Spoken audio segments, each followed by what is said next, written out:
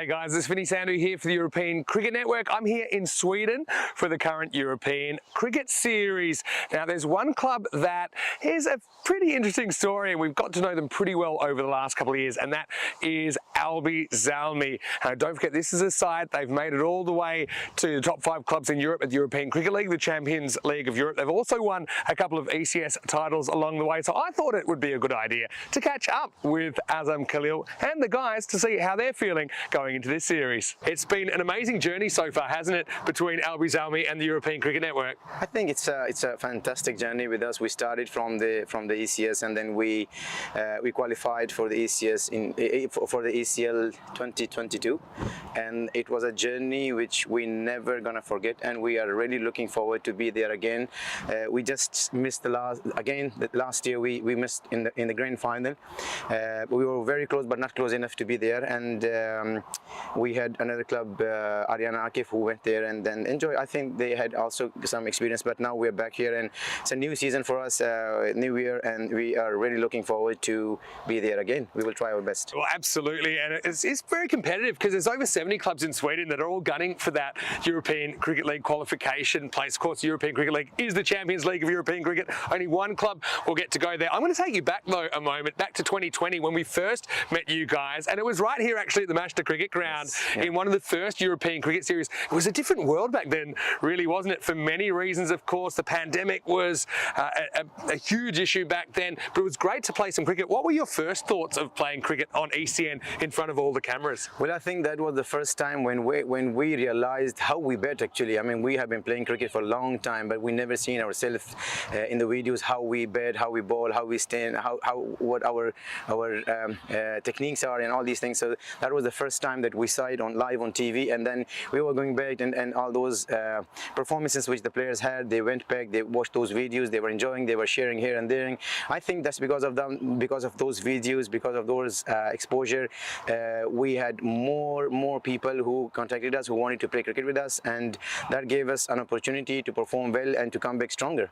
Oh, well, that's really good to hear that that's been a bit of catalyst for growth, and also that you improve your cricket because you do get to watch. Yes, and I think one of the reasons is also that the players who did not represented the national teams and missed those opportunities. I think this is the same situation. I would say this is the same environment. I mean, where you can see live matches, where you have proper umpires, where you have replays, where everything is there, and this is a lifetime memory for you. Well, that's what we often say, is that you can show your children, your grandchildren, exactly what you've been up to, which is quite a lot. In fact, I'll take you forward then to the 2021 series, which was played at the Norrisbori ground there, which I know you've worked so hard on. It must have meant a lot. Of course, you won the last 2 European Cricket Series in 2021 and 2022. It hasn't all been smooth sailing, but you have got the job done in those last 2 series.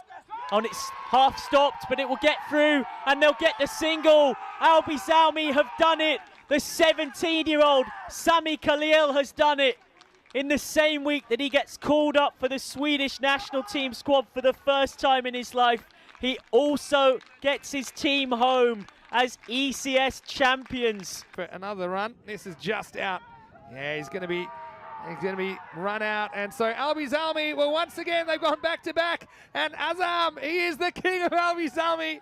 They once again have won this Fan Code European Cricket Series. Sweden in the nation's capital, and they are one of 4 teams in contention for ECL qualification in 2023. And you can see the energy around this club. It is something else, isn't it? Isn't that lovely? Oh, what lovely scenes this is. This is absolutely amazing. And if you wanted to know what European cricket is all about, if you wanted to know what it means to them, this is what it means to them. And isn't that absolutely marvellous? You've got the stars of today and the stars of the future coming together. And I'm sure you'd like to make it 3 in a row right here. Yeah, we will try our best, and then T10 game. I mean, you never know until the last ball is bowled. So we will keep working hard, and the way our team is, the team bonding is fantastic. The players are getting to know each other as well, and especially in the fielding. I mean, we have one of the youngest team representing here, and they are energetic, they are passionate, and when we look at them, then we get more motivation and more energy through their fielding and through their passion. Yeah, that's really, really good to hear. You know, just quickly going back to, of course, when you did qualify for the ECL in 2022, you were the real surprise packet. You were a team that never said die. You came from third in Group D, knocked off some higher ranked opponents. In fact, you came from fourth, if I'm actually correct. Yes. You went from fourth to third to second to first, including some real dramatic victories. I'll never forget the footage of your whole team running on and hugging Lamar Moman and Usman Jabbar there, carrying the Swedish flag. That has to be a high point for you guys, right? Yeah, that is actually, I mean, every time we are sad or we are happy, then we go back and watch those memories and we enjoy them a lot. And I think, you know, we wanted to take our fans, our cricket team members with us, but we couldn't do that. And then what we did actually that we rent a hall and then we fixed a TV with the help of our President Ariba Khan.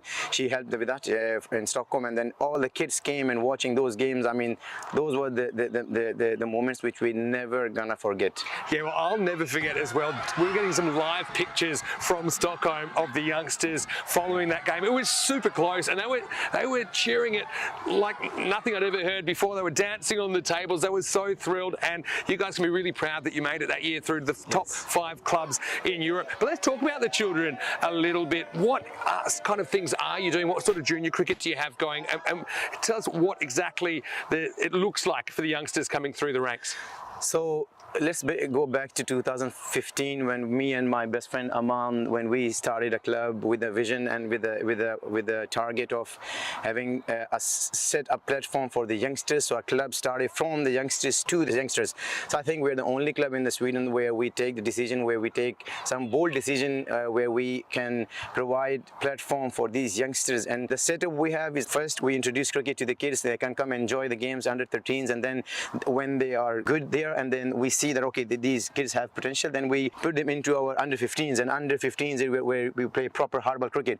So from under 15s you go to under 19s. We do have under 19s teams, we have under 15 teams, and the players who are performing very well in under 19s, and they join our Division 1 team, Superettan team, and even the highest league, which is Allsvenskan, they are representing there. So the players, the kids, when they come here, once they come here, it's very hard for them to leave the club, because they are getting all the opportunities, they are getting the training facilities, they are getting training throughout the whole year.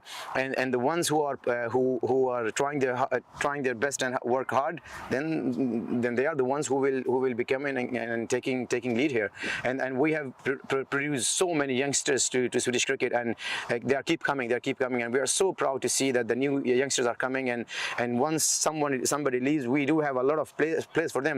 So they are really keen to come and take this whole bunch of guys. Even if all of these guys who are standing here, they say that we don't want to play tomorrow, we have more than double waiting for this position or for these places to come and place them. I think that sense of internal competition is really important. It's quite healthy for and the not club to as well. forget, I mean, then we have started our women's cricket as well. This is our 3rd year that we have the women's cricket. So I think we have all the age groups. We have under 13s, under 15s, under 19s, the women's, and then the seniors. So we are a Zalmi family where cricket is for everyone. I think that's exactly our philosophy as well at the European Cricket Network, about being inclusive and trying to grow the game. You guys are certainly doing that at your level, and we're enjoying watching it. I know there's been a lot of work that's gone into the ground recently, and new practice facilities as well, and I'm always following your page, and check them out, Albi Zalmi, there on all the social media platforms as well. Well, all I know is that only one club will get to go through to the ECL again this year, and it might be you guys, it might not be, but I know whatever happens, you'll give 100%, and you're always winning fans all over the world, and wishing you all the best for this series as well, Azam. Thank you so much. And thanks very much. Finally, tell me 1, 2, 3, who's going to win? Albi Zalmi! That's what they're saying. Albi Zalmi, a real success story, doing great things in Sweden. Stay tuned for more action. Wasn't that a fantastic insight into the Albi Zalmi club and what makes them tick? I've got to say, you could really feel their passion and excitement for the game, and I really love their focus on the next generation. Well, they're a team with some high hopes, and who knows, maybe we'll see them again at the Champions League of Cricket, the ECL. Another story of ECN making players' dreams come true.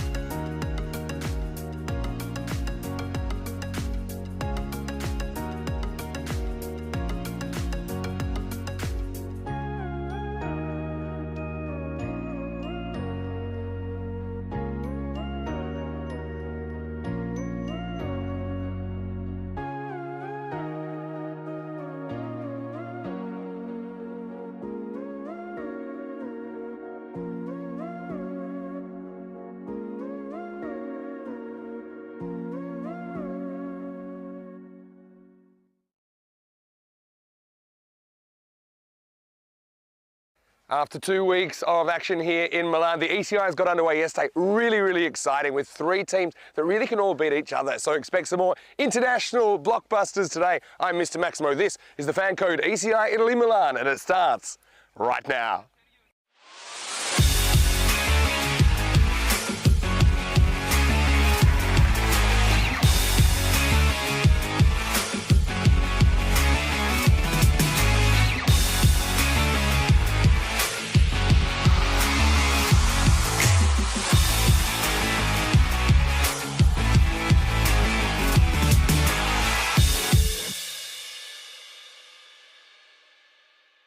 The European Cricket Internationals are proudly brought to you by HCL Software, Fan Code, and Grizzly Bear Sports.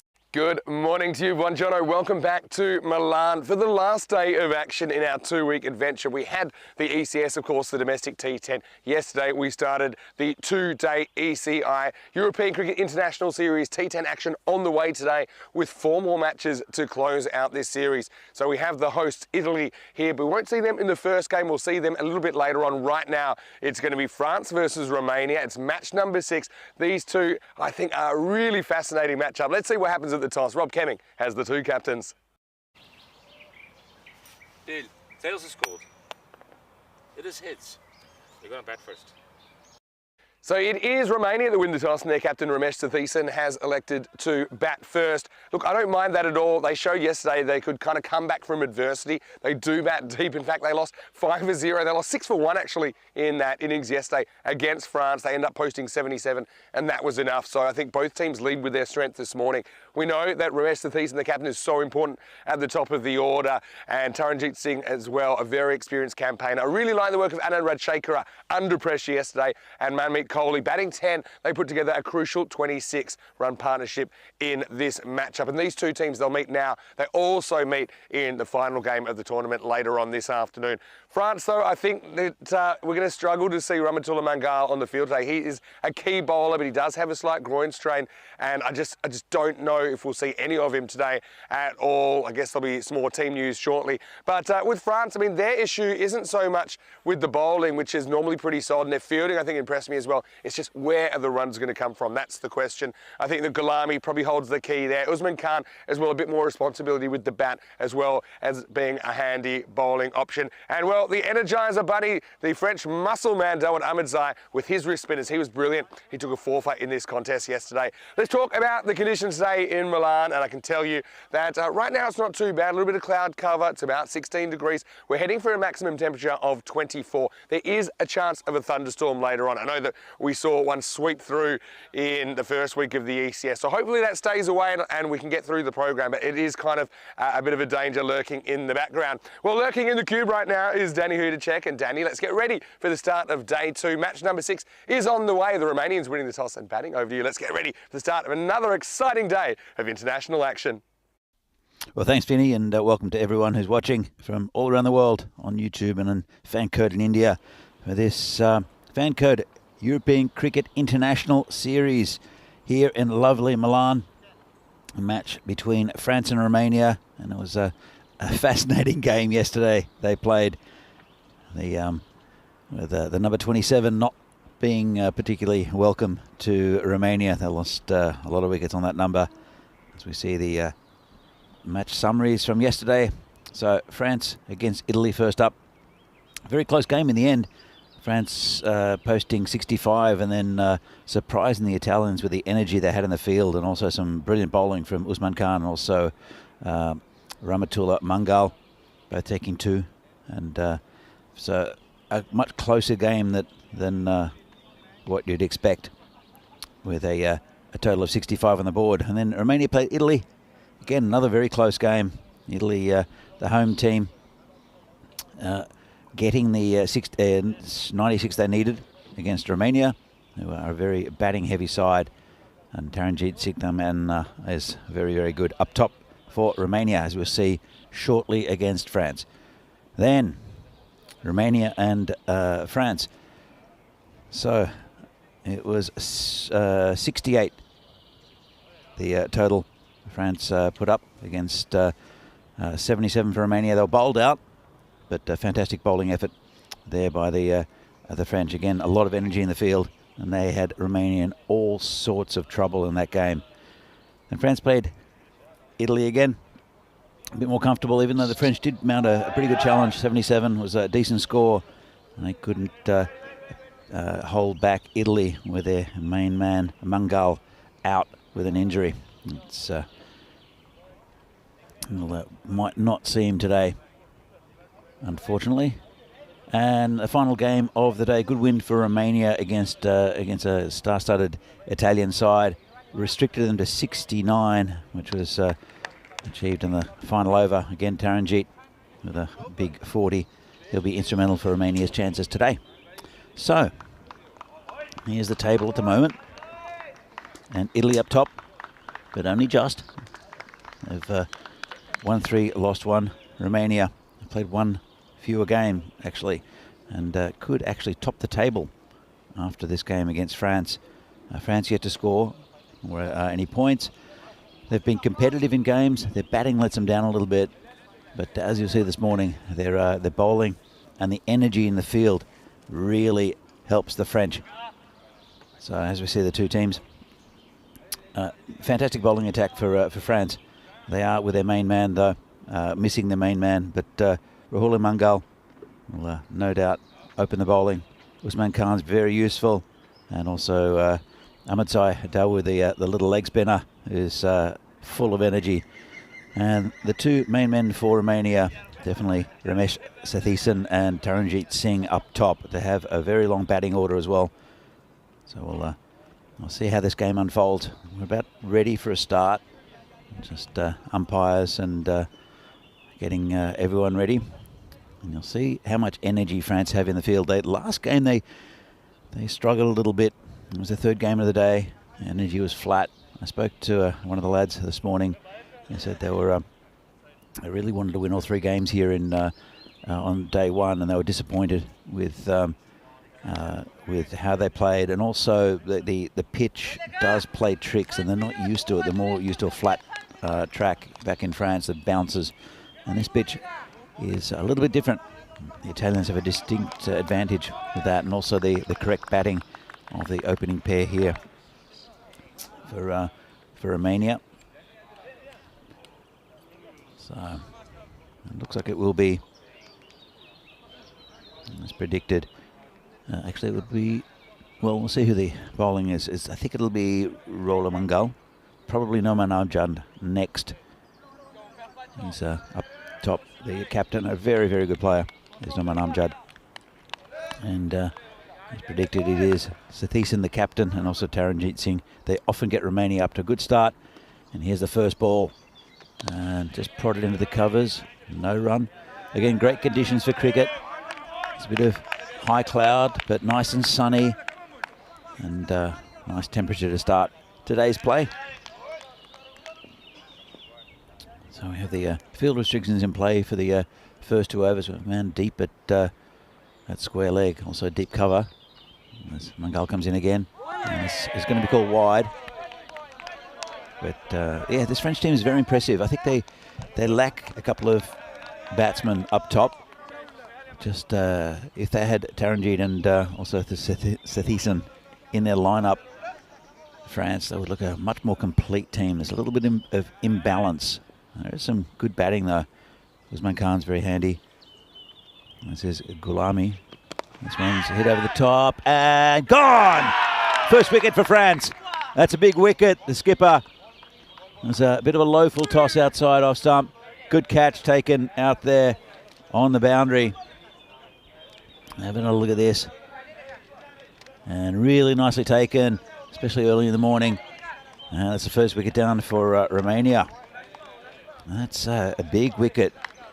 If they can get these two, as you can see, Derek is waddling off there with Ramesh Sathisen. If they can get Taranjit as well, he's the main run getter for Romania.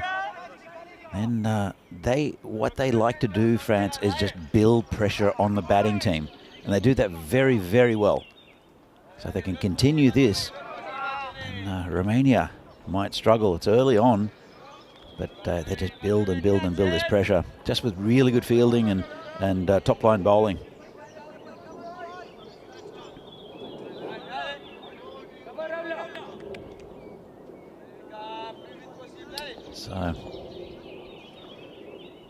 Mangal comes in again.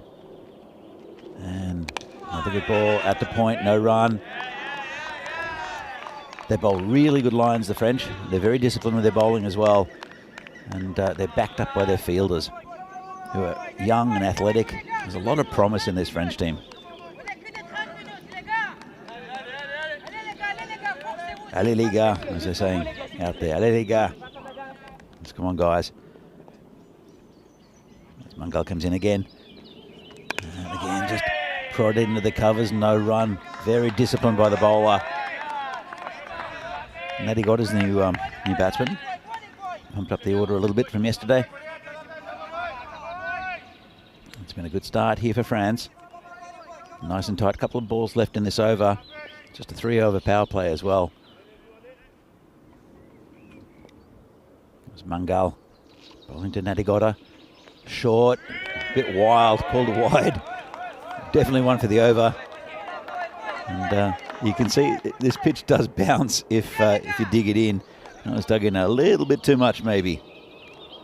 And probably bounces not the way to go. Bit of a surprise ball. Surprised me. Definitely surprised the batsman.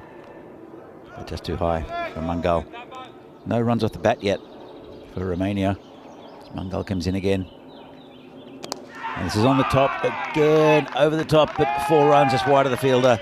That's first runs off the bat, the first boundary for Romania. Just a little bit wide, and played it straight enough to get away from that fielder who took the catch of Sathisen in the earlier this over. Good contest this.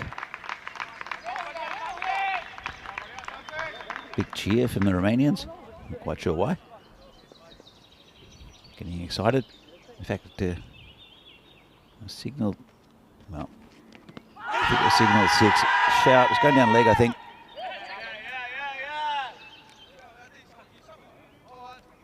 And that's the end of a pretty good over. This one hit him pretty high as well. It's a pretty good shout. Possibly missing leg. Looked a bit closer on the replay, but too matched out for me. And the expected scores, you can see here, Romania 94, France 86 for the result, but it's relatively close. Romania the favourites for this game, especially they've won 2, lost 1. Good win against Italy yesterday. France going down in all the 3 games. They were competitive in most of them. Probably got a little bit tired psychologically yesterday afternoon. Also missing the main man with the ball.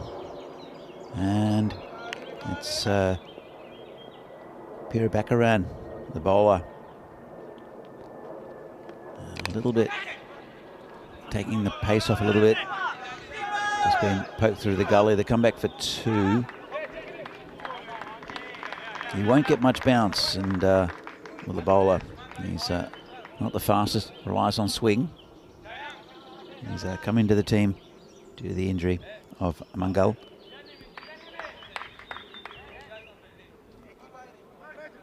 And he's been given his chance up here with the new ball. Bowling again to the very dangerous Taranjit Singh. And it's hit straight back past him.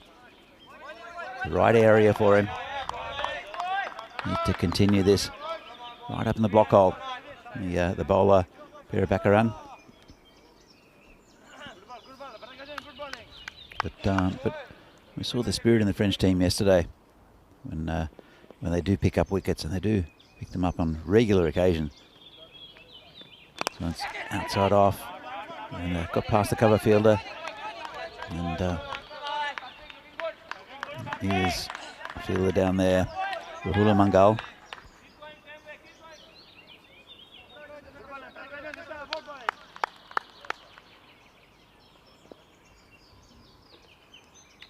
Tense atmosphere here. The bowler comes in again. This one's on the leg side, and there's a man back there at square leg. Does well. And they do pride themselves on their fielding. They're very, very athletic out in the field on this French side. They hold their catch as well, but they just put a lot of pressure, and they build pressure in the field. They're creating dot balls and taking wickets. So it's going to be called a wide. Just lost that a bit. You can see the blue line there. It's an indicator for the umpires, and it was just outside that blue line. Anything that really clips that blue line is considered a wide. Just a guide, though. Also anything down leg stump. This one's hit in the air just over the fielder. Didn't get hold of it. The Taranjeet, as you can see, well, causing a bit of concern there for the batsmen. They came back for the second one, but great fielding. Let's have a look at this. They're taking it pretty easy, the batsmen. They look for the second, but a sliding stop, and well, it looked like he was always going to get home there, the batsman. But again, that pressure put on them by the fielding team. This one's bowled in straight through him, and that's a huge wicket. Taranjeet is gone. Well, Pirabakaran's come into this lineup, and he's picked up a huge wicket. Just played across the line, and you can't do that on this pitch. Let's have another look at this. It did come in a fraction. Just played across the line. Loose shot there from Taranjeet. We don't see that too often. And that's a big, big wicket in the context of this game. And France, with the two openers being dismissed, are on top at the moment. Very good start for the French side. Romania 15 for 2 after 2. Vinny, what do you make of the start? Well, a couple of danger man gone already, and that's a huge key for France, who are missing Ramtula Mangal. But yeah, Pirabakaran picking up the slack, and so yeah, he gets that opportunity, I think, to bowl his 2 overs. And Taranjeet is a danger man, isn't he? Romania, interesting. I mean, that was a bit of a loose shot. I agree with you there. It's a Thiessen's one. He kind of goes up with it, gets caught on the deep point boundary. Pretty nice catch taken out there as well by Wanagulusaria. So, I mean, you remove the openers for a combined 5. You're really happy with where you're at in the game. But we know Romania also, they're a team that bats deep these days. And you know, they've still got, well, they've got Kohli listed at 9. So they've got genuine 9 bats there. Yeah. They're going to keep going at it. And Gotla here on 7. It's pushed back by Shamwan Wanagulusaria. Remember, you talked about that excellent catch on the boundary. I want to say a very good morning to everyone that's watching on our YouTube channel, ECN European Cricket Network. Hopefully you guys are well. Just about to log into the chat. So we had a bit of a fun night last night, bit of a crew dinner. We did hit up the all-you-can-eat sushi again. I never thought sushi and Milan would be so intertwined in my existence. But they have been here. No ball called. I think he oversteps here. It would have been a wide anyway. It'd be a no ball plus a bye. Let's have a look at this. Yep. That was his front foot. Yeah. So yeah, it'll be no ball plus a bye. Harsh on the keeper, because normally that would be wide plus another wide. Anyway, changes the strike, and Sani's on strike now for the first time. A good start from France. And we saw how much pressure does for them when I think Romania, did they lose 4 wickets? Or 5 for 27? They lost 5 on 27. Yeah. So let's see what happens when they get to that score. Maybe in Romanian cricket folklore now, 27 will be their bogey number. I think it might be. Yesterday, like 87 in Australia. Free hit. No ball again. And sit down the ground. Just take the 1. So another free hit coming up. So yeah, certainly in a 60-ball game, you can't be affording these. Have a look at the foot here. Yeah. He's just over striding. And so back-to-back free hits coming up. Yeah, creating history. 13 away from 40. Yeah, they lost 1 wicket on 26. They lost 5 on 27. So there was this crazy collapse of 6 for 1. But yeah, the other thing is Romania are going to have to deal with Dawood Ahmedzai. I know he has a slightly injured forearm from taking a ball on it yesterday.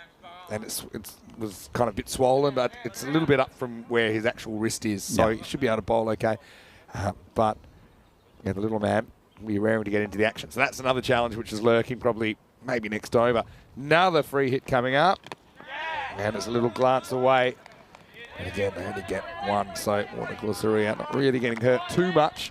The effective 4 off the first 2 balls. It's 2 big wickets up top. And you saw yesterday afternoon when Romania beat Italy. how important Sathisen and also Taranjeet were to getting a good platform for Romania to build on. And they're back in the shed already. Exactly. Straight drive. Runs mid-on and gets through the mid-on, so I'll get a single. Oh, that's launched. Yeah, I'm not behind that one, even with my gloves. Yeah, so what a series we've had so far, with Romania beating Italy last night. And Romania being a real surprise packet, I think. France, probably a lot disappointed with how they've gone so far without a win, but they can turn it around. You can already see there's a certain energy about them this morning. Now they got them on strike. Ball's going down the leg side. Good feeling by the bowler as well. You can see how much pressure they put on. They're just always on you. It's just like being attacked by bees. Yeah. They're just around you all the time. Oh, look at this. He got an edge there. Almost pops back to the ball for a catch. It did, but then the ball was right on him, and it would have been close. He would have been gone. Yeah. And really, it was an opportunity to run out. Nadagodla. He's just struggling a bit at the moment. But, yeah, very good morning to all of our viewers that are watching on Fancode, of course, in the Indian subcontinent. More international action today. Double-pronged approach with T20 internationals as well. Wrapping up in Gibraltar a little bit later on today and tonight. Slow ball, and just couldn't hold on to it. Great attempt there in the gully. This would have been an absolute all-time worldie. And he actually has a bit of more time to get there. You see, so he gets the extra couple of steps in here to actually launch. And even though it was curved away from him, that would have been such a great catch if it had stuck. What a great format of the game. It is a great format of the game. I mean, it's a mixture of, obviously, the game being an amateur pursuit on continental Europe and the format that just makes this such a great watch on a Sunday morning or any time. Another one that slides into the pads and kind of does the batter for pace. And Saini almost thinks about a run as the world's slowest throw bounced off the stumps as we get to the end of the power play. All the twos. Pretty interesting one. 22 for 2. That's a pretty good start for France, and keeping Romania in check with those two early big early wickets. And they just build pressure, as I said, and this pressure will continue here with this bowler Ahmadzai. He's a little live wire, and he's just always on you. Very rarely bowls a bad ball. Doesn't turn it too much, just gets it to dip, and then the field does the rest. There, it is now relaxed, the field, because of the end of the power play.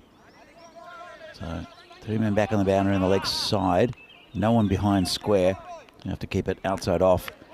Well, Ahmadzai.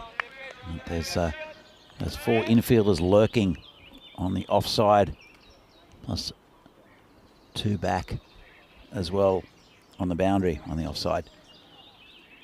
So Ahmadzai. Bong to Nadigodla. 2 for 22. It's a pretty good start here for France. They'll be happy with it. Here comes Ahmadzai. To be good. Good shot first up. Takes on the drive. Bounces off Kanasan, and he's able to gather it in time. So, he got trying to be attacking, but he's just been tied down here at the moment. Yeah, Ahmadzai's such an interesting bowler. He just slide onto you. Yeah, he's always at you, isn't he? Always probing. There's another overspinner. Infield wall of 4 on the offside. Nothing to stop that time. Yeah, not much gets through them actually at all. There's no one back square though. There's a man on the deep cover boundary. There's a long off. And sliced away and up and over the top of that wall. That's going to go for 4. So that's a pretty good shot by Nadagodla. He kind of uses that extra pace and overspin of Ahmadzai. Throws the bat at it and carves it away for 4. Nice shot. Yeah, just to mention, there's no one back there on that boundary. He's more a cover area. So anything square if it can get past the field or over the top, it'll probably be 4. But it's taking a risk going over the top, and he won that battle there, did Natty Gotler. It's a little bit back in. I mean, I suppose it's working at the moment because most of these are getting cut off. Obviously not the one that went for 4, but he's just gone run a ball here, Ahmedzai. And I suppose there's no fine leg at all. I'd like to see maybe one of those 4 men go to fine leg and allow him to bowl a bit straighter and attack the stumps. So that's why you can actually take wickets. Oh, he almost has this ball. Ow. I felt that. He almost had that ball run into the palm of his hand, but it just takes a fingernail off, I think, on the way. That would have been another outstanding catch. He definitely gets a finger on it. I heard it. But, ow. Yeah, you can feel that even if you're on the other side of the world. He's a tough man. I saw him take a one on the forearm with the return yesterday that smarted. Yeah. Fixed pretty much by the magic spray, but as you said, there's a bit of swelling there on his right arm. So I'd be thinking, it's going to be outside off. I'd be jumping across and trying to sweep here, manufacture all the runs. Well, that is the straighter one. And the Energizer Bunny is up and away. The Muscle Man is into the action. And with the score on 27, that is the Romanian bogey number. Ahmedzai going for 5 in the 4th, and it's 27 for 2. Well, if they lose 5 wickets today on 27, they'll be 27 for 7. Funny thing is that despite that collapse, they were still able to win the game, posting 77, which turned out to be enough. Well, it just shows you how strong this Romanian batting lineup is. I mean, you lose, do you say 6 or 7 wickets on 27? They lost 5 on 27. Yeah, and then one on 26, so one before that. So from memory, I think that might have been a wide that took them to 27 as well. Most teams would just collapse. So, but they brought it back really well. So that on the Nelson on 1-1-1, you meant to step on one leg and stuff. So what's the tradition that we're going to have for when the Romanian team's on 27? As Usman Khan comes up, and he's going to take a ridiculous catch. It's pretty casual. And the 27 strikes again. Right, everybody sit on your hands because Romania are on 27 and they lose a wicket too. Really an instinctive take from Usman Khan, and he's so casual about it. Just stuck out of hand. That's it.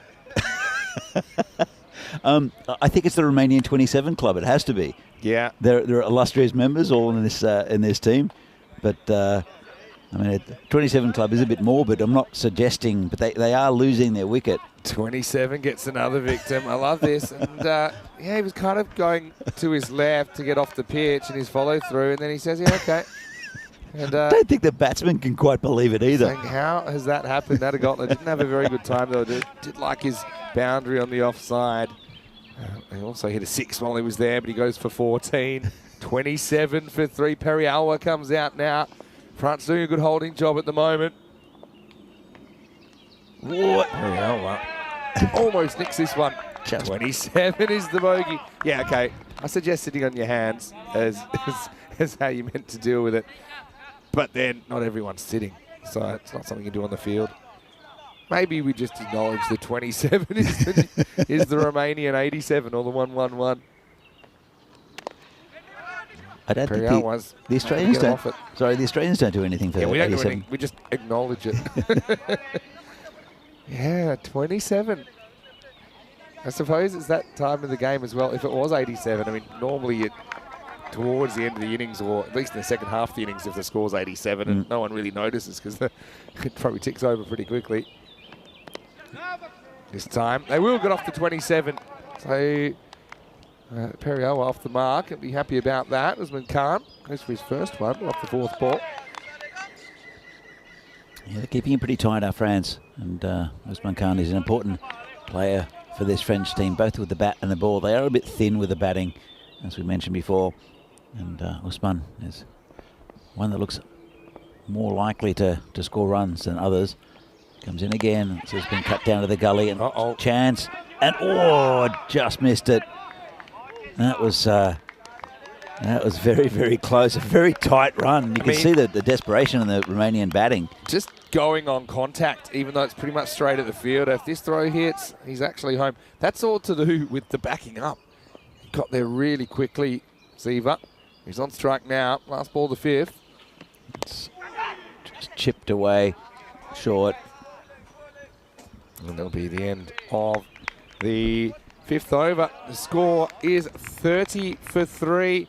Want to say a big warm welcome to all of you wherever you're watching from around the world. Vinny Sandy here, Mr. Maximo with Danny Hu to check. We are your good time crew here in the Cube, last day in Milan. Now I know with the French team there, and you have a bit of French heritage, Danny. We've got a lot of viewers in France. Maybe you'd like to give them a special message. Maybe in French. Could you do something like that? I could try. Okay. Yeah. Bienvenue à tous les téléspectateurs en France et bonne chance pour l'équipe française, ou l'équipe de France aujourd'hui, contre la Roumanie et aussi contre l'Italie. Ah, très bien. I love it. And honestly, the French cricket community, it's so great to engage with them a little bit more. We're hoping that we can do a European Cricket Series in France That'd as be well. fun. Perhaps next year. I know it's in the calendar. Pick me. Well, Danny, if we do go to France, actually, you're a natural person to have there. And right now, French team putting in a good shift. And the issue is, they're batting. They're low on confidence. I know there's probably a few grumblings about the pitch, but to be honest, it's been the same for everyone, hasn't it? Is Ahmedzai coming back in, another overspinner, knocked down in the offside. And that's good backing up and good response. These two bat together for Cluj a fair bit, you can tell, have a good understanding. And it's almost like they don't mind being run out, but they're not going to be run out because they hesitate. They're going to go straight away, and that's how that score's just ticking up, and they're trying to get out of this little hole they're in. Nice shot by Vasu, and it gets through the fielder. It's a big task with the outfielder, and he's not going to get there. 4 runs, and there's Kadasana there, who it's got a little bit of a Tortuga, I think. It jumped a bit more than he thought, so Vasu relieves the pressure of the boundary. Well, I talked about the pressure they put on the batsmen. This French team, both with the bowling and their fielding, but also that's what batsmen can do to fielders. Is put pressure on them by knowing when to run. It's a good contest here at the moment, isn't it? Sure is. Yeah, well played. I think Russell's worked out. There's not a lot of side spin coming from Ahmedzai. It's just accounting for it. You can see that ball that did go to the boundary, got past Kanasane. You could see on the side on camera how it took a little bit of a jump and it's kind of spun away from him unexpectedly. That's why it got through. Again, you can just put an ugly 75 on the board. It could be enough against France. We know that. They're yet to really prove themselves with the bat. Nice shot, but they've got that field well positioned. Again, I would have thought it's a bit of a risky tactic to not have a fine leg at all, especially because he's the kind of bowler that would be easy to kind of just deflect there. He's bowling a lot of balls outside off stump that you could kind of take the LBW out of the equation, for example, but it's a tactic that's worked well. He's only conceded 11. Fires this one in, inside edge, I think. And the keeper had to appeal and chase it at the same time, and that slowed him down enough that they're going to get 2. And that will be the end of Ahmedzai's spell. None for 13, so he goes wicketless. Romania survive him, but they do need to get a move on. It's 38 for 3 after 6. Yeah, they're going at 6 and over at the moment, Romania. And it was those 2 big wickets up top that helped, but also that constant pressure from the French fielding side. And pretty disciplined bowling. As you mentioned, there's no one behind square except for a deep square leg. So fine leg is exposed, as is third man. And there are a lot of gaps in the French field that are just difficult to get through, if that makes any sense. Because there are places where you think, okay, I can hit the ball here, I can I definitely get runs here, but actually doing it with an attack that is always at you is really a struggle here for Romania at the moment. We've seen things go like this. And especially this time of the day, there's a little bit of overnight rain. The field's a bit heavier, not travelling as far. It gets a bit claustrophobic in there, I think. You said they're like bees. I like that one. Yeah. They're just on you. Hello to Rob Thompson watching from New Zealand. And he said France has been disappointing so far. They'd love to be able to take all 10 wickets. I don't know if they'll take all 10 wickets here, but they certainly have done a good holding job on Romania. Hello to Kai Bay as well, who's watching from Australia. If anyone else wants to say hello to us in the chat, feel free. ECN European Cricket Network. Anyway, let's get cracking. And it's Peter Bakaran, a pretty good first over. He's being brought back now. It's not a convincing shot. Action Jackson tries to chase it down. This one stops under its own steam, and they're going to get 3. And this has been a feature of Romania. Their hustle as I'd call it. They've worked really hard to get fitter over the winter, and they're looking kind of in as good a shape as I've ever seen. And just have a look at number 17 there, Periawa. He's running in straight lines. He sees it, and he knows he's coming to the danger end. So a genuine 3. And if you can't hit a boundary, that's the next best thing. There's a lot of experience in this Romanian side. There's such a contrast between the 3 sides that we see here in this tournament. France are bubbly and full of energy, especially in the field. As a bowler comes in again, and as he beats him outside off. And but they're probably a batsman or 2 short. But their bowling and fielding side is really top notch. Whereas the Romanians are batting heavy, but experienced, so that nothing will really phase them. That's the thing. Experience. Although this one sneaks past Periawa, who has run well. Probably hasn't scored too well so far. Being kept quiet. I like that length from Pirabakaran. It's right up in the block. I think that's effective. Hard to get under. And we know if you're not getting under, it's hard to score boundaries with the field being a bit slow. This time it's another caught ball. This time it's a 2-hander. So Seema tries to hustle, but he can't get too much going. Wraps the bat around this. Pirabakaran, he's been an able replacement, hasn't he, in this 5-prong attack. And that will be the 4th wicket. It's 41 for 4. He's been really good, and I tell you why. There are just very few bad balls from him. He's always in the right areas, and he's bowling to his field, which is really something important that I think quite a few bowlers, especially in the tournament we saw early with all the club teams, where you've got that little bit of a difference between the levels of bowlers and fielders, and also the teamwork. They've worked a lot on their fielding, have France, and working to these patterns, and you can see it, and it's every bowler. But he's got big shoes to fill. Yeah. With, and he's come in and done really well, taking a couple of wickets. Yeah, and he's been economical as well. Just 10 off the 10 balls he's bowled. And here's Anand Rajshekhar, who I think is a very, very talented player. Rajshekhar and Nishant Devre, they've both qualified fairly recently on residency to play for the Romanian national team. So here's Anand facing up. Gets the ball first up. Didn't have too much pace in it. That's created. And see Ahmedzai jumps all over that in the infield. A brilliant over. How many off this? I mean, I know there was the 3 that got squeezed away. And that's all. It's gone 3 dot, wicket, dot. The French seem to love fielding. Yeah. Probably just be 1. So 4 off the over, score 42 for 4. I know that my sources were saying that they were doing so much fielding and fitness in their training, and I think it shows. Absolutely. Just a reminder that later on we'll have the final 2 matches from Portugal T20 Internationals. Been a great series there. Gibraltar versus Portugal in match 8, starting at 2:45 local time, which is 6:15 in Central Europe, and then Malta and Gibraltar in the 9th and final match of the series. That'll go under lights. So the hosts get to finish off with a double header. So I'm sure there'll be a pretty healthy crowd down there at Europa Point as well. Sure. Well, everyone's a neighbour, really. It's only a small if place. If you get 30,000 in there, then you've actually got everyone in the country, because that's the population of Gibraltar. But a lot of people do come in. They work. They come in from Spain. Yeah. It's a very unique part of the world. Had the pleasure of spending some time there earlier this year. Anyway, we're going to go back to Watercolour now. And yeah, just looking at the bowlers they've used and haven't used, funnily enough. It's the wide, just grabs the bit of the line. We haven't seen Noman Amjad with the ball. I'm sure it'll come in. I have a feeling it might be that he's also pulled up a little bit sore after the first day. Just a thought. So they've used Watercolour Surya and Piotr Bakaran instead of, obviously, Mungal that's out, and also Noman Amjad. This one worked away. They're going to take on the 2. I think it's news to Vasu Saini, but that's great running by Rajshekhar. Very good running. And again, that space just behind square, around that fine leg area is exposed. Just going back to captains and bowling and such, we're going to see Italy up next. A bit of a thing that I wanted to discuss with you. Yep. This is hit straight down to the ground, just be a single.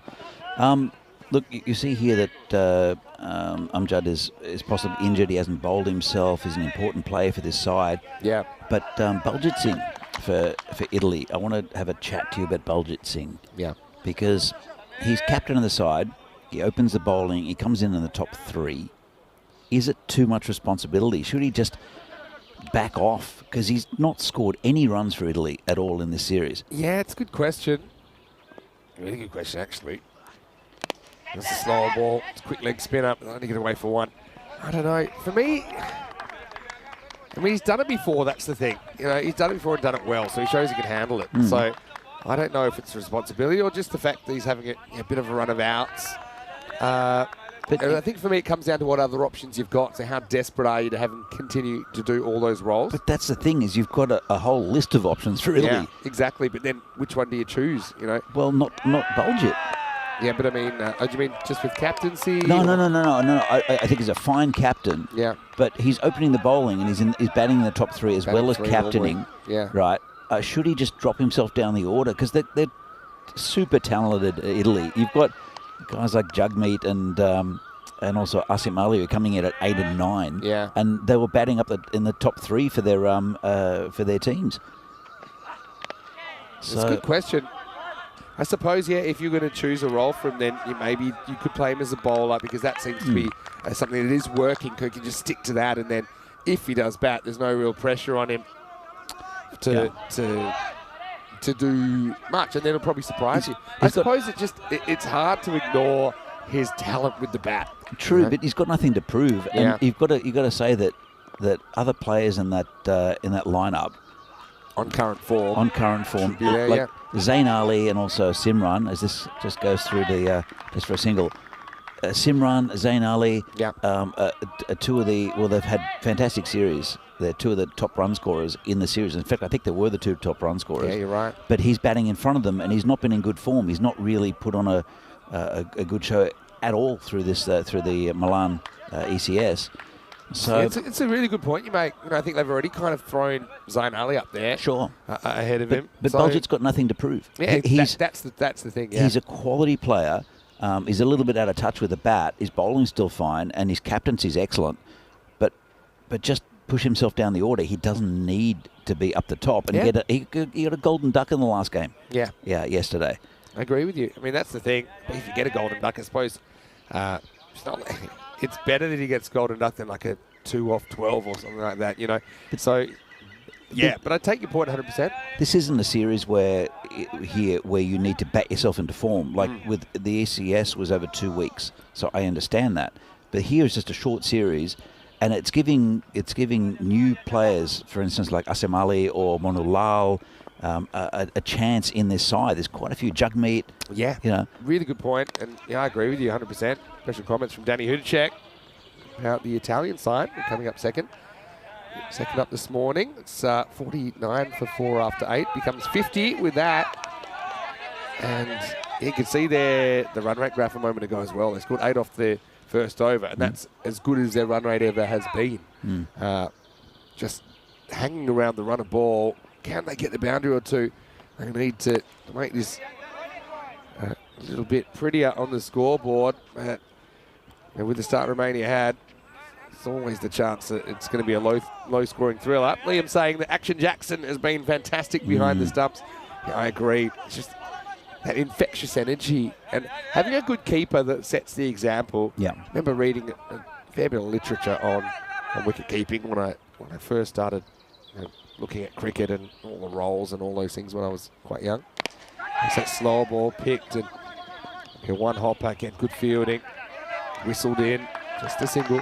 And yeah, they talk a lot about the wicketkeeper's role as the chief motivator of the fielding side as well, to set the example, to be clean, and that when you do have a wicketkeeper that does everything right, it kind of sets a really good tone.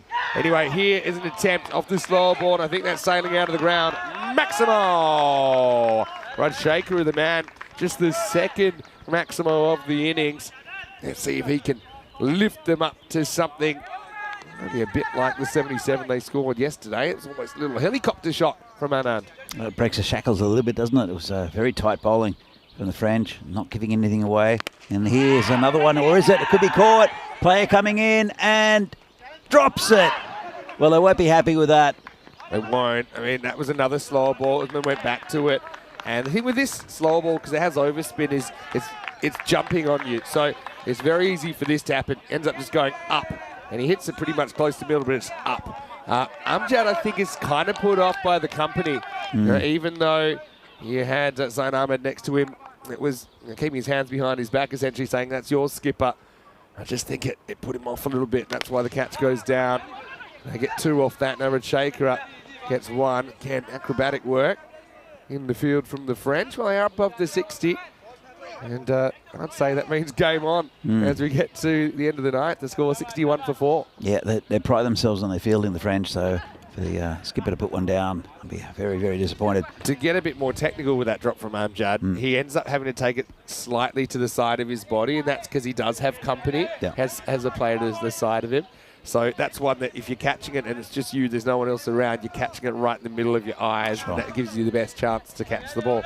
When you have to turn to the side slightly, it's only slightly more difficult, but it is a little bit more difficult, and you're more likely to make a slight misjudgment. And in cricket, if you don't get the ball in the middle of the hands, quite often they'll pop out. It's not like baseball where you've got the big glove, you've got the margin of error. And we'll see how much it'll cost them, because Rashekar, I think he got 2 off that ball, didn't he? I think they got 2, and then they get a single off the so last that's 3 it's cost them already. Yeah. And we'll see if that's a determining factor, plus whatever he scores here. We'll see if that's how much that affects the final score. Good bowl to come back, Rahul Mangal. Steps across, hit pretty much straight to Noman Amjad. We haven't seen bowl in this innings. Talked about that a little bit. So he's also kind of a key batter. He started opening yesterday, wasn't really working out, dropped himself down to 6. I just wanted to say that Liam had a comment as well about Watercooler Surya coming into the side. Been a great addition with bat and ball. Liam really likes the angles that he bowls. Yeah, it's nice to see a bit more of the bowling depth. They've needed the depth, France. Well, they have, because he's been smashed out to the field. It got through him, though. Probably took a bit of a strange bounce. Yeah, Rahul Mangal's not happy about that. I mean, probably takes a slight Tortuga, a bit of a side spin. But the fielder, the thing is, he needed to stay a bit more still. He was kind of running in a bit, and he didn't have to do that. And, didn't even get a hand on it in the end. So, Romania just getting a bit of a kick along at the end of this innings, aren't they? They're up to 66. Susani moves to 19 off 13. In this game, that's actually a pretty good strike rate. 4 to come.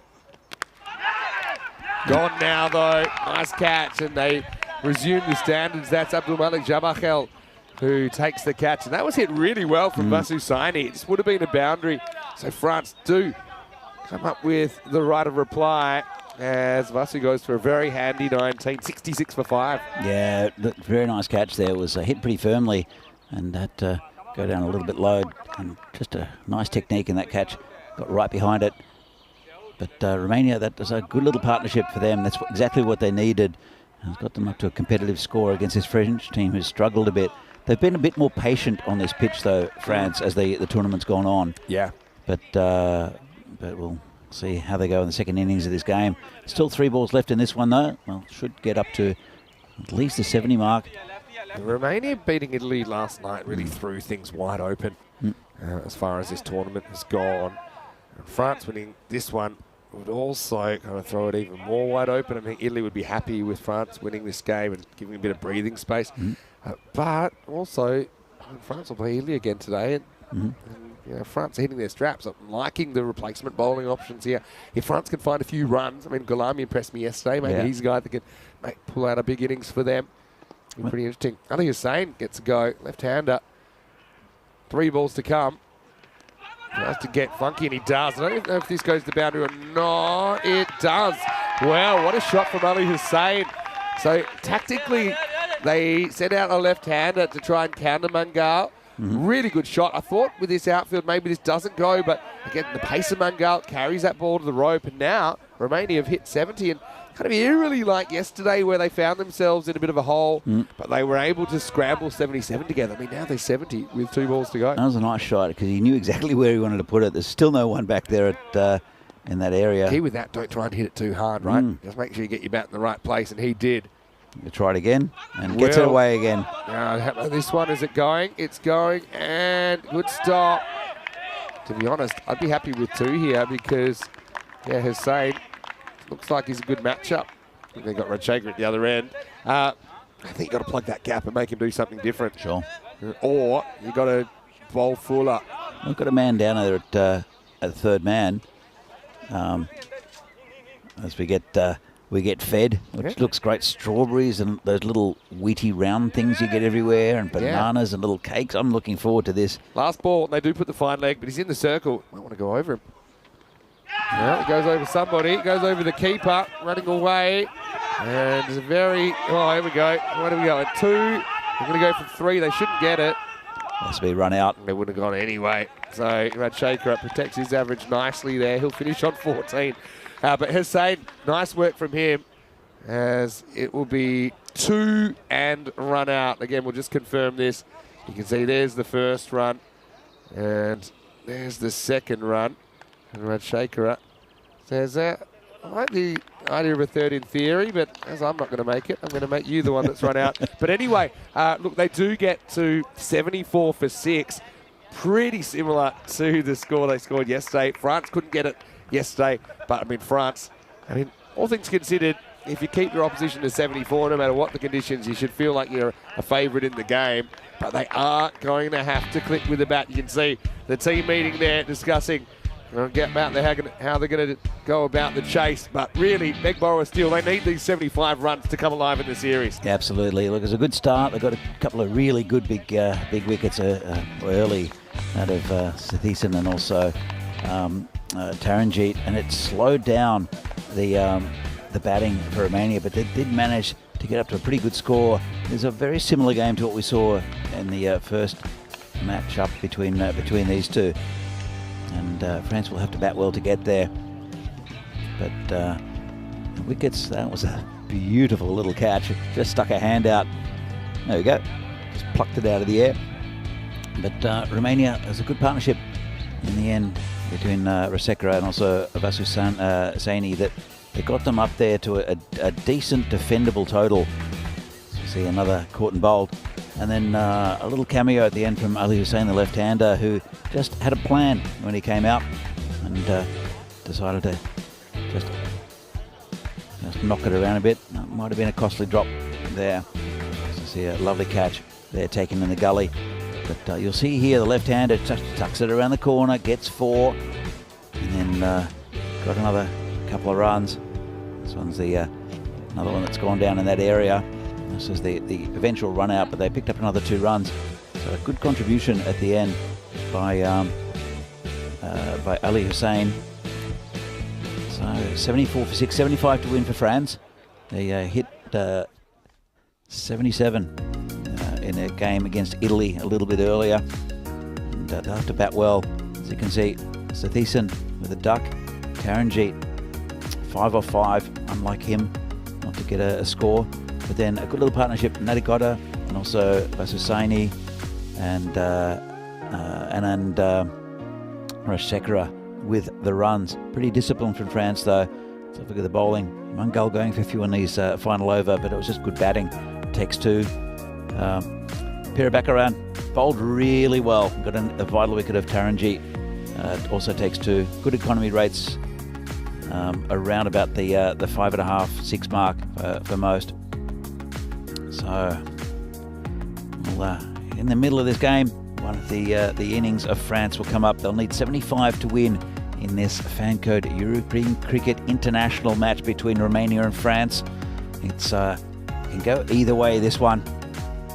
And we'll be back in a few minutes' time to see if France can get their 75 they need to win and to place their first win on the board, whether Romania can defend this total. It's going to be an interesting one. Join us in a few minutes' time for the second innings of this game between Romania and France. See you then.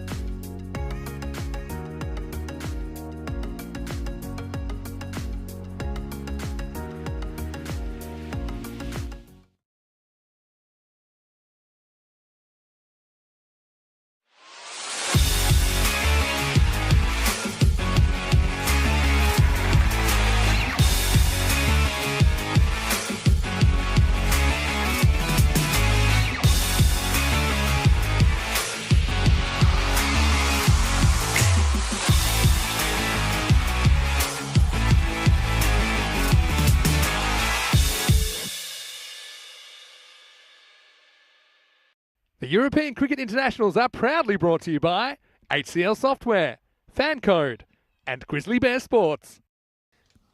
Good morning once again, or good afternoon, good evening, wherever you're watching from around the world. Great to have your company on ECN Super Sunday of international action. Mr. Maximo with you today. And it's going to be Romania who are taking the field now with France chasing 75 for victory.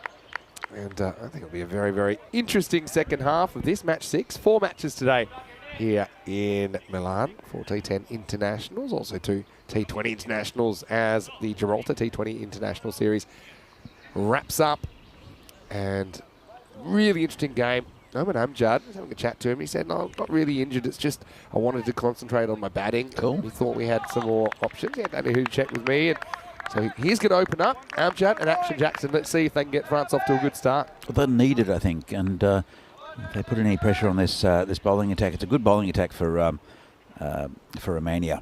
Here we go, Mishra to open up with his big innies and forgets to bowl, so we're going to try again. He just lost his run. So, yeah, I mean, Action Jackson at the other end played some nice shots, hit the ball pretty crisply, especially in the power play. I think the power play is super important. It's probably your best chance to hit 4s. I think, in the innings. If you can get a few of those away, then maybe you can get ahead of that rate. Here we go. First one comes in predictably.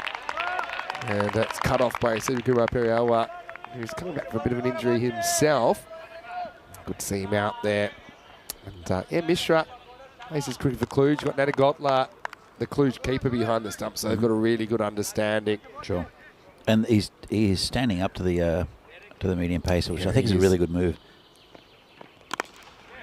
One comes in as well, doesn't beat the offside. So another dot ball. So yeah, Amjad, you can see that I suppose in another side he'd be more a bowler that bats a bit, but I think in this side he's got a lot of responsibility with the bat. You see that's why he's concentrating on it in this game this morning. Let's see if he can get going. Doesn't want to risk going over the top. Bites in another dot ball.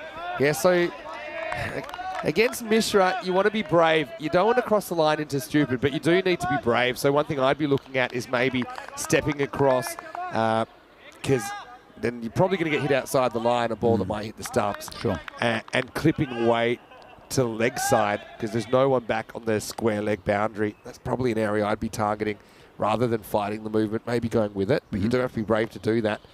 Oh, great keeping. Stumped off for wide. And Nadagotla thinks he's got him. That's really, really sharp work from Satwik Nadagotla. And I think Amjad's going to be gone here. I think you're right there, Vinny. Take, and he takes off, and he is gone. That is outstanding work from Satwik Nadagotla. And the ploy works. Strangle Amjad down the leg side. It's a good trade-off. The wide for a wicket, and Romania are fizzing. Just like that, it's 1 for 1. I did mention that I think it was a really good ploy to have the keeper standing up, and then that's a fantastic bit of work, as you said, Vinny. That's a big loss for France. They're 1 for 1, not the start they wanted, and I think it was the right thing for Amjad to do, to concentrate on his batting, but he's escorted off the ground there by Derek. It's the old 3-card trick, to be honest. It's when you play that glance shot, it's kind of natural that your weight takes you forward. It's actually after he plays his shot that he falls out of his crease. And the key there for Nadagotla is he anticipates. It's so easy to be late on that as a keeper. It's so easy to be late on that as a keeper. But as soon as he sees down leg side, takes a big step with that outside foot, making position. And when the ball reappears, he was in perfect position to take it. Took off the bails like lightning, didn't he? Gulami, the number 3. And, well, this is going to go over everyone. I don't know if there's a little inside edge on this, you know. It won't go to the boundary. Let's wait on the signal. I think it might be buys. And So that's just the movement. And that's the kind of trade-off, because if there is movement that beats the bat, it's natural it might beat the keeper as well. Well, there's a lot of, that came in a lot, didn't it? It seems as well as just kind of hooping. But anyway, it doesn't even cost them 4, so they're happy with that. Just extra so far. Wide and 2 buys.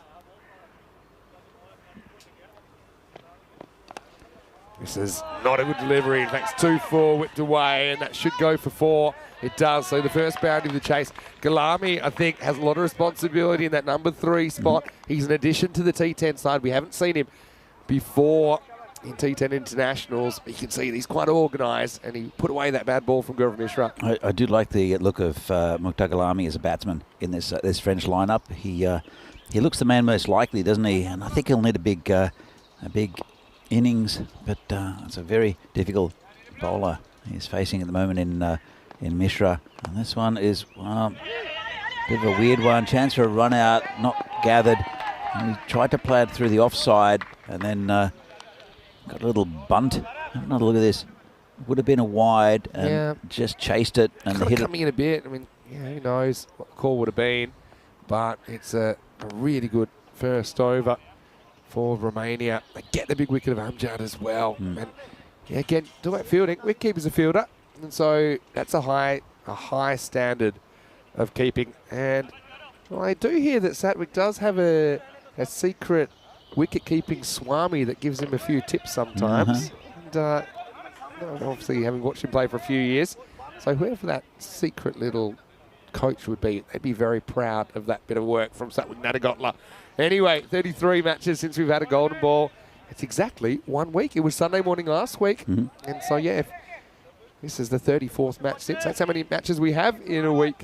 Of course, excluding all the matches from Gibraltar, which have been bonus this week. This is a big over coming up here with the Ali Hussain has been fantastic for Romania in this tournament. Coming in, left arm around the wicket. Yep, goes back, punches, and straight to the fielder. So, 8 off the first.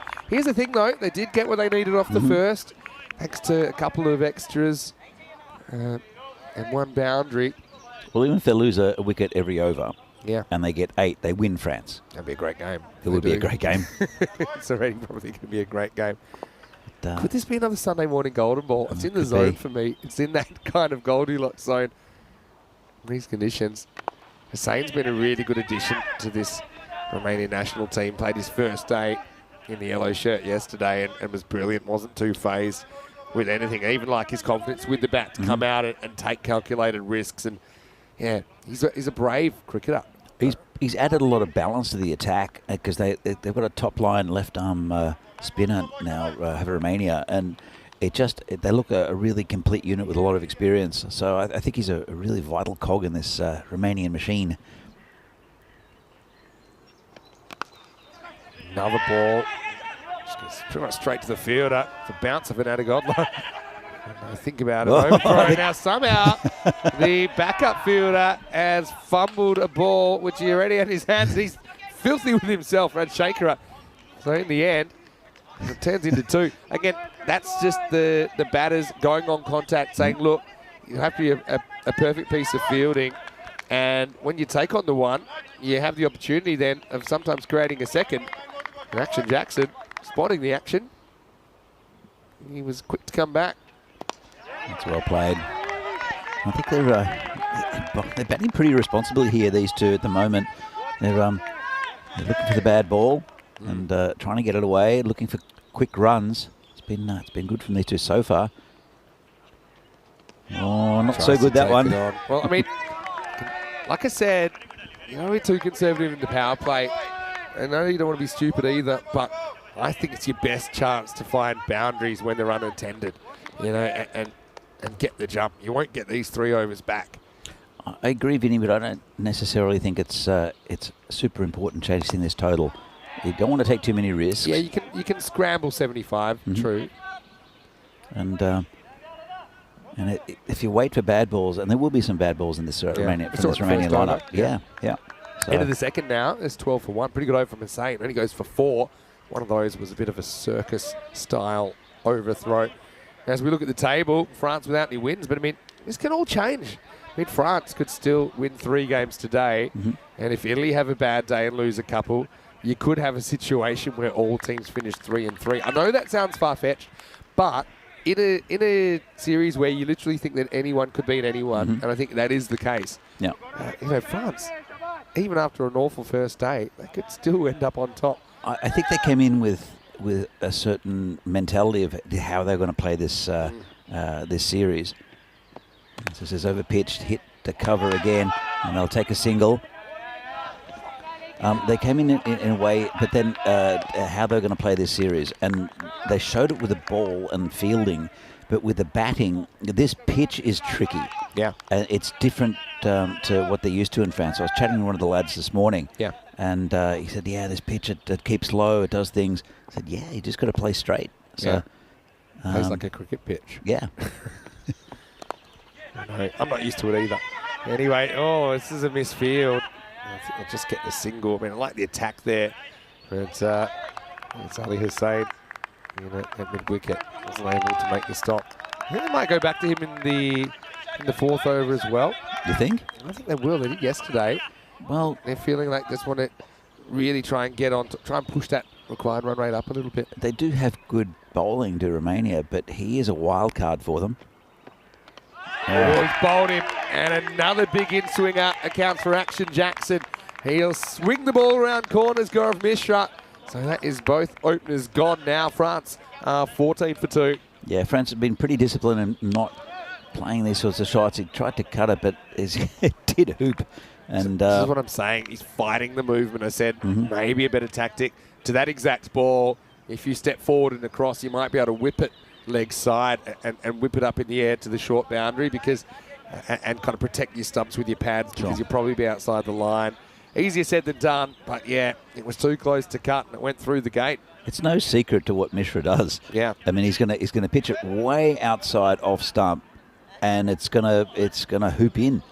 So, but yeah, it was a nice start from Action Jackson. Just played the wrong shot, played the wrong line. And it's a bit of a shame because there's only 1 over left in the power play. It would have, and 1 over or a few balls left of Mishra's spell. Yeah, so it might have gotten easier for them. It's, but he's got no pace on him as Mishra, but he's just got this hooping in swinger and the keeper up as well. Great seam position and that natural in swing action. Kanasane comes out at 4. Again, makes you make all the pace. Soft hands. From Lingiswaran there as he gets off the mark. It could be a good game. You feel there's normally a kick somewhere in the innings, right? And we saw Romania had one kind of at the end of their innings, didn't they? They were able to score 25 off the last 2 overs. And yeah, really had to hustle for the runs. Chatting to some of the guys, they're saying, look, the forwards are hard to come by. So you got to run hard. You have to look to kind of create an extra couple of runs and over. If you can find 2 runs and over by just hustle, by pushing for 2s and 10 2s into 3s even. That's extra 20 in the innings, which is pretty significant. Anyway, this is the shot I was talking about. Kind of comes in, goes with the movement of Mishra, and Gulami relieves the pressure with the boundary. Good shot. Yeah, very good shot. And they're probably ahead at the same stage of the power play here, France. They've lost 2 wickets. And they're, this one just bounces inside the rope. They're about probably a little bit ahead at the end of the power play. 1 ball left. Yeah. They wouldn't want to lose a wicket, especially Gulami's.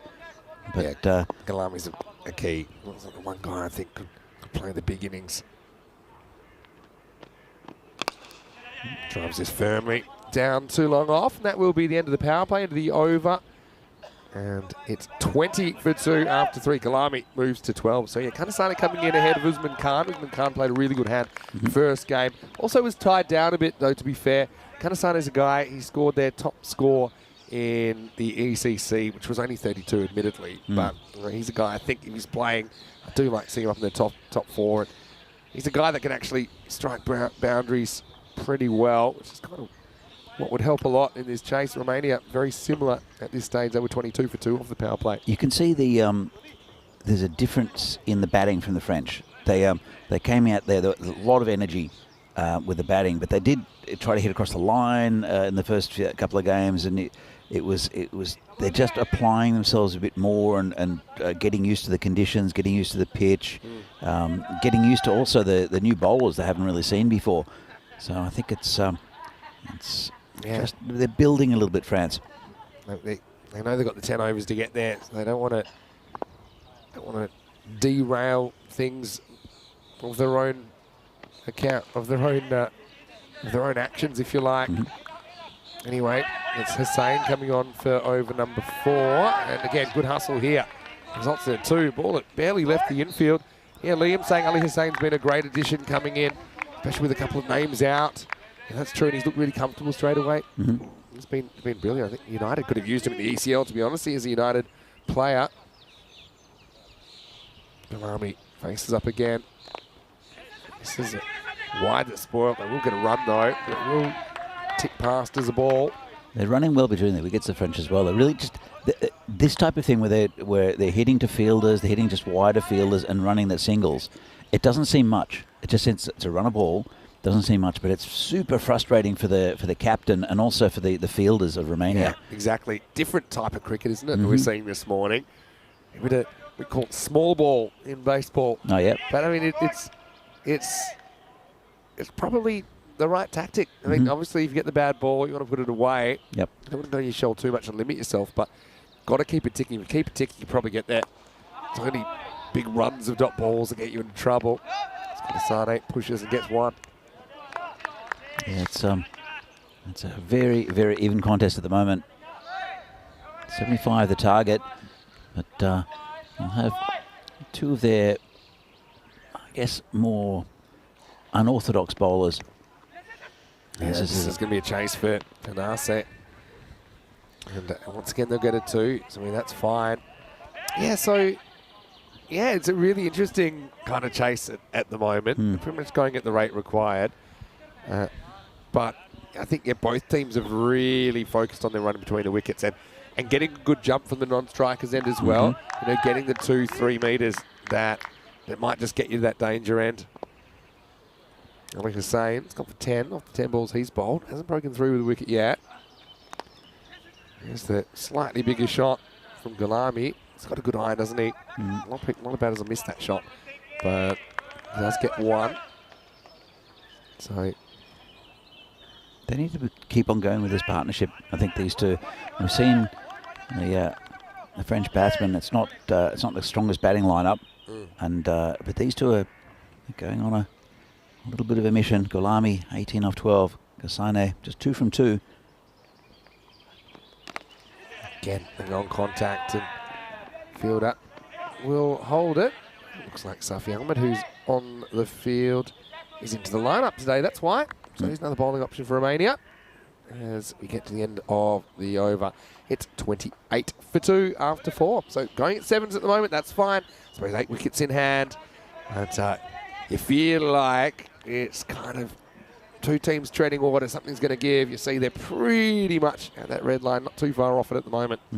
Yeah, look, Romania did prop up their innings a little bit towards the end. It's a very close game at the moment, but I think to keep Ali Hussein wicketless, I think is a very, very positive thing for France.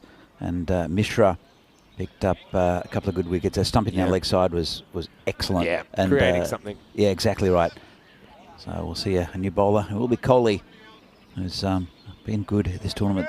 I suppose the issue with Kohli, a bit more pace on the ball. That can kind of work in the batter's favour as well. We've seen, no disrespect to Gaurav, we've seen 4 overs of slow bowling so far, I think, where the batters have had to make the pace. With Kohli, you might see a few edges flying back down behind the batters. Kohli's been a little bit leg side, probably have had to be critical in this series so far. That was not too bad. And goes for a single first ball. Yeah, the power of ticking. You know, since that wicket, every ball has been scored off 10 consecutive balls. Now, only one of those is a 4. We've had a couple of 2s in there. They get 8 off that last over without hitting a boundary, which shows you, there's more than one way to go about this. Takes it on, but yeah, once again, Katasane, you wouldn't expect to be medaling at the 100-metre sprint at the Olympics, but because he does get that jump, he calls and he gets there. Yeah, look, it's sensible batting from the French. They're building to something, which is good to see that they've learnt from what they saw yesterday, and they've come out and they've definitely had a plan. Even Noman Amjad, the captain, is the one who has instilled that. He didn't bowl. He's one of their better bowlers, and they're certainly the quickest in the lineup now that Mangal's injured. So it's been very impressed with the French today. Kohli. I don't think it can be OEW, and I'll tell you why. I think they're going for the catch. And that bounced. Because it's gone in. So if it's anything, he's hit it. Let's have a look. Yeah, he's hit it. Well, in fact, I think that was a chance, but Natagotla puts it down. That's where the bowler was appealing there. Let's have a look. Couldn't believe it. It missed the stumps. Yeah. It's off the very bottom of the bat, but it does carry to Natagotla. It wasn't a bump ball. One of those ones that looks like it's a bump ball, but I don't think it was. It bounces and it hits the toe of the bat. It scratches it on the way as the ball's bouncing up. Yep. Anyway, tough one goes down.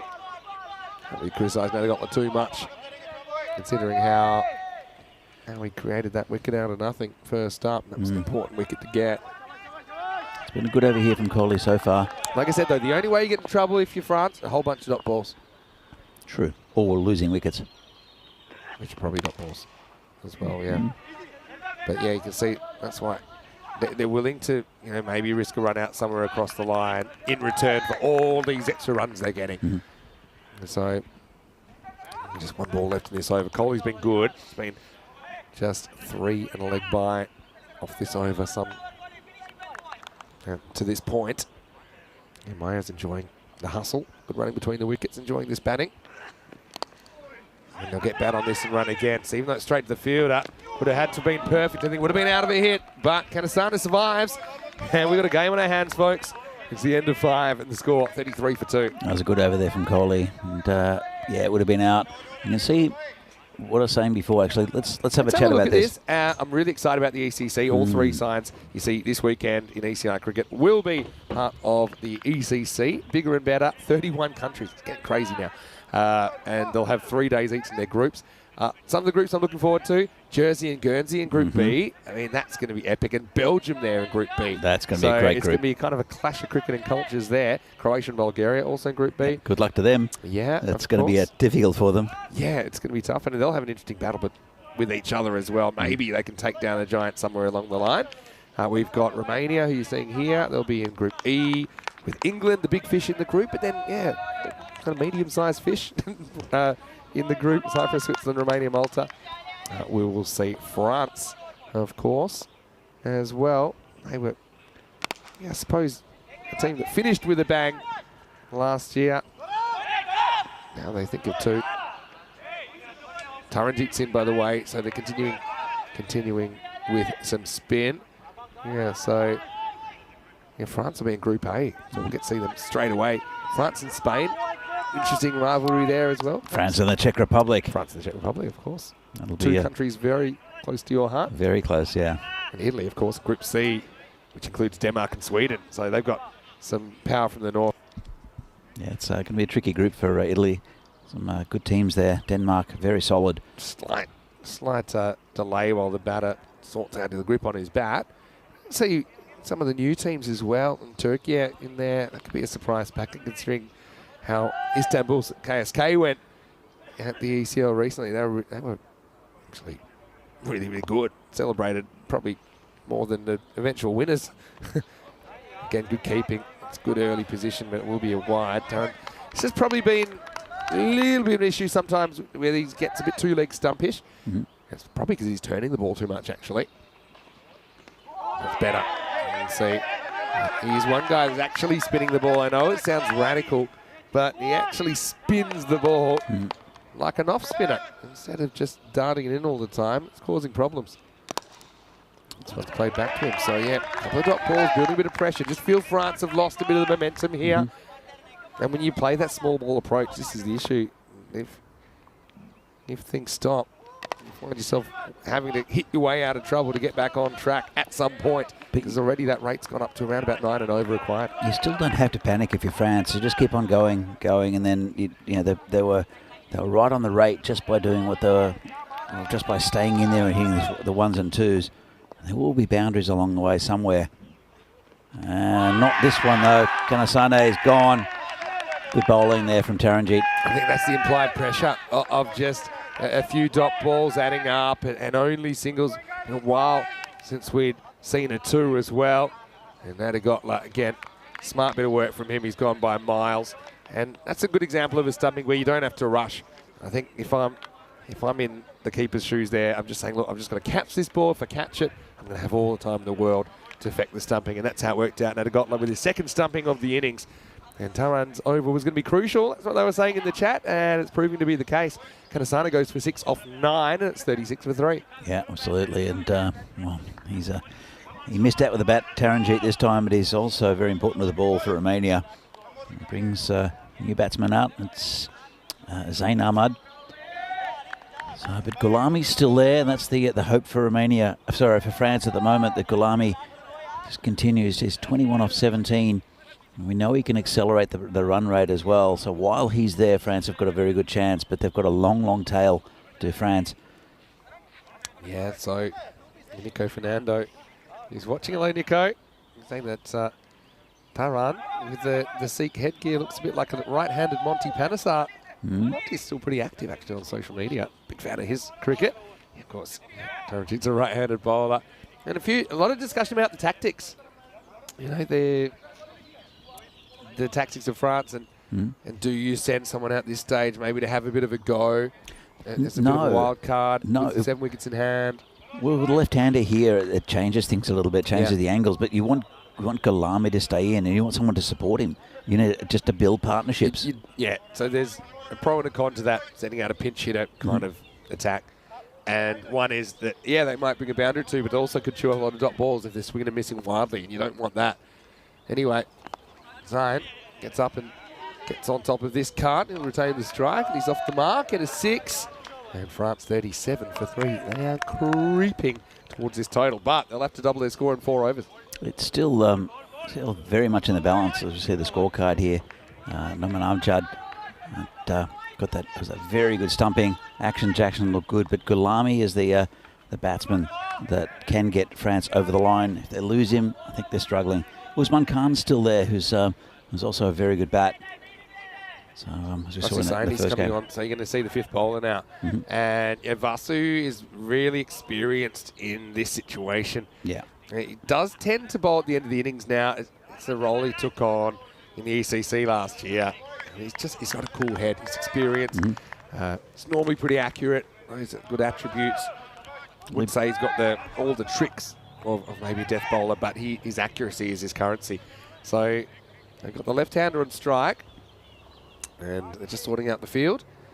He bowled really well against Italy in the final game yesterday, where they won against Italy.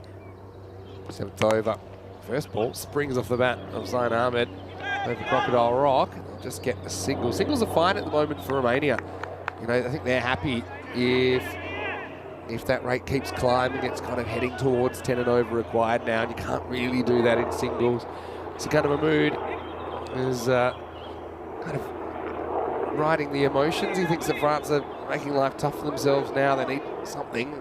Probably think that's true. Gulami's still there, though. He can go up a gear. Yeah. I think it's a big moment if he decides to go for an attacking shot, whether he gets away with it or not. I think he'll target this over, though. Let's have a look. Well, Does target, and this is high in the air. Taranjeet's going to go right back to the line, and he's going to... Well, it's going to be 6. That's an outstanding bit of work. And so, well, this is an absolutely crazy bit of work. And it's kind of like rocking up to school without doing your homework, because there's a situation that he has no idea what to do here, Ali Hussain. If he'd stayed on the field of play, he would have had a shot at taking this in. But look, I think he's fine there. He was almost touching the rope, but I don't know if he is. And then this is the one that if Ali Hussain had stayed in the field of play, he might have been able to come back. But instead, he just has to air swing at it. And this is a really interesting rule question, which is if the first point of contact is inside the field of play, you can actually take off from outside the field of play and bat it back in. But I don't know if that applies to a second fielder. Because it had already been touched, but not by Ali Hussain. I've got a feeling that even though it was a fantastic effort and a fantastic catch from Taranjeet, I think his foot was touching the rope. It might have been, but I still think if you went to the replay on that, it's not conclusive enough, and the doubt goes to the fielder. So, yeah, someone help us out with a rule check. And I know most of them, but by the way, it's a rule I don't think makes sense. I don't think you should be allowed to jump from outside the field and touch the ball before you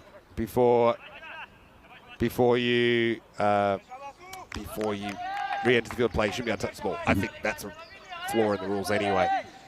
I know that if Taran had then jumped from off the field and batted back in, it would have been fine. But I don't know if a second fielder, if the fact it's been touched by a fielder, means the second fielder can come from outside the field. Anyway, Taran will back off this one. Just keep it to Floyd. Oh, he just ran around in the end, kind of yorked himself. And France, out of nowhere, have got a 6 and a 4. Look, the 6 they deserved, the 4 they probably didn't. And so Galami catches the break, and there's just been a couple of lapses from both teams in the field that have cost him boundaries. I tell you what, the other end, Zain Ahmed, he's had 3 deliveries, he's scored 3 singles, but he's hit them off the middle of the bat. Hasn't tried to hit the ball too hard, but finding the middle of the bat and playing good support to Gulami. I think this is looking pretty good for France at the moment. Touch wood. Slashes this away. That was reliable enough. And now they think about a second, but it's good backup from Amit Kohli, pardon me. Who makes sure they're not going to get an extra one. What an interesting over. It's 51 for 3 after 7. Coming up in match 7, which is coming up in around about 35 minutes. We'll get to Italy for the first time today, taking on France. France will be batting first after being sent in by Italy. That was a bit of a tactic yesterday from the Italians. Have a look at their lineup. Zain Nakvi is going to keep for Italy. Interesting. I mean, he has been doing a bit of keeping for Fresh Tropical before. Baljit Singh listed at 3. Rajmani's back into the lineup for them. They've got the twin left arm spinners of Kosala and Jagmeet Singh in there. Zain Ali listed a bit lower. And Patkaragi Sadev, who won't have the gloves, but he will be in the side. Vinda also had a pretty good day yesterday with his left arm pace. So join us for that. That'll be a really good matchup. But right now, France get that big over they wanted. 14 off the 7th, the best over so far. And so 24 off 18 gets them pretty much back on the pace. Yeah, they, as I said, I thought Gulami would target the bowler there, and this one's just prodded away. They just need, again, just these nice little singles, just turning over the strike, and then the odd boundary. But, still a long way to go. 3 overs to go in this game. 75 the target. They are 52 for 3 at the moment, France. But, looking at the boundary law, and the way I read it, it says if his or her first contact with the ball. So if Ali Hussain is to touch it, even though that's not the first contact with the ball from a fielder, it is his first contact. So it would have been 6 if he touched it, according to my reading of that law. 19.5.2. Oh, that would have... Wow, this hits the edge of the pitch and almost takes Taranjit's head off. It's good hustle. They get through for a couple, but also it was a dicey one. That would have been disaster, because that was Gulami running to the danger end. Yeah. Took on the fielder, and even a good throw into Taranjit. And it was a pretty good throw. It was coming in. He would have been miles short. He would have been. And dot ball. This is a tense one. There's no way this can't be close. The way it's going. Anyway, Taran around the wicket, the left-hander. I think it's a good matchup for him. Left-hander misses out, wants to go wrap, changes his mind. Probably lucky he doesn't hit that. It's probably going straight to the fielder if he does deflect it. But clever bowling. He's super experienced. Taranjit Singh. Romania, remember, they can put themselves in the box seat the whole series if they can win this.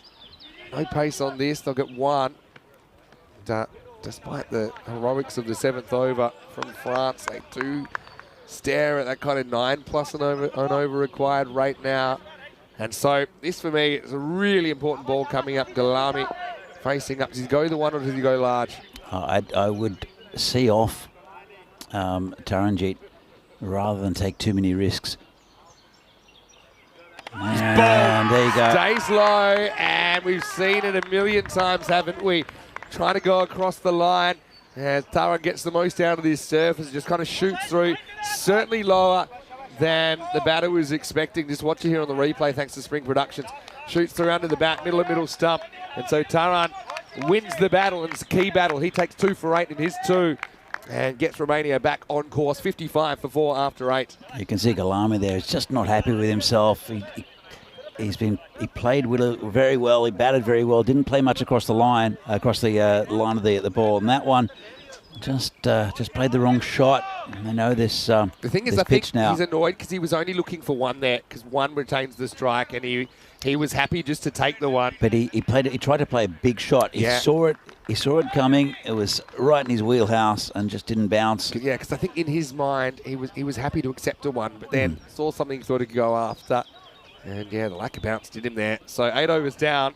What a contest this is. As we'll go to the ninth. Ninth will be the most important over in the game, but you can see that one kind of shooting on. And yeah, like I said, middle stump. The old-fashioned stump cam. That would have hit it right on the nose. Anyway, Coley's going to bowl the ninth. You'd imagine Vashusaini will bowl the 10th. And yeah, Usman Khan comes out at 6. He, I think, is the right man for this situation as well. And the left-hand, right-hand combination is still a factor at the moment. Hussain Ahmed, he's hit the ball pretty cleanly, actually. Hasn't hit a boundary yet. Just got singles. But as I said, there's another one that's been hit out towards Taranjeet. Yeah, Taranjeet repays his team for the misfield last over. I suppose he also almost pulled off an out. He did catch it, didn't he, on the boundary, but ended up being 6 as he wasn't able to throw it back into play. But yeah, 19 off 11. Usman Khan again. He's got quick hands. He's one guy that can hit the boundaries. He'll be looking at that cover region, I think. There's a cover in the circle, but there's a big gap behind him. Straight even. Straight maybe. It's straight. It's a longer boundary from the bat. True. And I think he's got those good fast hands. If he gets a bit of width, he'll be going for cover. Standing, it's a French card, and Nadagot has been outstanding. Ooh. Now there's an appeal for obstruction here. The only question here, is this deliberate from Zain Ahmed? Now, the only thing is... Oh, that's not good. He runs towards the ball, and that it's two things. Does he move out of his natural running line, and why? You see here, he's running on that side of the pitch, but then he moves across.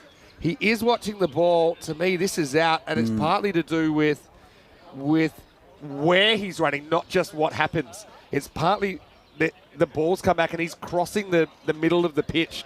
Well, he missed it the first time, and then he hit it the second time, I think. I think this is out. I think this is out. You know, I think the fact that he actually changes his line so significantly and he leaves his bat out there, I think there's enough evidence there to give Zain Ahmed out obstructing the field. But it's a judgment call. Wow. In my opinion, I've seen it a few times on ECN. I think that's out. I think that's out. He put his bat out. It looked like he was trying to hit it, and then I think he looked like he missed it the first time. Let's have another look. But for me, even if he doesn't hit it, if the ball was to hit him, let's say, and he's not watching, then... So he's put his bat out, and he's definitely... It looks like he's put his bat out there, and then he's almost prodded it. It has to be given out. He's given 5 penalty runs, and is that because he runs across the middle of the pitch? That makes no sense at all. No, 5 penalty runs for what? What's going on here? That makes no sense, because you never really give penalty runs for running on the pitch. He's out. So penalty runs as well? I don't know if there's penalty runs. That was the signal I saw originally. Maybe it's just a miscommunication. But yeah, he's been given out obstructing the field, protecting his wicket. And for me, again, there was a very good chance he was going to be run out anyway. See, Kohli was there, ready to pick up the ball.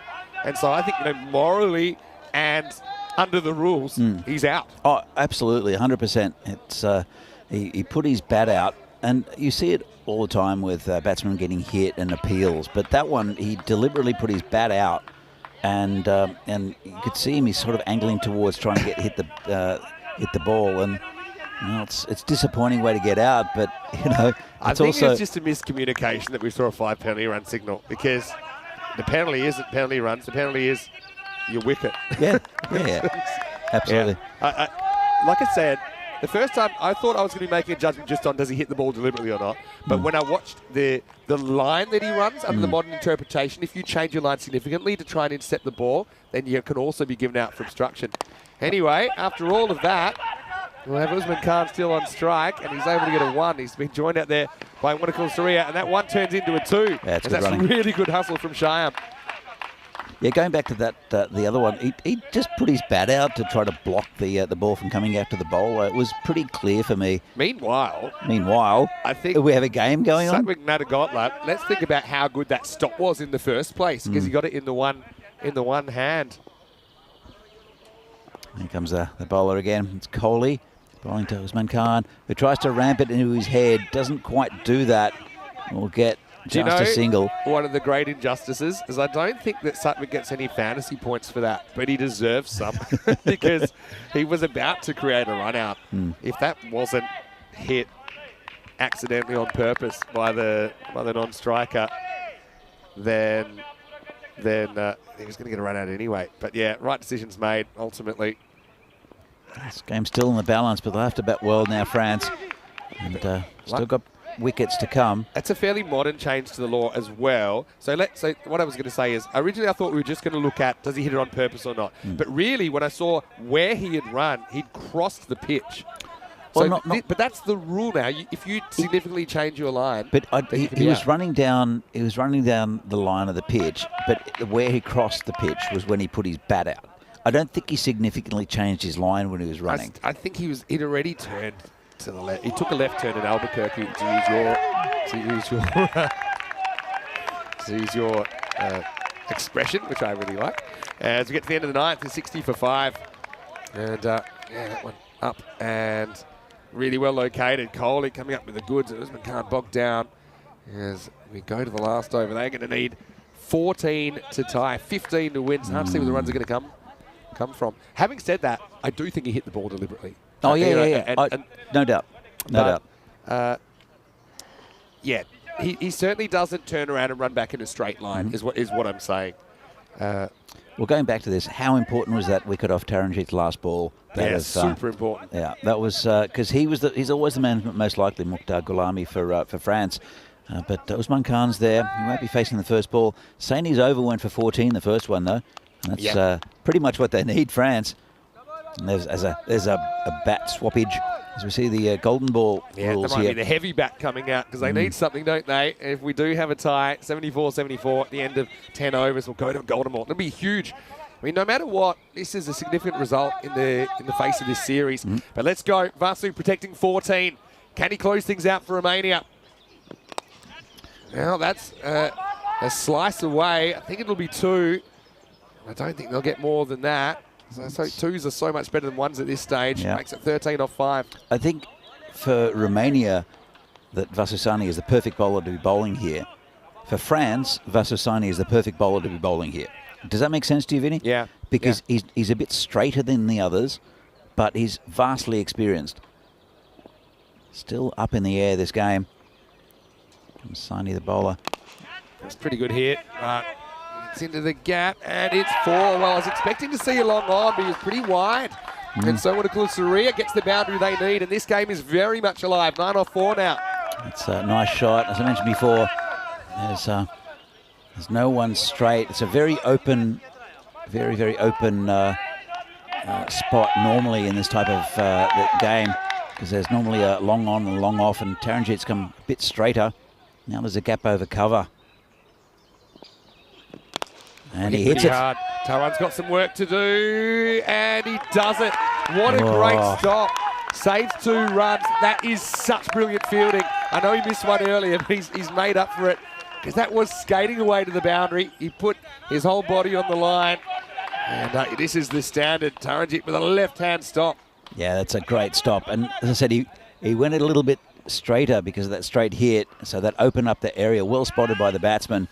And, well, a 6 gets us to a golden ball, Vinny. He's hitting the ball well, though, Wanakula Surya. Can he tie the game? He hits it, and it's once again kind of into the gap. They'll probably get 2 more. Taranjit, he's really flirting with that line. He doesn't touch the line. It's 1 short. Oh, it's no. 1 short. Well. Oh, boy. This has had everything. It's had an obstructing the field of 1 short. You've got Taranjit doing calisthenics over the boundary line as well, but he never grounds himself on or over the line. It'll bring Wanakula Surya back on strike, though. He's the man you want there. And let's have a look at the running here. I think it's at the bowler's end, judging by who made the signal. Yep. It didn't touch over the line. And that cost them a run as well. Wow. What a finish to this game. Taranjit with a couple of really good stops. Yeah. It's had everything. We're going to have a last ball thriller unless this one disappears out of the park. And Usman Khan is going to watch on. Wanakula Surya has been a difference maker, 10 off 5. And so here we go. Vasu, not too much to play with anymore. Hits it. Oh, it's going to be 4. Away, and I think that is going away to the boundary. It does. Oh, I am on golden ball watch now because it's 1 for a golden ball, 2 for France to pull off the chase. What a game. Allez les bleus. Loving this, and I'm loving it mainly because this is such a likable French team, and I want them to get these runs, but a golden ball will be fantastic as well. Well, they're going to have to run. They'll have to be at the stumps, I think. Such an interesting situation. Doesn't get more interesting than this. And look, last Sunday morning, it was golden ball time right now. It's exactly 1 week since the last golden ball, 30th of April. Here we are, 7th of May.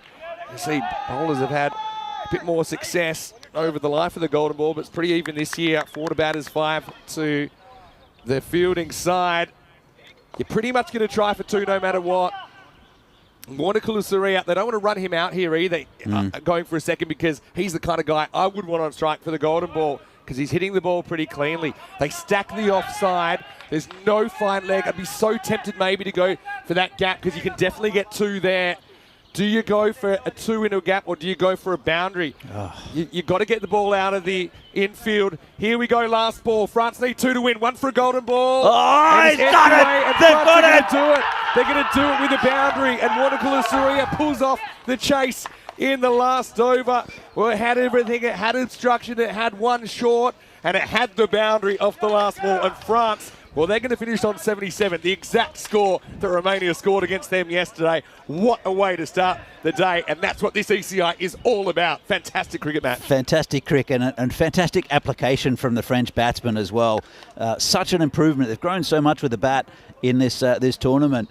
We know they've got a very, very good fielding and bowling unit, but with the bat, they've struggled, and this is a really, really good result here for France against a very good Romanian side. Well, very happy for them. It's a crazy finish. And Wanakula Surya, what a game for him. What a coming of age for him as well. Absolutely. In this format. This is what's coming up next. I mean, France will feel like anything's possible. They're going to hit match 7 with so much momentum. Italy, their first of 2 matches they'll play today. It starts in 20 minutes. And, yeah, Italy, I mean, they better wake up on the right side of the bed because this French team, they're on the run. If they win 2 more games, they could still even top the table. Italy will want to put that game to bed, no doubt. It was an amazing piece of keeping first up from Nadigotla. This is going to be such a great highlights package because this was an innings, wasn't it? They had a bit of everything, Danny. Absolutely. And it was, you could see that what the French tactics were. And this is Gulami going down, unfortunately. Did brilliantly for, actually that was Action Jackson that went down. Action Jackson early. But, I mean, they played this kind of small ball, as we called it, in the middle. But eventually the pressure kind of banked up and you saw Kanisana getting stumped by Nadigotla. Then there was this, which was such an interesting one. Even if Hussain touches that, it's still 6 because he hadn't touched the ball yet. We had to go to the rule book for that one. Taranjit Singh, that big wicket of Gulami late in the piece, as this one hits the middle stump. This was just a sign of what's to come. There was going to be some late drama. Then we have this one. Firstly, a great one-handed stop from Nadigotla in the webbing. The batter crosses the pitch and hits the ball, and he's given obstruction. It's the right call in the end. Then Vasu Saini had 14 to play with, but we'd still have some more drama. There were missed fields. There were really good fields. Taranjit with some really important stops to keep his team in the game. And it seemed like Romania had done enough. But then, this one as well. A 1 short to add to the drama. So that was just a really long signal, even though if the grass was longer, maybe then Taranjit does touch the floor over the boundary. So that was just 1 instead of 2. It meant they needed 1 to tie. They needed 2 to win off the last ball. It's an edge. It could have gone anywhere. If that goes to hand, then Romania win the game, but it doesn't. It runs away to the boundary. And the French batters, they celebrate. They had an awful day on day 1, didn't they? Didn't win in 3 attempts, but they do win a last ball thriller here. First game of the day in Milan. Time to catch our breath over the next 15 minutes or so, but let's have a look at the scorecard. Gulami was super important, 34 of 23. We thought he was the guy that had to stand up, and he did, although he went out at a pretty crucial time. Zain Ahmed had an interesting time. He was eventually out obstructing the field. You don't see that very often, but there's one hero there. Wanakula Surya with 18 crucial runs at the end, and he drags France across the line. We said it was going to be a low-scoring thriller. That turned out to be the case. Look, lots of good performance with the ball. Slaney, though, I mean, it wasn't all his fault, but he was very expensive at the end. That'll happen sometimes when you're a death bowler. He goes for 31. 2 for 8, though. Taranjit Singh was brilliant. And Kohli was really economical as well. Another good shift from Ali Hussain, and Mishra with a couple of wickets up front. And one of those thanks to an outstanding stumping from Nadigotla. Well, Danny, let's take a quick break. How are you feeling after that one? I'm very excited for this French team. They've been so exciting this tournament. Finally, they had a plan with the batting. They followed through, and it was tough going. But you could see what they're trying to do, and they picked up a very good win against a talented side in Romania, who beat Italy yesterday. Yeah, I mean, it was a crazy one, and every game, you don't know what's going to happen. Any team can win any game here. That's what makes this ECI so exciting. And yeah, final word from Shazad in the chat. It's true. Maybe the obstruction was a blessing in disguise, because then you got the match winner out there, Watercooler Surya. So we will take a break. We'll be back in around about 15 minutes' time, taking you to the second match of the day. And it should be a good one between the French and the Italians. Until then, it's Vinny Soundy, Mr. Maximo, with Danny here to check. Well, everyone, just clean up the coffee you've spilled all around the kitchen after that, and join us for more action after the break right here from Milan. You're watching the Fan Code ECI.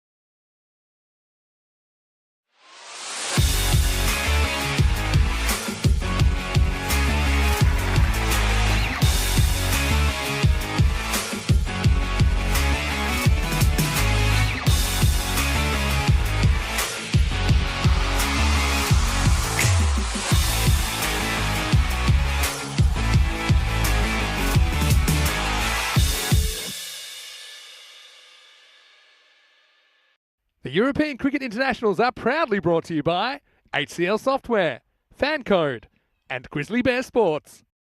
Hello and welcome back to Milan. Great to have your company here. Super Sunday of cricket action here on ECN with two sets of internationals, the T10 variety here at Milan, and a little bit later on we'll have T20 internationals from Gibraltar, with both these series wrapping up today. Now it's time to get into the second match of the day, and it's match number 7. It's going to be France versus Italy. First chance to see the Azzurri today. Baljit Singh, their captain, is out in the middle with Rob Kemming, the tournament referee, and of course Noman Amjad of France. Let's see who wins the coin toss.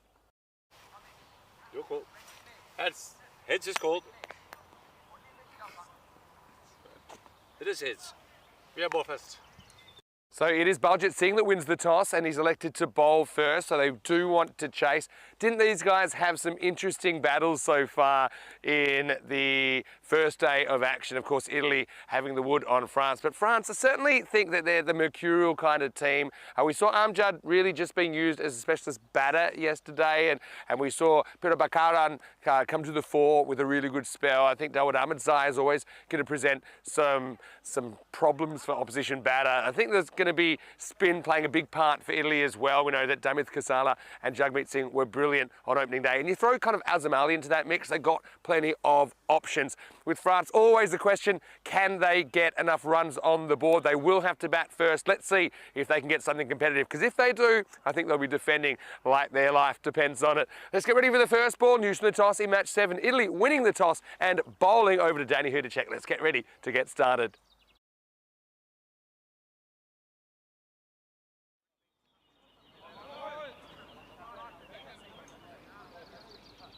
So welcome back to this Fan Code European Cricket International Series, and what a fantastic start to the day we had. We had the second match between France and Italy coming up very shortly, with the first ball to be bowled by the Italians, and he'll be there.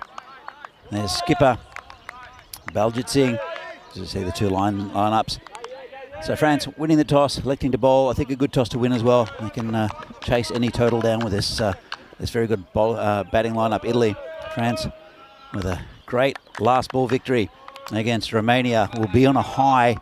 They'll want to get a good start, and I think they'll bat in a similar fashion with Amjad up the top and Action Jackson. So great start to the day, great start for France. They've got their first victory. They'll want another big one here against Italy. Amjad and the wicketkeeper Aludin Jackson opening the batting. Baljit Singh, he'll be bowling outswing. It's pretty predictable from Baljit, but he's a very good bowler. He uses his height.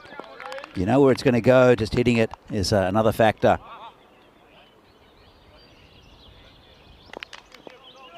So here comes the first ball of the game, and nicely struck straight by Amjad, who missed out due to a very good stumping in the last game by Nadigoda from Romania. So the French get off the mark, and there was more application in the batting from the French. Didn't take as many risks as what they did in the first day. Tried not to hit across the line. There was a temptation for a couple of batsmen to do that, but generally really good batting performance from France, who have struggled in that department. Alden Jackson is facing, just it turns out around the corner. Just a single, got a bit of an inside edge. So both batsmen off the mark. For Italy, they a very strong side.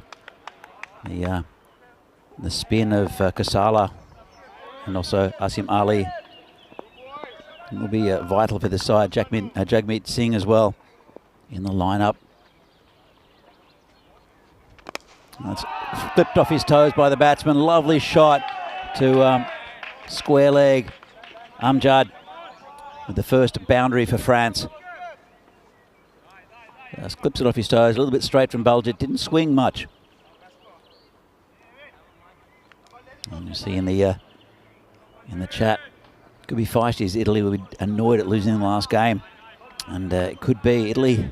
They're definitely got the advantage with the conditions here, and a lot of these players have been playing over the last couple of weeks, so they're used to the pitch as well.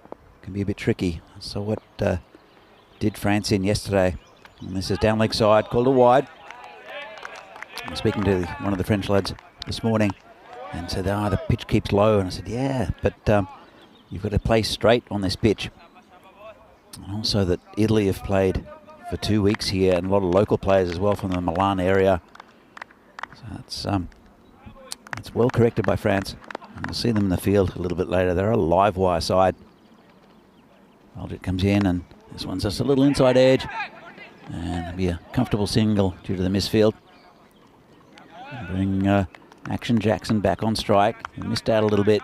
Played one across the line. Did Jackson in the previous game.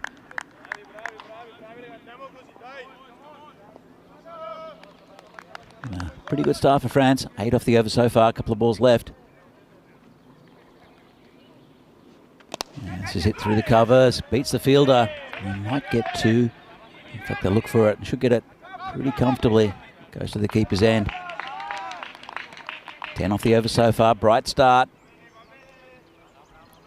That's what they need is France. It's just a boundary and over, and then they run the singles so well. They run well between the wickets, the French.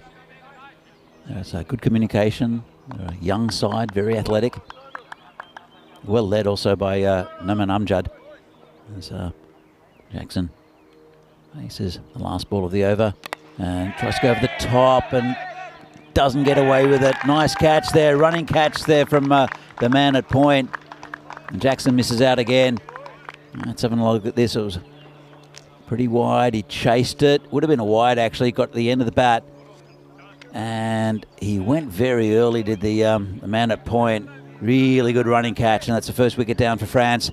They are 10 for 1. Well, that wicket evens things up a bit. A little bit pricey, that over. Cost them 10 runs, Italy. But probably should have left it alone. There is a man deep on the on that boundary as well. It's a good fielder in Zain Ali. He doesn't drop many. So, and it will be Sukhwinder Singh, the new bowler for Italy. Bowls left arm. He generally bowls left arm over. Does switch it up occasionally in his second over. But he's bowls with good pace, skids it along. He's not the tallest, but bowls a really good line and length. Often moving it away from the right-hander, and then getting one to nip back. And here's an important partnership for France. It's Mukhtar Gulami, who's probably their best batsman. Got most of the runs in the last game. It'll be Amjad who's facing. As this one's hit into the covers, past the covers, going towards the boundary, and that'll be 4 runs. Lovely shot from Amjad. He missed out in the previous game. He did have a chat to Vinny early and said he didn't bowl because he wanted to concentrate on his batting, because that's an important part of this French side, that they really haven't had that solid batting up top.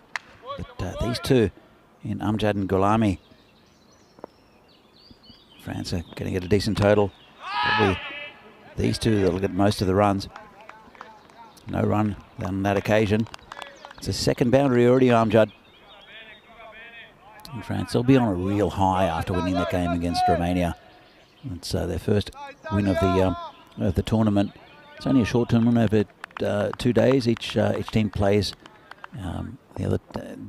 all the other teams twice. So France and Romania will play again on the last game of today. 4 games today.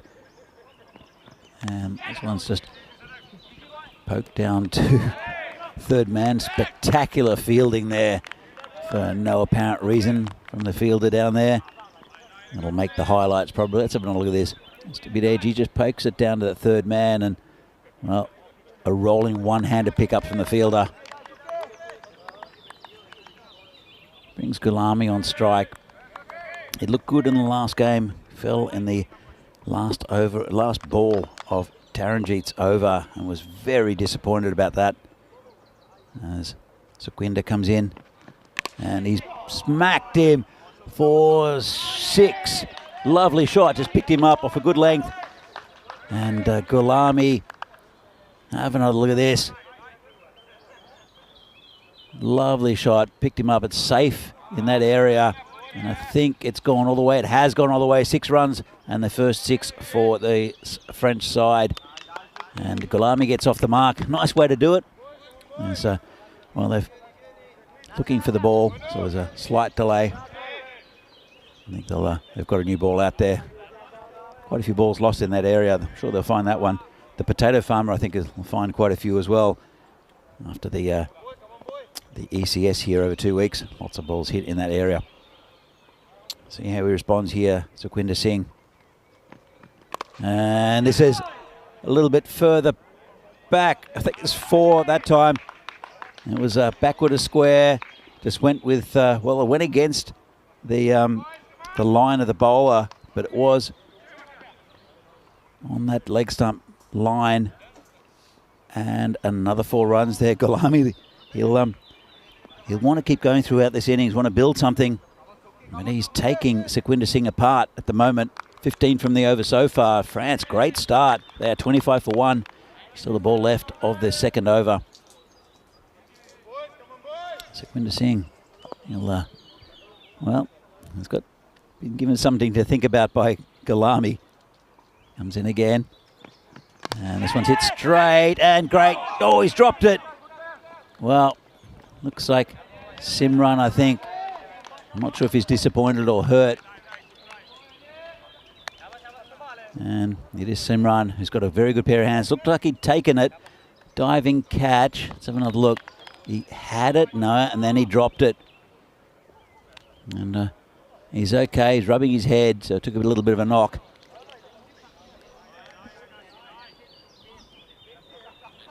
Ah, yeah.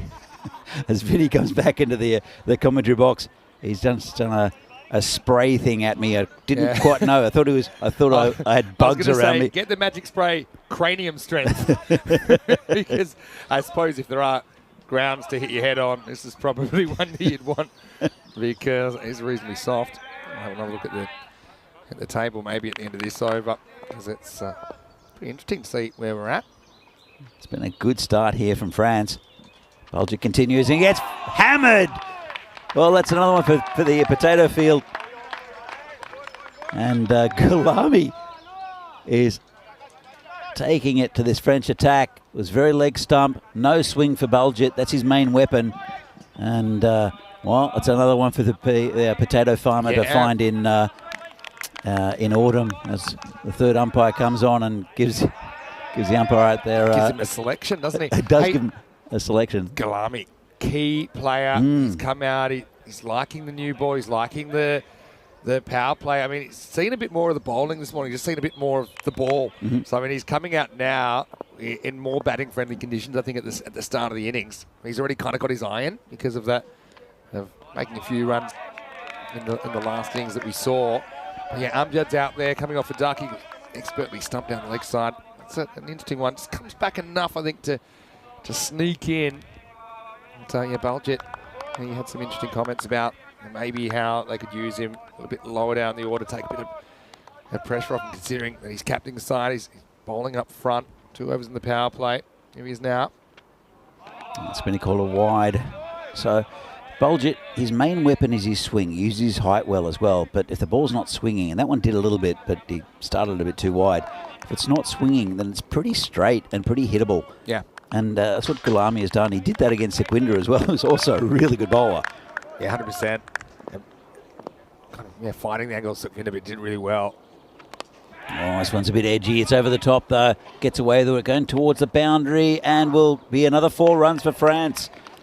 Yes, Patharagi Sadev was chasing it down. When the ball's edged like this, it always is spinning kind of towards the rope. And that's why you see the overspin there. And I think he felt like that was going to pull up, but it just never really happened. Also with the new ball, it's a little bit quicker along the surface as well. Yeah, talking about that shot where Gulami took Sukhwinder over the leg side, I mentioned that it's easier to hit it further, but it's harder to hit it in the middle of the bat. So it's a high risk, high return kind of option. He's sort of straight. There's no one back there, and that's just bounced inside the line, and that's 4 runs. Gulami Look at this. He's 25 off 7. Just hitting the ball superbly. Don't underestimate the power of momentum. and France have got their tails up. And it was an incredible first game, wasn't it, where they got across the line off the very last ball thriller. It was 77-74 in the end against Romania. And we saw France being sent in here. They're doing a really good job. It's turned into an excellent power play, 41 on the board. Still 2 to come in the third. He's hit this one straight as well. Player coming round and does well. Does Simran. Good throw as well. Looking for another one off the rebound, but it doesn't really go too far. I mean, this also gives them a bit of momentum going into the middle overs. You got 2 guys scoring a good strike rate. No, Amjad hasn't had a lot of the bowling yet, but I just think that gives them a lot of confidence. And, you know, this French team, one thing we haven't seen them do is have a decent score to defend so far. And Italy, they're coming off a bit of an off performance last night. Romania knocked them over in match 5. And, yeah, they're running into a bit of a hurricane so far. This one just poked into the covers. Misfield. They'll look for 2. They should get it really comfortably. In fact, it's going all the way. What's going on? Has someone put some oil slick over there or something? And that one just kept on rolling. I was with you. I thought, okay, they'll get 2. I started to think, will they go for 3? And as I was trying to compute it, I realised that ball had run across the rope. So, end of the over. And what a power play that is. As France are 46 for 1 after 3. Looking at this, I mean, it does throw it wide open. There is a chance if the next 3 matches go 2 wins to Romania and 1 to France, that we could finish with all teams 3 and 3, which I mean, I suppose will happen one day in ECI cricket, but then they'll go down to net run rate to work out who the champion is. That would be crazy. I mean, it's far-fetched. It's possible, but I mean, Italy, who did win their first 3 matches of the tournament, you'd imagine they'll be able to find a win somewhere else, and that'll probably be enough to win the trophy. But still, super interesting ECI so far this weekend. Well, it's a Jagmeet Singh to bowl for Italy, and these 2 looking good off the pace bowlers. Let's see, they react to spin. He's a very good bowler, is Jagmeet, bowling a left arm around. And this one is bowled. There you go. That's Gulami. Doesn't have a look at the off spinner. The left arm off spinner just tries to smash him into the potato field again, and he loses his wicket. Yeah, so change of pace, change of luck. So similar to how he got out before. Amjad's frustrated. Again, tried to keep the momentum going, but again, he's hitting across the ball. That's on the stumps.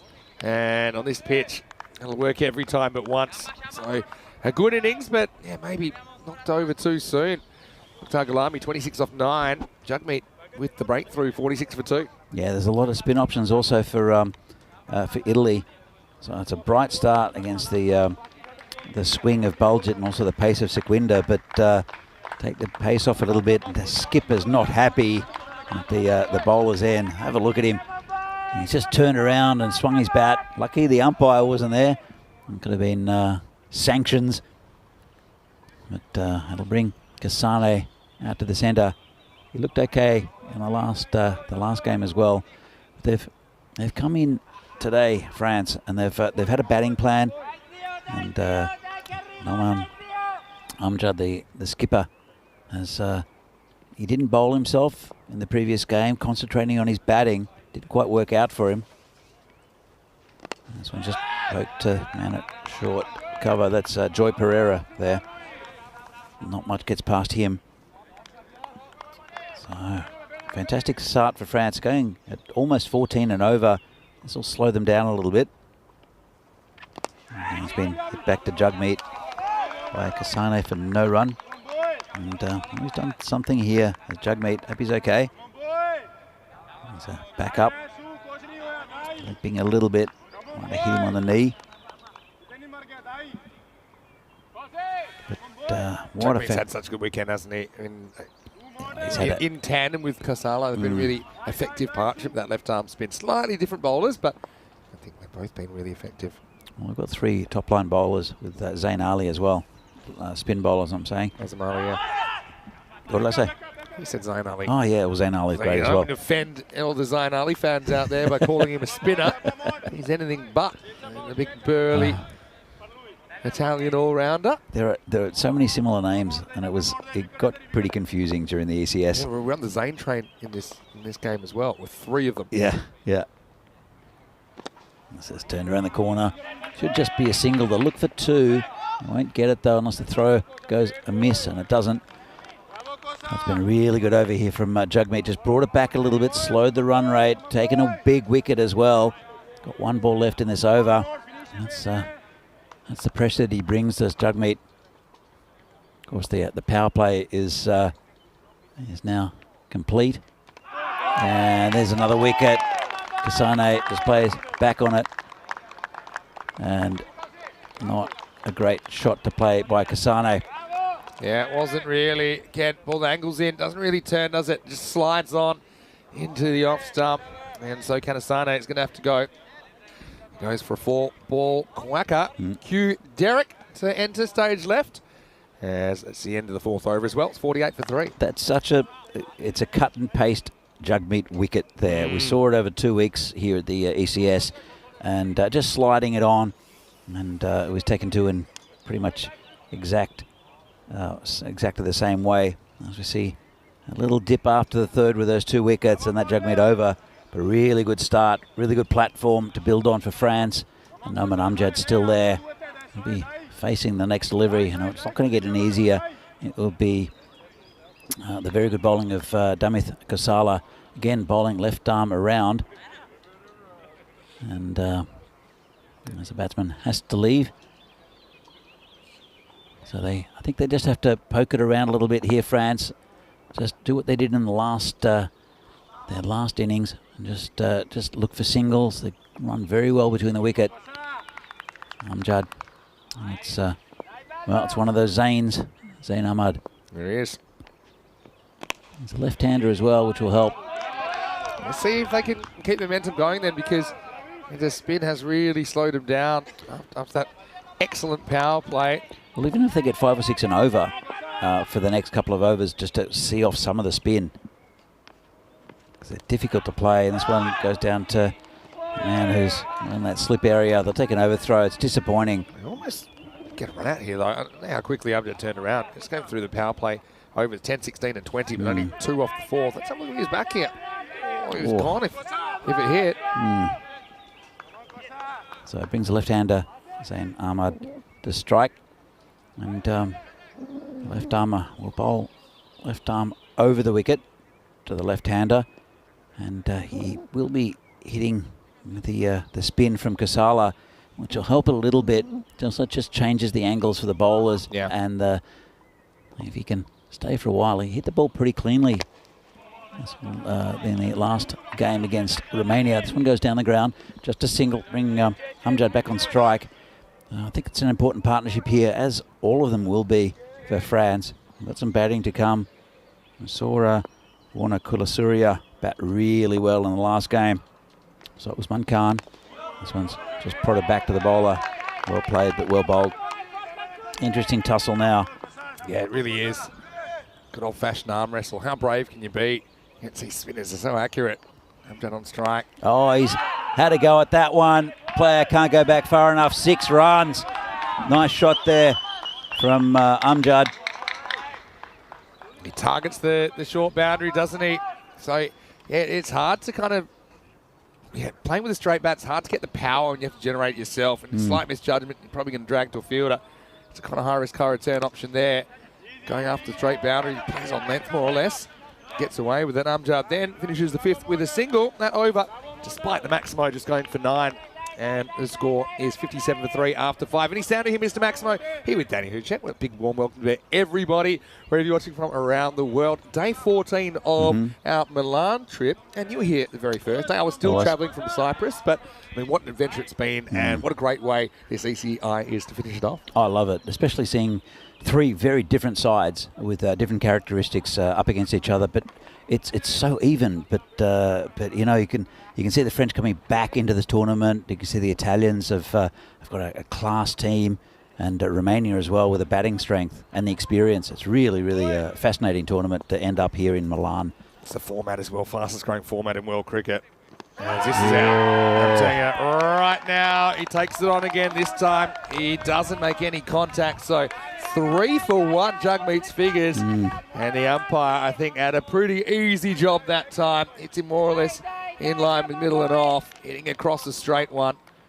Maybe even middle to middle and leg, but that wasn't missing leg, no doubt about it. And Amjad is going to have to go for 24. So they had 2 set batters go in the 20s. And France will need someone else to step up. It's 57 for 4. Well, the spin has changed things a little bit here for Italy, especially the bowling of Jugmeet. Again, has been fantastic over the last 2 weeks in the Super Series, but he's been really, really good here for Italy as well, especially in today's game. France now 57 for 4, still going at a very good strike rate. And as I mentioned, probably should be just looking just to score the singles, just see off Jugmeet. He's taken 3 for 1, and it's just players trying to play the big shot against him. Yeah, again, you kind of saw the best of it and the worst of it, didn't you? With those 2 attempted hoiks from Amjad. Hit 1 for 6. That one, next one takes care of him. Yeah, I'd be curious about when you bat someone like Wanakula Surya. And he's a guy I'd probably send in now, to be honest, just on the back of how cleanly he hit the ball. Usman Khan, of course, very viable option. But I think you kind of should go with who's hot in this situation. We are in the second half of this innings.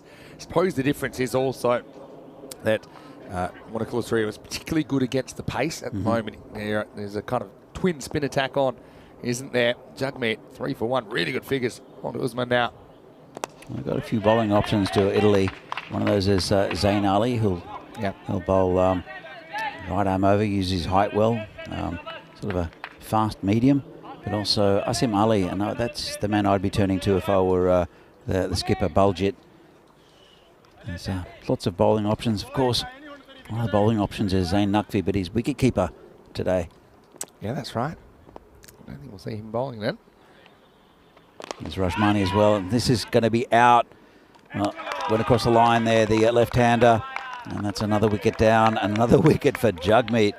Wow, I mean, what are we watching here? 4 for Jugmeet. We did see a 6 in the ECI earlier this year in Malta. It was Umar Tariq with 2 hat-tricks.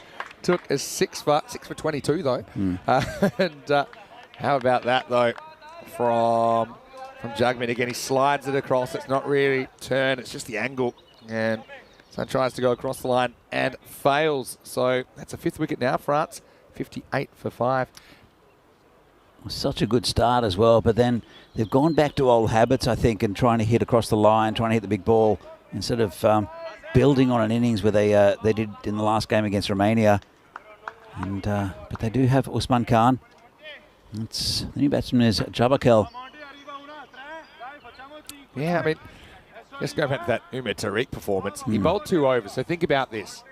He bowled 2 overs. I'm going to isolate his best 6 balls and his worst 6 balls.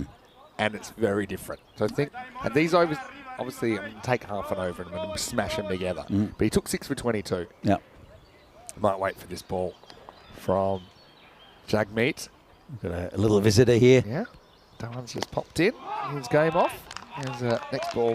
Back down, pick from Jabakel. So his best 6 balls, he took 6 for 0. His worst 6 balls, took none for 22. So he had a magical over in there and he had a perfect over. And he had them in the one game, and that's very ECN, isn't it? Very ECN.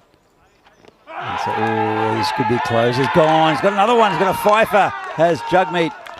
Wow, Jugmeet Singh with a left arm spin. He spun a web, and I tell you what, he might get 6 because he's still got a ball to go. This is fairly straight pitching. This one maybe shapes back, maybe turns a little bit. I mean, it's an umpire's call really about whether it's going to hit that leg stump or not. But it was fairly straight. It's not one you can afford to miss. And so the collapse continues. 56 for 8. Look, Jugmeet's hit this. 58 for 6. Pardon 58 me, for 58 for 6. Look, Jugmeet, he's so at the stumps. He slides it in, and so as an umpire, you know that because you've seen time after time, batsmen miss the ball and the ball hit the stumps with Jugmeet. So he's always at the stumps, and it's definitely in the umpire's mind that if it's the batsman misses, then the ball's going to hit. And here's a man who will need to block this one out, I think. Warnakulasuriya. 5 for 2. 5 for 2. What figures? Does he want another one? And they'll just take a single. And, well, that's good batting. It's the best figures we've seen now, because we had a couple of 5 for 4s, didn't we? Yep. The Romanian Viboyadov. And Jagmeet takes 5 for 3 in this international, and he's completely turned this innings around. 59 for 6 after 6. Well, this is the important partnership for me. As you can see, Amjad with 24 and Gulami with 26. The rest, 6 between them. And it's not been good batting from France, but it's been fantastic bowling from Jagmeet. And, well, it's Asim Ali. It's a good move here from Baljit to keep going with spin. And I think Kasala's got one up the one in reserve as well. So Asim Ali, again, he's going to change the angle, bowling right arm over. Warnakulasuriya, who batted so well and got France over the line in the last game, will be facing. But they've got a pretty good score on the board already. I just want to build on it. This is dab down for no run down to the gully area. Asim Ali was really good with the bat and the ball in the ECS we just saw. Good to see him in the setup. He's just poked back to him.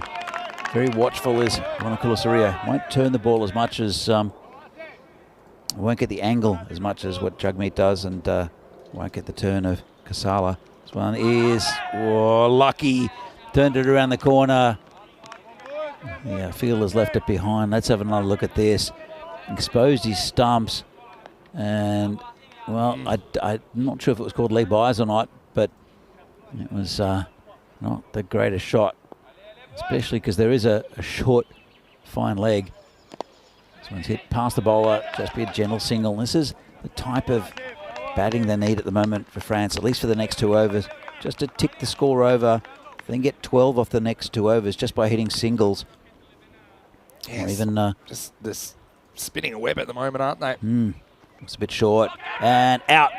Well, a bit short. Warnakulasuriya just gives a bit of catching practice to the fielder. So, like on the training ground, that's another one down. Have a look at this. Just pokes it to him, and pretty simple catch there for the fielder. And that's a Jagmeet again, who's looking pretty good for a Man of the Match award already. And we're only not even halfway through this the first innings. But that was the hero from the last game, Warnakulasuriya, who's gone. A lot of responsibility now for Usman Khan. You know, it's a bit of a fragile batting lineup for France.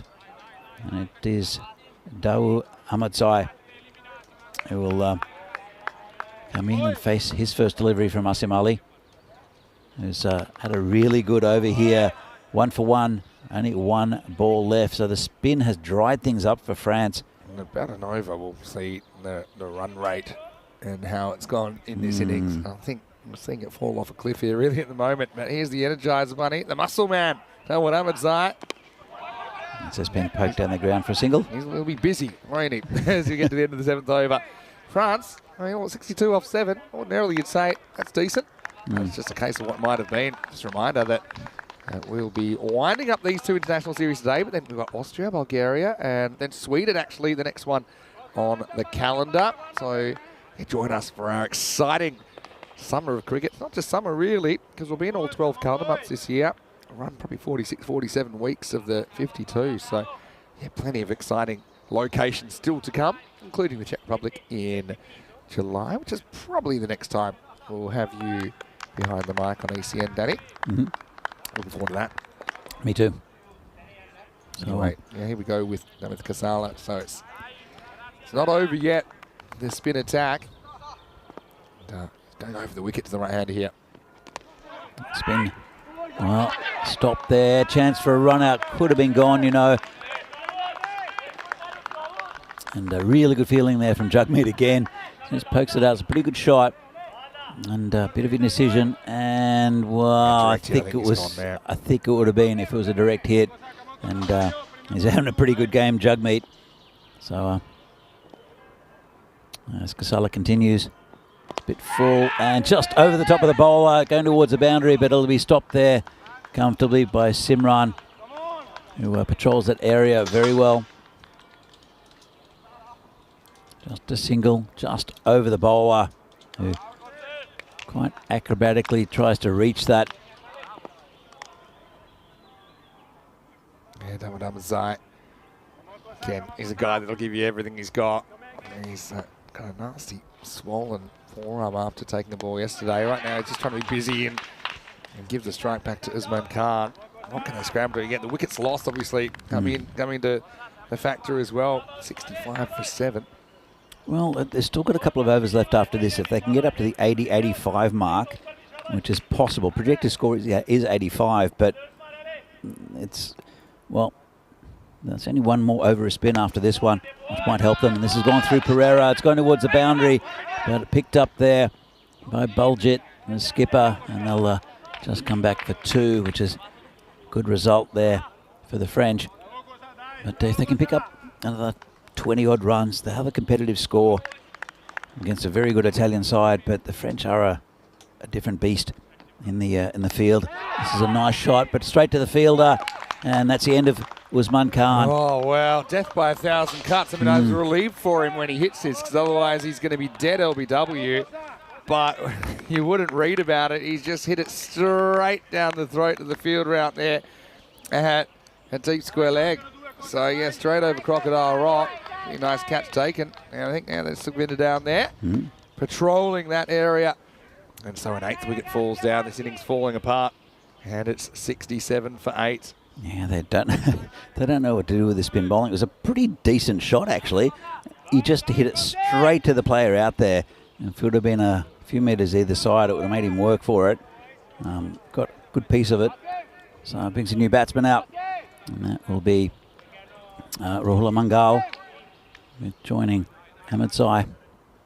And the spin attack continues. 1 for 14 now for Casalo. He's got 1 ball left of his spell. And hit down the ground, just be a single. Yeah, so here's the thing. As we get to the end of the 8th over, the score is 68 for 8. I mean, France essentially, if they win this and then they beat Romania again, they'll be 3 and 3. And then if Romania were to beat Italy, and you wouldn't put that past them, then all teams will be level on points. So with all the games being close, you see the run rate taking a dive up after the power play. And also, we've seen 7 wickets fall in that period as well. You can tell distinctly in which over the spin attack started here for Italy. Exactly right. And we're going to see more of it here in the 9th with Azam Ali coming back. Yeah, good bowler. They'll end up with, well, they've got quite a bit of a selection of bowlers they can still use, Italy. And all the spinners are pretty much gone. Azam Ali, though, 1 for 2 off his first over. It's pretty good. He might even get the 2 wickets needed to bowl France out in this one. And good start from a little quicker outside off stump. But fantastic effort from all 3 spinners here from Italy, especially Jugmeet. He's been brilliant. And another good ball there from Azam Ali. It's so funny because especially when you grow up, you're normally a bit scared of fast bowling, physically being hurt, and am my reactions quick enough? It's completely the opposite, really, at the moment, with the spin dominating these middle overs. It's hard to come up with the answers without taking big risks, and those risks haven't really paid off for the most part for France in this innings. This pitch is a little difficult, especially for when you're facing a spinner, because it does sometimes keep low, so you don't really want to bowl play across the line. It will spin a little bit, but when you're getting a combination of this pitch, which plays like a normal turf pitch, which is nice for bowlers, and playing across the line to a top quality spinner, it's part of the reason why these bowlers are getting so many wickets and conceding so few runs. As you can see, the French team there, after such a bright start, just got a little bit of a delay. It's like a momentum sapper as well, isn't it? Yeah, ordinarily, if you gave them 75 on the board, let's say, they'd go out and they'd be fizzing. And maybe they still will be like that, but you will have that sense of what might have been after such a good power play. Well, look, there's still 1 over left after this. There's 4 balls left, so if they can survive the spin of Azam Ali, then they'll have another over of medium pace. Probably Azam Ali. It might be Sukhvinder maybe, Singh. Otherwise, anyone can roll out some finger spin here, guys. Well, Rajmani hasn't bowled. Yeah. Simran can bowl. We see Joy Pereira bowl. Sequinda's got an over left. And we haven't seen Zayn Ali. So who's Bulgit going to choose? Yeah, exactly. Options. But it'll give them something else that's not spin to be able to maybe score a few runs. As Rob Thompson. Frustrating to watch that batting. It is frustrating considering they had such a good start. But you've got to consider that it's these three Italian spin bowlers are fantastic. And Asim Ali there looks like more like a jazz musician than a cricketer with his glasses and his little beard. How about this, though, with Jagmeet Singh in his 5 for 3, joining the 5-wicket Hall of Fame, no pun intended. And Italy versus France in this match 7, the 7th of May, all the 7s really. One thing we've never seen is the 7 for. I feel like the day will come. You saw the 6 for, the best figures ever, 6 for 2. I saw a 6 for 22, which was 2 hat-tricks to 1 bowler in 1 inning. So congratulations to Jagmeet. Finds his way onto the Hall of Fame, up the 5-wicket halls. That was the destroyer Stefan Gooch in Hungary. Stefan Gooch, who's not even a bowler. He's a wicketkeeper. This is it pretty nicely onto the offside and just be a single. What were your best figures in cricket? Do you remember? Most people know the highest score, the best figures. I thought it was 7 for playing for Nomads, but it was ended up. It looked like in the records it's 6 for. 6 on account. But I did bowl something like 17 overs straight that day in Alphas. It's a bit harsh that you had to do a recount and you've been cost a wicket. Well, I just look at the record books and because I thought I'd taken 7, and this is another good run taken there off Asim Ali. He's made it, but they'll have a little look here. I remember playing Winter League and taking 4 for 8, and the ball was swinging nicely, and that was safe. I don't really remember figures like that. I know that 6 for, which should have been 7 for, but I did bowl every over from one end in Alphas, and it wasn't as though I was a young man. It was while I was in Europe, of course, and it was just. I just kept on getting the ball to swing, lots of humidity, and it was good fun. A bit tired after it, but it was good fun. And I had about 100 metres of field to cover as well, because this is big swing and a miss. It was a team of players who were, some of them were of age. We had I'm not sure if it was that game. We had Jack who was playing for us, who was in his 80s. Another look. And he's back there. As the ball goes onto the stumps, but no problem with it. Somali comes in again. Yeah, I'll squeeze out a single here. It's been tough going, hasn't it? It's I mean, the occasional 10 for, not very often. I don't think I've seen a 10 for. Actually, maybe I did see a 10 for live. Took me 1 for 8 after 9. I think someone took a 10 for against us in grade cricket, but it wasn't like, you know, it just happened they took all the wickets. It wasn't like a big collapse or we got rolled. I think we made maybe 260, 280 or something. They just happened that all the wickets went to one guy. Well, Jagmeet with 5 for 3, stealing the show here. Personally, so yeah, I bowled until I was 18 and then I converted to wicket keeping because I found that was something that was quite natural to me. Picked it up in my teens.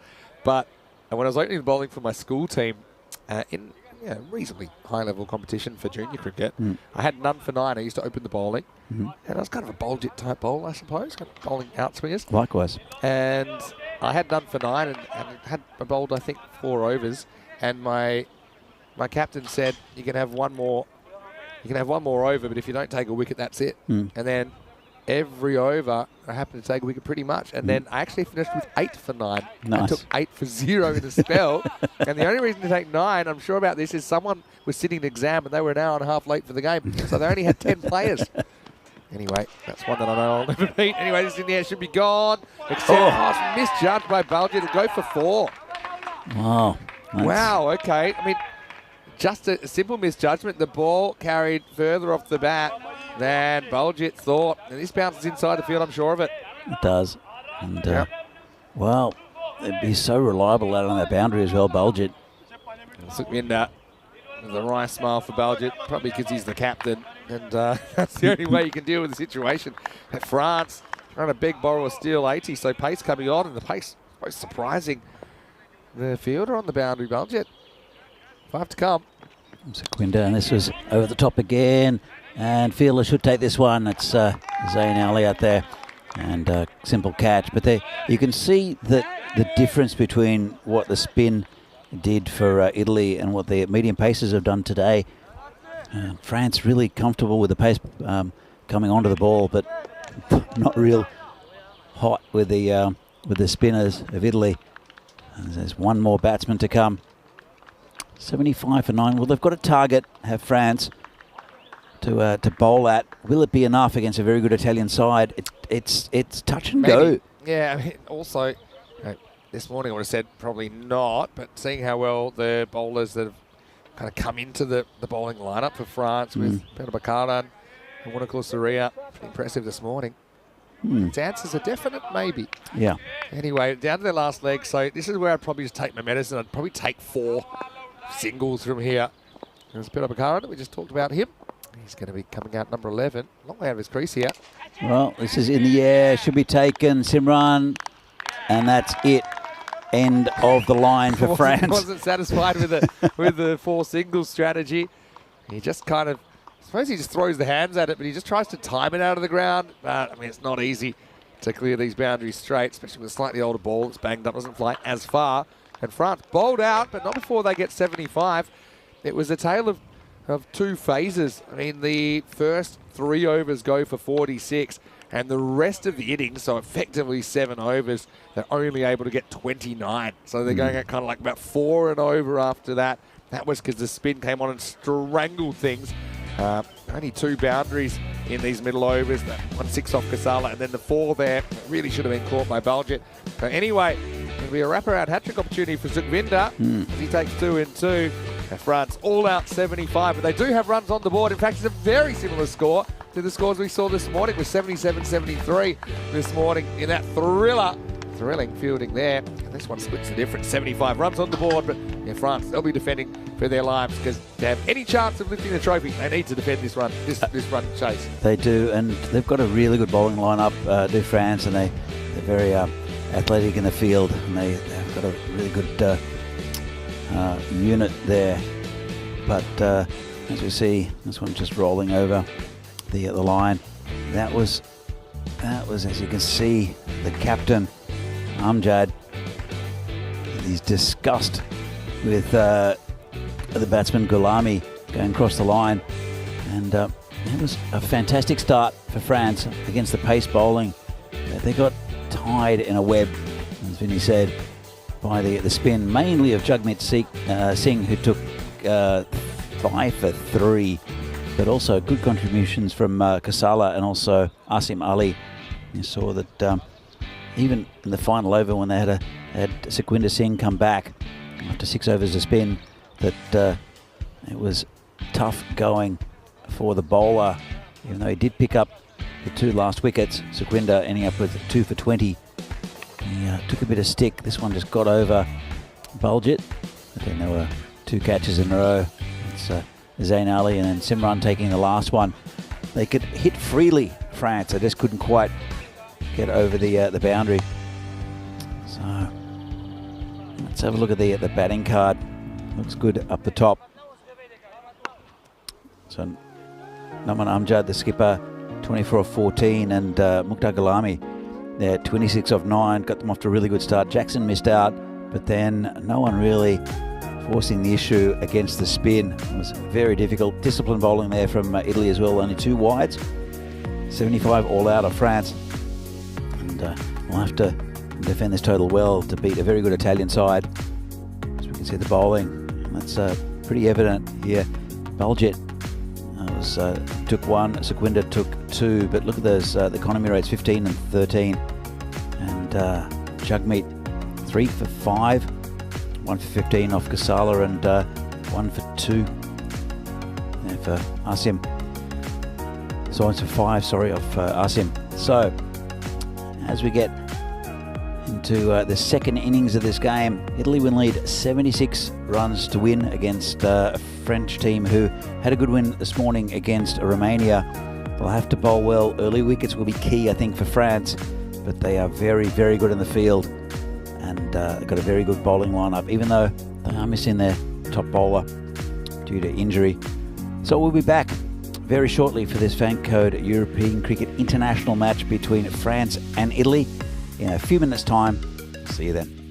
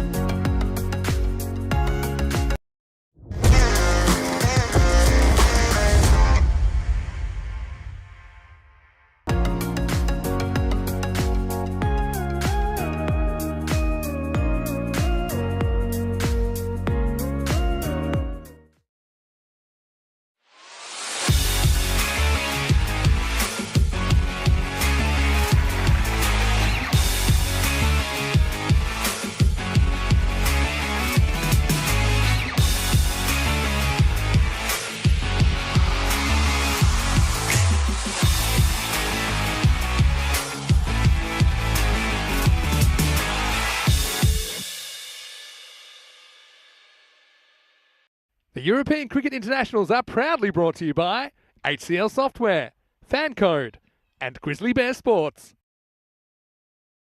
And welcome back to Milan for this Fan Code European Cricket International between France and Italy. France, after a lightning start and a fantastic power play, struggled along against the spin of Italy, and only got 75. It's a total, and Italy will need 76 to win. Doesn't seem like a lot, but it could just be enough for France. And they have to bowl well. They've got a very good bowling attack, and their fielding side is, if they get a bit of momentum on, they're busy, and they'll keep the pressure on this Italian outfit. For Italy, though, they can bat France out of this game just by keeping wickets and frustrating them. It's going to be a very good tussle between these two very good sides. Actually, it's Mundell comes in. The first ball hit over the top of the gully area, and that's 4 runs. Just a little bit short there from Mungal. Zain Naqvi, a very good batsman. He's out there as usual as the opener for Italy. Rajmani Sandhu is the man he's opening with. He's a left-hander. So have to change the line a bit for the French. They really need to get their buzz on, the French. Mungal comes in again. Bit short, that's rubbish, but it almost brings a wicket. Well, it was short outside leg stump. Zain Naqvi turned on it and hit it to the fielder. Just fell short of him. Good stop out there, saved 3 runs. But almost a wicket there. It was a bit of a trap for the batsman. A dangerous trap there. It could have well been 6. Didn't get all of it, did Naqvi. Hit it pretty hard, and good fielding out there on that boundary at deep square leg. It'll bring the left-handed Sandhu back on or on strike for the first time. Mungal will come around the wicket to him.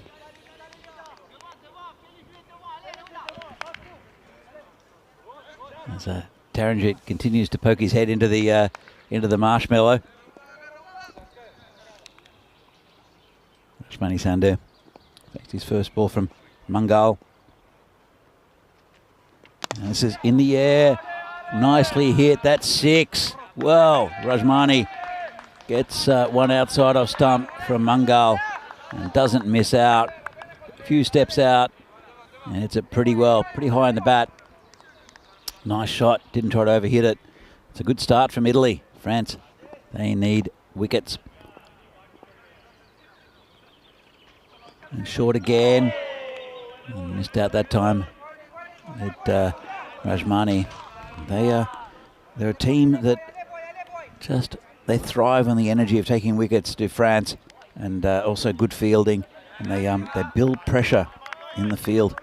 But not much pressure in this over from Mungal, even though there was that one hit in the air by Naqvi.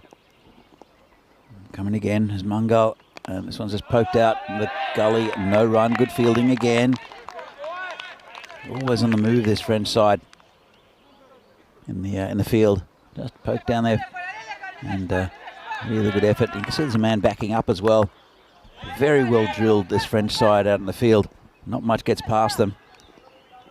Not the easiest to field on this ground. Comes in again, and well, gets a dodgy inside edge. It's going towards the boundary. It's Jackson who'll pick it up and throw it in. They'll come back for 2. Well, Italy, it's a good start from them. 13 off the over. We can see 34 balls since the last, 34 matches since the last golden ball. We almost had one in the previous game. France getting over the line against Romania for their first win of the series. But a little bit loose from Mungal first up. They don't have too many runs to play with. And interesting move. In fact, it looked like it was going to be Ahmed Zai, the leg spinner, to come on, but it's not. So they'll continue with the medium pace. Their top bowler, the other Mungal, who is out with a groin injury. Quick, fast bowler there is out for the rest of the series, it seems. And this is, dropped by Jackson. It's going to go towards the boundary. Won't quite make it. Would have been a fantastic catch. He's a really good keeper, is Evit Aludin Jackson. Let's have a look at this. And just got the end of the glove. Not many keepers would have got there. He's very athletic. There's a buzz of activity. There's Aludin Jackson. This bowler comes in again. This is in the air. Should be gone. It was a rankful toss, and that's out. First wicket. And it's Naqvi who misses a bit of a gift. Well, I think they're going to check the no ball, but I think it's fine. And Naqvi will have to go. So it's the bowler is Pira Bakaran, who's come in and bowled pretty well, actually. Just going to check that, and it looks okay. Hit it from about his knees. Not the greatest of deliveries, but sometimes that sort of ball surprises the batsman and will get a wicket. So France have taken their first one after a pretty expensive first over. Pira Bakaran, who bowled well this morning, gets his first. And it will be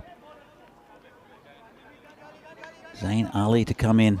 So I spoke earlier about Baljit Singh. He opens the bowling, captains the side, and also bats in the top three. And he's given responsibility here to Zain Ali, which I think is a really good move from the skipper, Baljit. He's always insurance down towards the middle overs. So this one's poked into the covers, just a single. Good start there for Zain Ali. Bring Rajmani Sandhu back on strike. But Baljit, he doesn't have anything to prove here for Italy. And it would be good to give some of the other batsmen a hit.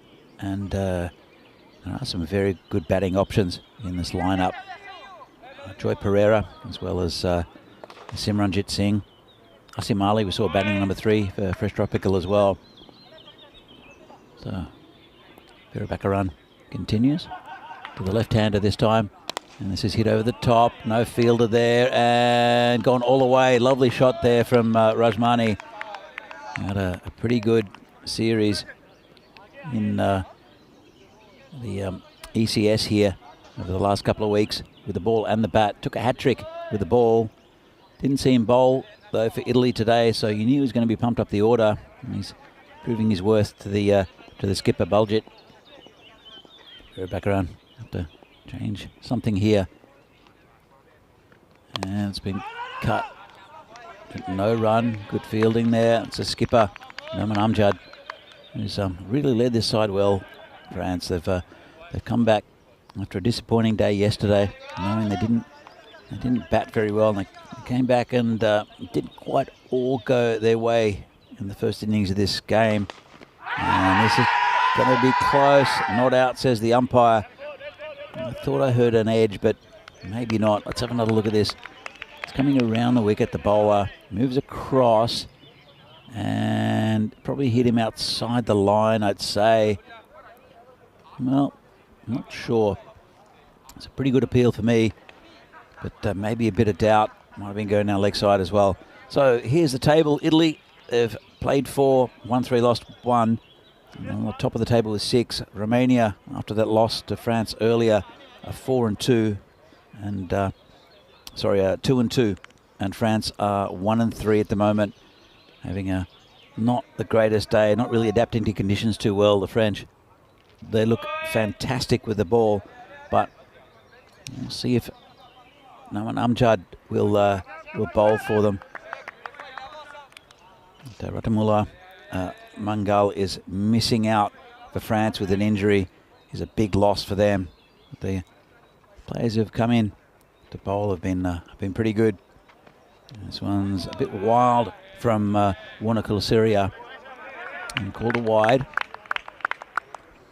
They're a team that build pressure on wickets and dot balls, France, in the field. But it's been a pretty good power play so far here from Italy. They're 23 for 1 after the power play. So bowler comes in again. And this one's more online. Got through the man at gully. And they'll look for 2. They should get it. And it's actually gone all the way down there for 4. Just went through the man at gully, which is unlike the French. The misfield chased all the way. But the good start continues for Italy. It's not a big total either. Very similar to start to what France had with a bat. But I think the Italian batting lineup is a little bit stronger than the French one. So it's a nice shot, just hit to the covers. And no run. It's not the easiest to field on this surface. It's quite spongy underfoot, and it won't roll. It'll sort of bounce towards you. So you'll see quite a few good fielders with uncomfortable pickups. And so Warner Kulasuriya continues. Bit of a shorter one that time. And again, no run. Missed by Zain Ali. It's Rajmani Sandhu, the left-hander, who's been scoring most of the runs. He's 14 off 7. And apart from the streaky 4 through gully, it's been a pretty good over here from the bowler. He's got 1 ball left. 27 for 1 now. Actually, he's got 3 balls left. What am I saying? And this one's just been poked out to the gully. No run. So 2 balls left of the power play. And France were ahead at this stage. A very, very good power play. They're, around the 40 mark, and they only just lost that 1 wicket. But then the spin happened for Italy. And France had no answer. Comes the bowler again. And hacked away on the leg side to square leg. Just a single. I won't mind that, France. Singles and dot balls and wickets is what they want. But he'll be bowling now after his final delivery. A pretty good over from Warner Kulasuriya. He'll be bowling to Rajmani Sandhu, who's on a mission this morning. He's 14 off 7.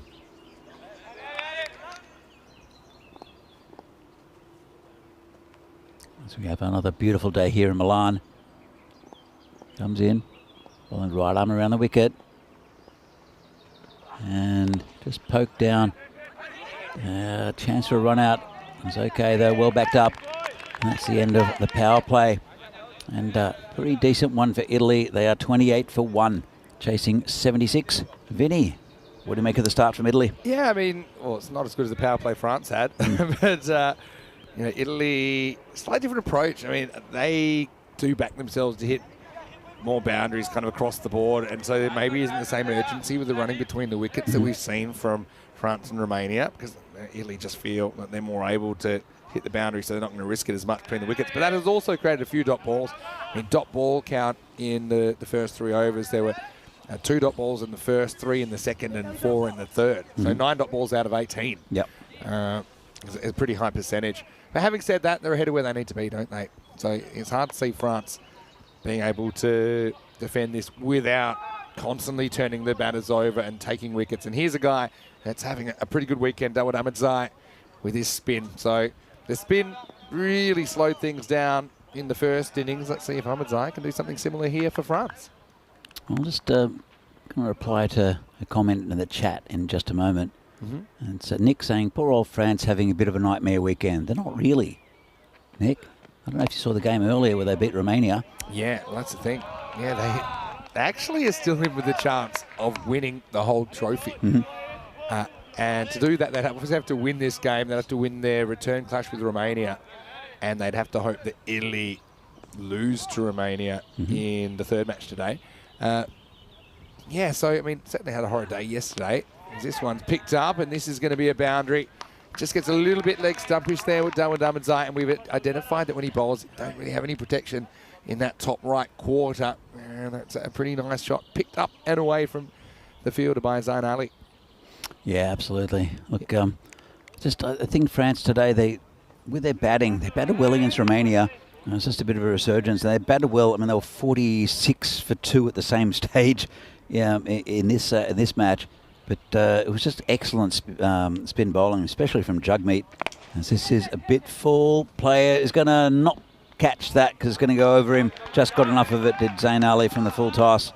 Yeah, just a couple of balls that have been off from Ahmed Zain. This time it's a bit of a hit-me ball, knee-high full toss. And even though he kind of mishits that, Zain Ali's so powerful. He's got another level, doesn't he? And so that still clears the field for a Maximo. Another bit of discussion about, you know, if Dreux players were qualified. I mean, the most recent information is that some of them actually are eligible, but, you know, it's more of an issue about kind of getting to training and those kind of things. I think with the ECC coming up, if any of those Dreux guys that had success at the ECL are available, you got to pick them. You got to pick them because France just desperately need about 3 bats. So and like I say, I'm not sure about the specifics of all the Dreux players, but there was a bit of a comment. Yeah, if you had the top 3 of Dreux available, then they're a completely different beast because the bowling and fielding isn't an issue. I think Galami's been a good addition to their batting. We didn't see him in the ECC last year, but yeah, I think the selectors need to pay attention to what's happening. Anyway, this is in the air, and the Energizer Bunny's going after it, and he will drop it at the last moment, and he belts the ground with his injured arm. He's not happy. Oh, well, I mean, it's a tough one, but it was a chance to take a wicket into the over. They'll get 2, I think, off that. There's the score, or maybe only just the 1. It's 40 for 1 after 4. Let's have a look on the replay. There's definitely a chance there. So he got under it. It's always going over his shoulder and just couldn't hang on to it. Tough catch. Tough catch. He kind of turns 90 degrees. He either had to commit to running with the flight or kind of turn back and face the ball again, even after he gets there. Hung up a long time. Having a look at this run rate graph, and you can kind of see what happened at the end of the power play for France. The spin came on and completely derailed their innings. And Italy just need to stay above that red line, and they'll take the points and they'll put them in great position to win the whole thing. It puts them out of sight, really. Romania. Well, they need to run a ball here, Italy, and France basically need wickets, and they thrive on those wickets and on their good fielding. They've just dropped that catch, but.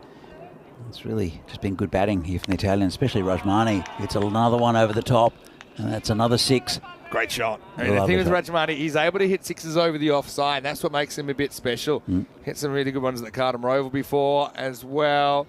He just gets that power, gets that back speed. Not every batter can do that, so it makes him hard to bowl to. That probably wasn't the best ball. First up from Usman. This will be the slower ball, I think. Just tucked around the corner. There's no one really back there. They'll look for 2. Should get it pretty comfortably. They'll get it, although they have to work for it. It's a great pick up and spin and throw. If it was on target, it probably had Rajmani in trouble, but it would have had to been a perfect throw. See how he picks it up in a position where he can take a step and throw, but he's kind of throwing blindly still, and that's why it wasn't super accurate. I tell you what, this is a very important opening stand. Well, not opening stand, but opening opener. Opening a big partnership. It's not really a partnership, but just Rajmani is hit 23 off 12.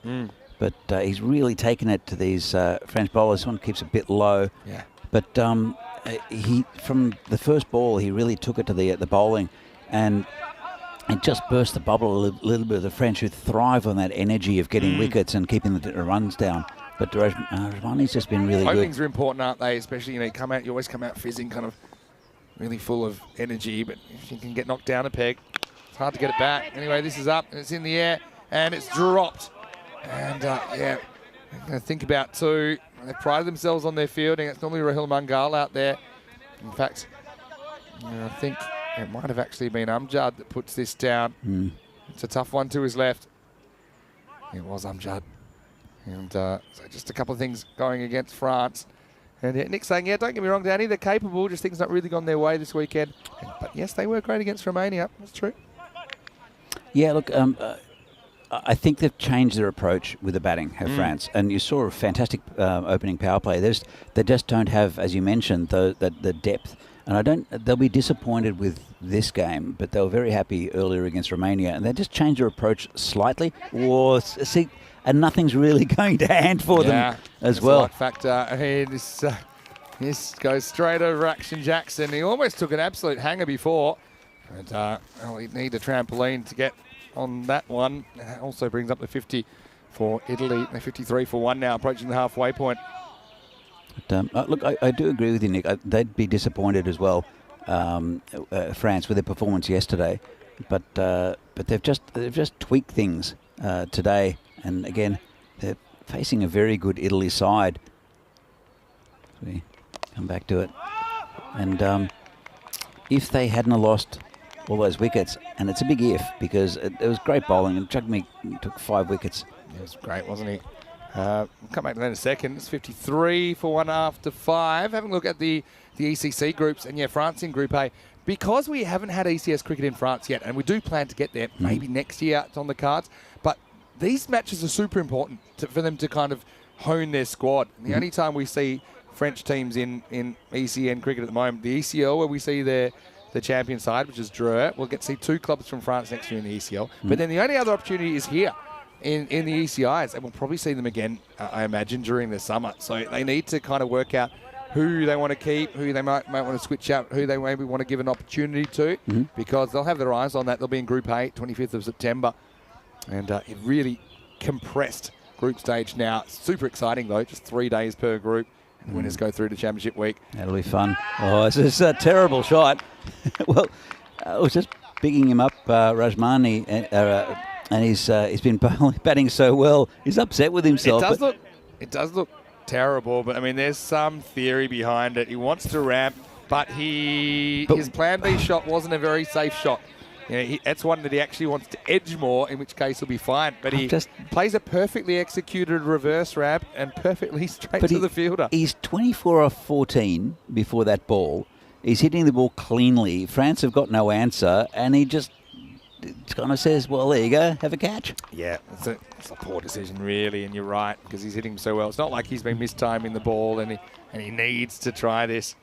They're all queued up there for it, weren't they? Especially against this France side, who do thrive on wickets. They get another one here, and it changes the momentum of the game slightly. They're still a very strong batting lineup, Italy. Well, it'd have to be an all-time collapse. But having said that, we saw France with an all-time collapse as well. Yeah, we did, and we saw Romania lose 5 for 0 yesterday, 6 for 1 against this French side. They are missing a couple of key bowlers. Amjad is well. I think Amjad should really have a bowl in this, because he is a good bowler. Last roll of the dice as well to keep them in the hunt. It's Joy Pereira coming out at number 4. Starts with a pretty confident-looking drive.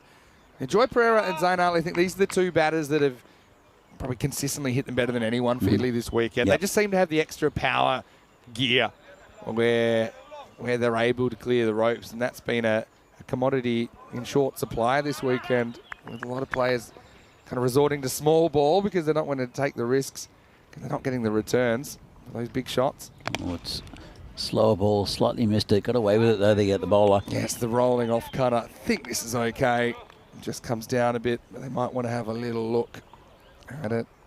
But yeah, it's probably fine. Top of the pad height. The other thing is that Baljeet has given his top order a good responsibility. He does open the bowling. Normally bats in the top 3, but he's got so many options. But, I think he's done the right thing, and it worked very well with Rajmani Sandhu. Zayn Naqvi missed out again, but he's the regular opener. Yeah. But then you've got Zayn Ali here and Joy Pereira, who are both fantastic batsmen. So good work by Baljeet. Yeah, that's true. But I'm a big fan of this guy, Rahul Mangal. And just out of reach. Well, he got 2 hands to it, the fielder. And, well, if it would have been anyone taller, it would have been a bit of a sitter. Yeah, it was a muscle man, Dawood Ahmedzai. Well, he was flying, though, wasn't he? There's been a few that have been so close. I mean, these are probably maybe 1 time in 10 that might stick. It was a great effort, kind of goalkeeper style in the end. Tips it over the bar. Does prevent the boundary. That would have been one of the all-time great catches, and I think I've said it about 3 times in this inning. It's it's a fine margins, and it's just just a little bit out of reach for France. It could turn again, but it's Italy having a little bit of luck in this innings. In saying that, they've batted pretty well as well. Yeah, they have. So, that's almost taken out Zayn Ali. He just had to assume the fetal position. And just watch this. Throw comes in.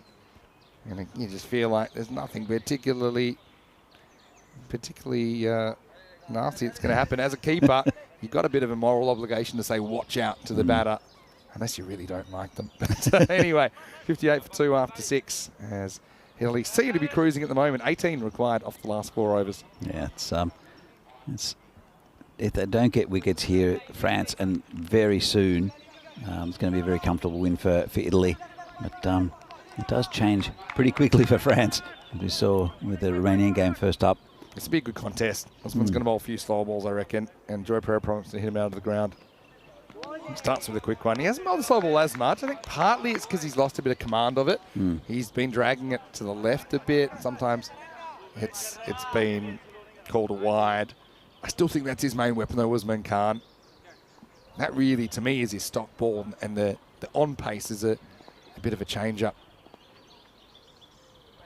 Comes in again and just poked down to the gully just for a dot ball. See, that's 2 in a row that he's bowled regular pace. I can't see him bowling a third. Thing is, he's not that quick, right? With his regular ball. That's the thing. So his most effective ball is his slower ball because of just the nature of it. Even if you pick it, it's not an easy ball to hit. Sure. If he gets in the right spot.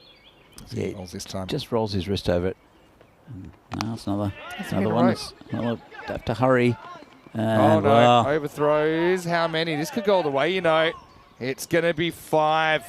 So it's the second time we've seen it this weekend. If you could call a wide on the fielder, you would, because this goes around everyone, and with no fine leg, there was no one there to back it up. So Joy Pereira will get 5 runs here.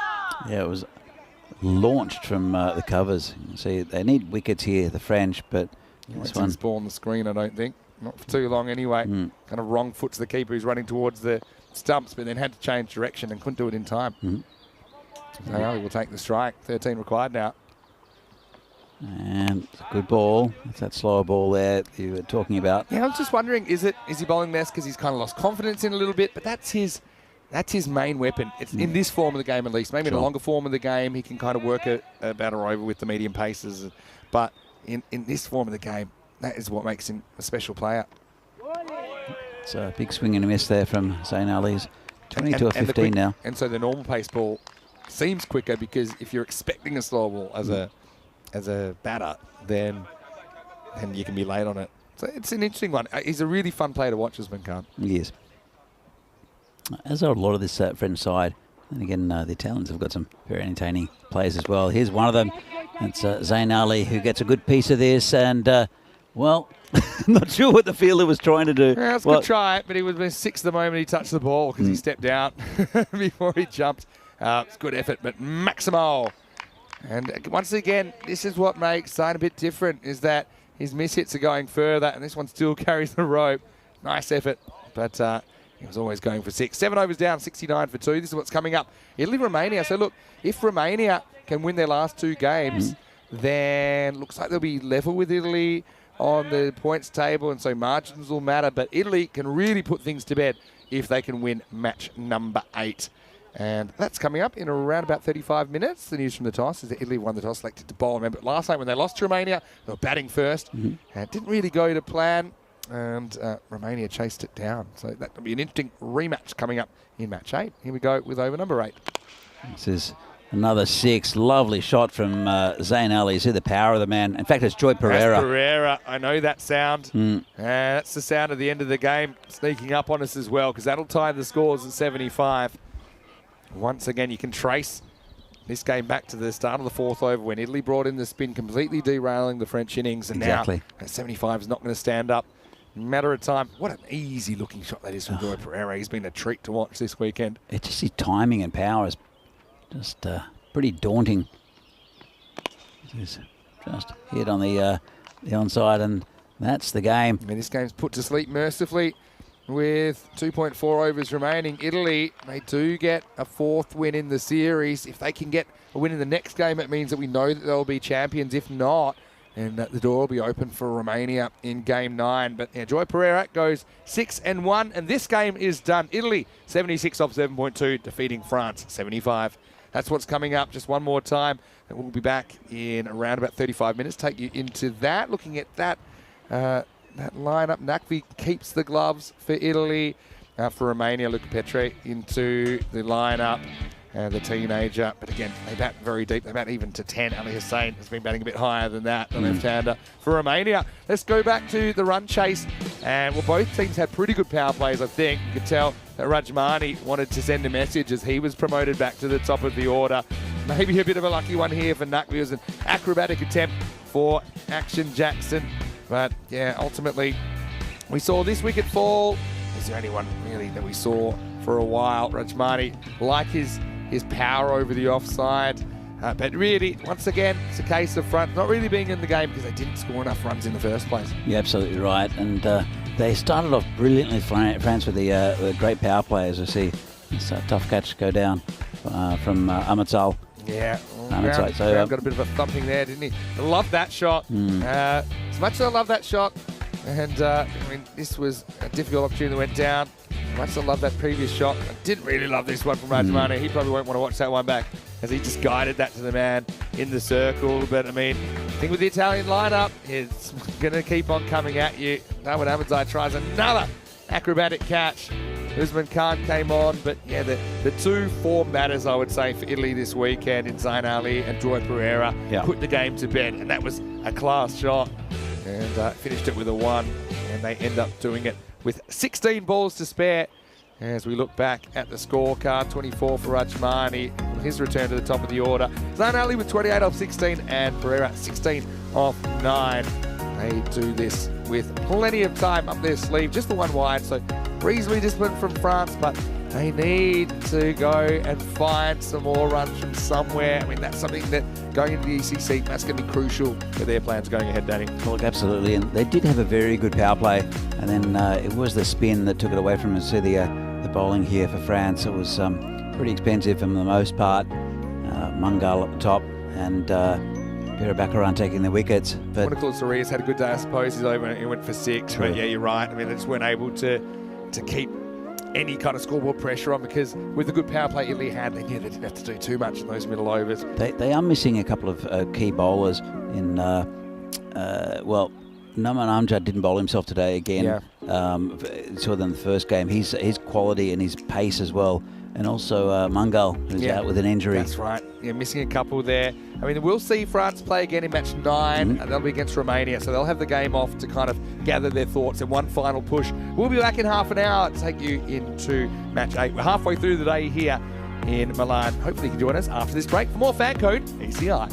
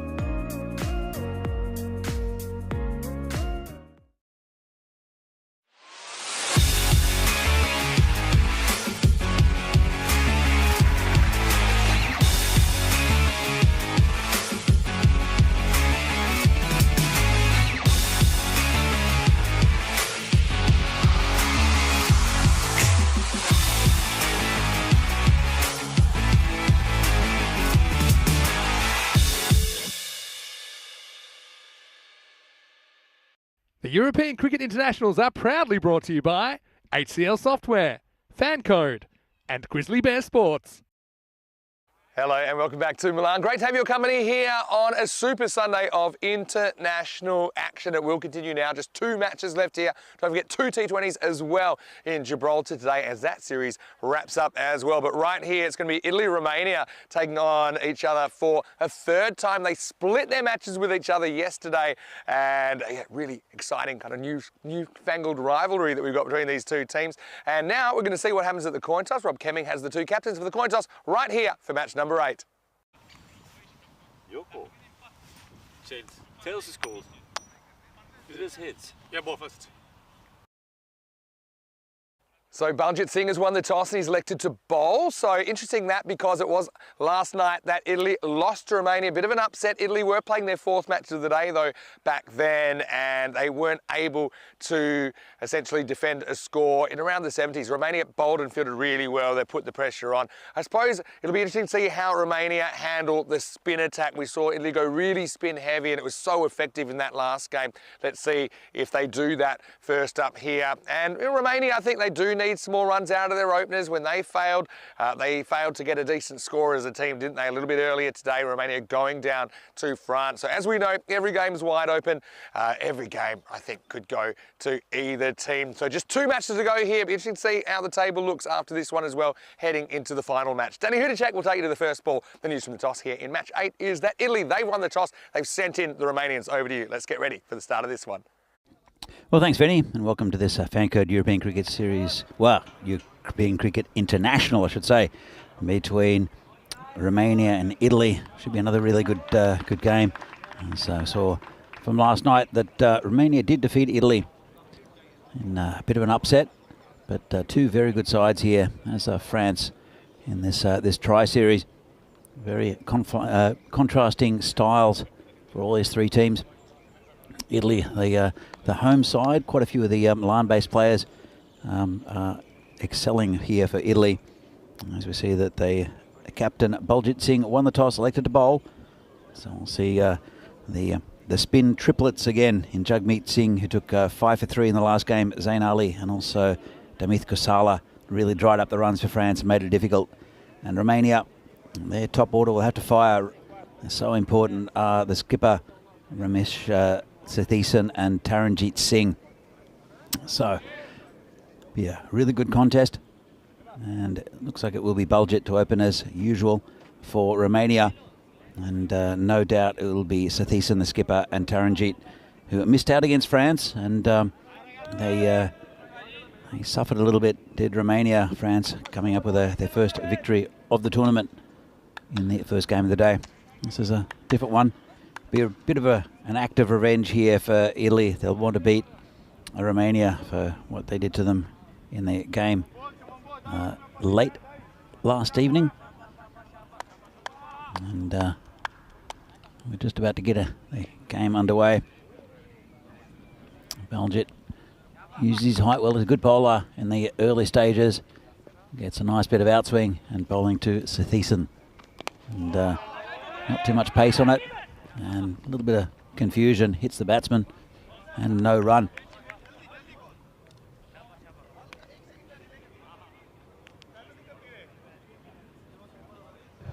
So, tense atmosphere here. Again, really great weather for cricket. And it's been a really good tournament also between these 3 sides. As Baljit comes in again. And as you can see, gets well, it's called a wide this time. Gets quite a bit of outswing. Let's have another look at it. Swings and then cuts. Difficult to play when you can't reach them. So, Sathiesan, we've seen him destroy opening bowling attacks. Taranjit as well, who often bats deep into the innings. It's his hit over the top, and that's what the skipper does. Lovely shot, just a bit of width there. Went with a swing. And Sathiesan gets off the mark with a massive 6. Good start here for Romania. So Romania, very experienced side. They've got a lot of very good batsmen. They bat very, very deep, down to about number 10 to Romania.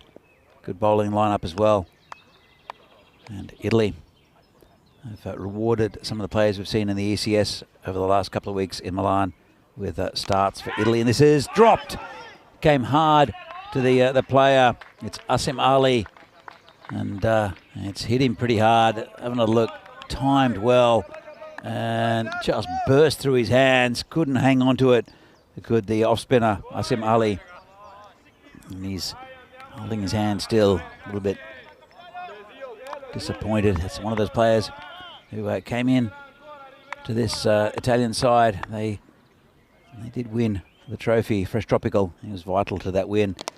This one's hit into the covers. Just be a very easy single to the man at deep cover. Only 2 players are outside the circle for Italy, and they're both on the offside. So you can see that Taranjeet wants to keep it outside that off stump. There's a long off, and a deep cover. Only 2 fielders. In fact, they've changed that around. They've brought in a deep square leg. And the fielder at long off has come in. And this one's hit on the leg side. It's that man who's dropped back. He'll pick it up, just be a single. Make good ground to it. It's nice from Kasala. We'll see with the ball a little bit later. He's been very, very good this weekend for Italy as the left arm spinner, Demith Kasala. As Baljeet comes in again. They've swapped the field round. Obviously had a little plan. And just poked into the covers. Joy Pereira patrols that area very well. He's a former Italian skipper, Joy Pereira, who's been batting beautifully in this tournament. Such a talented lineup for Italy, both with the bat and the ball. As we see the expected scores, seeing that Italy are favourites for this game. But Romania, as I mentioned, did beat Italy in the final game of yesterday. Of course, Italy played 4 games yesterday, so maybe a bit of tiredness. But all these sides, as I said, have quite contrasting styles, and anyone can beat really anyone in this tournament. France may be a little bit undermanned with the batting. It's the only real difference, because they're good with the ball. As the new bowler will be Sikwinder Singh, the left armour, bowls with good pace. Doesn't move the ball too much. We'll try to angle it across the right-hander. And, well, it's a good start there from Sikwinder. Bowling to Sathisen. Taranjeet's only faced 2 balls. Romania are 10 for no loss. It's a pretty good first over for them.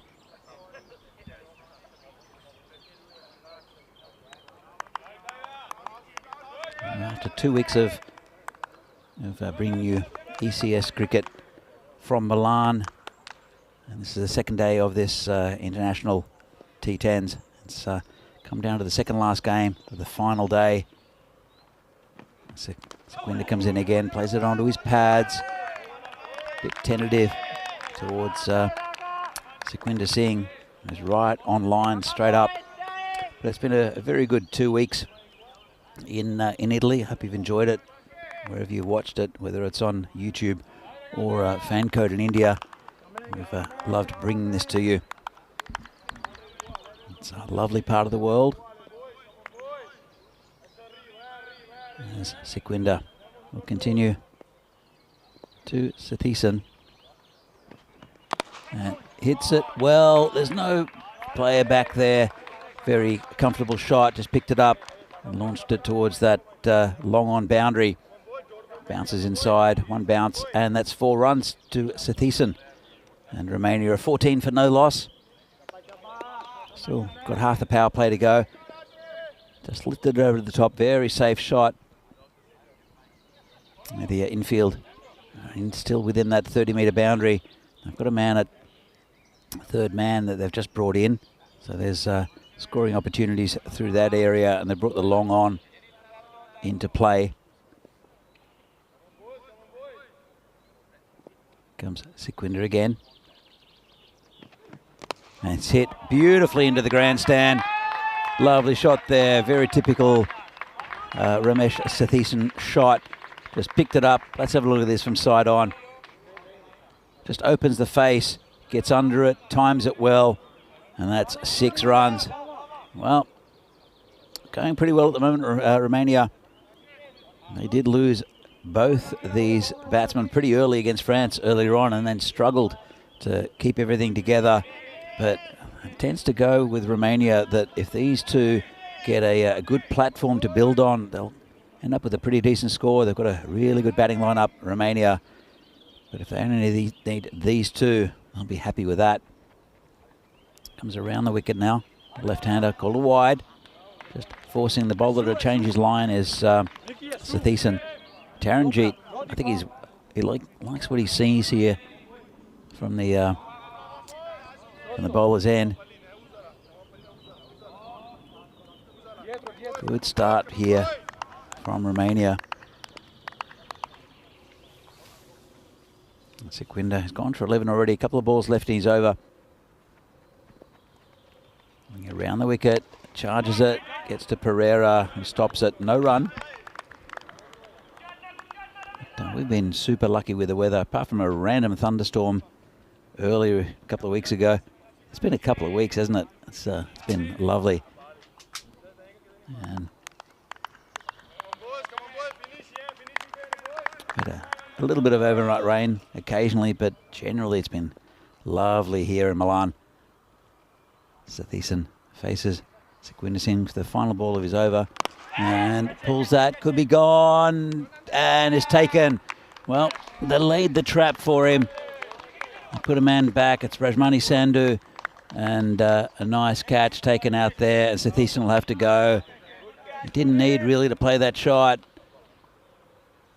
Wasn't much in it. A little bit higher, a little bit to either side. Probably would have got 6 out of it, but Rajmani takes a really nice catch out there, and Romania lose their first wicket. They are 21 for 1. So, as I said, so important, these two at the top of the order. In some ways, you could say that Sathisen has done his job. Still, Taranjeet is there, and a good batting lineup for Romania. As the new batsman is the keeper, Satwik Nadigota Kotla. Will join Taranjeet Singh. He'll be facing the first ball because it was the last ball of the over. Let's have a look if they turn to spin. And, well, they will. It seems. And it looks like it will be Jagmeet Singh, who destroyed the French lineup, took 5 for 3. And he's a tricky bowler. The spin options have worked very, very well for Italy throughout this tournament. Yeah, spin triplets in a way with Jagmeet and Asim Ali, and also Tamith Kusala. And Jagmeet will be bowling to Taranjeet. This will be a good contest. And still in the power play. He's hit to one of the players who are back on the boundary. It's Simranjit. He's got a very good pair of hands out there. And Zain Ali is the other player back. He's on the deep cover boundary. There's Nadi Gotla face his first ball. And again, same shot, same result, just a single to Simran. And after a bright start, it's tightening up a little bit with Sequinda taking that wicket, and then just a couple of singles. And very well watched onto the bat there by Taranjeet. The problem is, though, they can't do that for too much of this innings. They know how good these spinners are, but they'll have to take them on at some point. So there'll be 6 overs a spin, probably. This one's a bit full. Didn't quite get hold of it. Got through the fielder, and that will go all the way for 4. Well, got a bit of luck there. It was Rajmani Sandhu. Couldn't quite hold on to that. With a bit of an inside edge. And he got down pretty well. Just couldn't stop that ball. And triples over the boundary. as Vinny Sandu makes his presence known. Jugmeat comes in again and tries to turn it around the corner. That just get a single. And it'll bring Nadi Gotla back on strike. It'll slow down the scoring a little bit as Jugmeat, but still a pretty good power play. Just the loss of the big wicket of Sathisen. 28 for 1 ball left of the power play. And this is hit past the bowler. Down again to Simranjit, just for a single. And at the end of the power play, Romania are 29 for 1. Good start from them. Most importantly, though, it was Taranjit Singh who's still there. Sathisen was the one who got them off to a bit of a flyer. Let's have a look at the table. Italy, they're 4-1. After that, winning against France in the last game. Romania 2-2. Still got a couple of games here. Romania, this one and the last one against France. France, I'm happy for them to pick up that victory earlier on today against Romania. They played very well.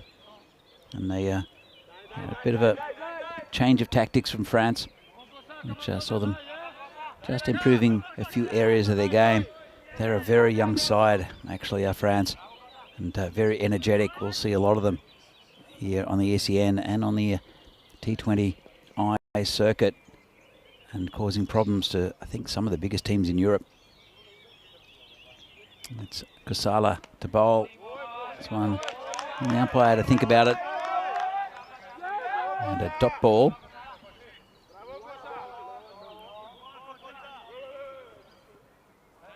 Kusala's been really good for Italy in this tournament. Jugmeat has taken the wickets, especially in the last game.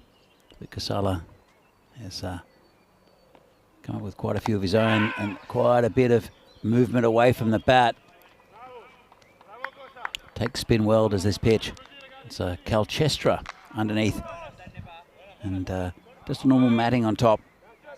But the Calchestra does tend to even up the batting and the bowling. If you're a good batsman, correct batsman, you'll get you can play it nicely. It will give you confidence on the surface, but if you go across the line, that's where a lot of batsmen fall into trouble.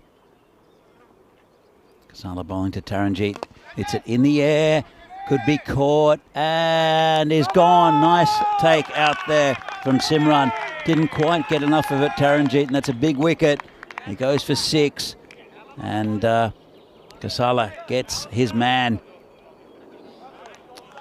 Simran very safe out there. He's quite tall as well. Just got to the end of the bat, hitting against the spin, and does well to position himself just in from the boundary. Does Simran.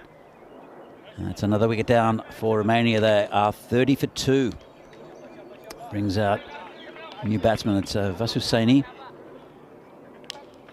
And join the keeper, Nadi Gotla, out in the middle. Just plucks it out of the air. Good catch. Doesn't drop too many out there, does Simran. And when he does, he's very unhappy with himself. Kusala. Halfway through this, his first over, 1 for 1. So he's dried up the runs as well. Run rate about 8.5 an over. I want to keep it going at least at that rate. Will Romania? They have a deep batting lineup though.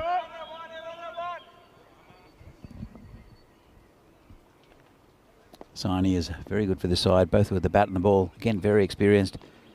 And this one's dabbed down past the keeper. They'll probably get at least 2. And, well, they won't. Good fielding there.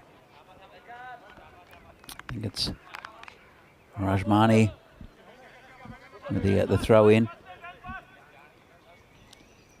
I saw Rajmani in the last game bat very well up the top of the innings, the left-hander. He's got a lot of options, does Baljit Singh. He's letting a few of his batsmen shine as well. This goes past the outside edge and no run. Been a really good over here from Kusala.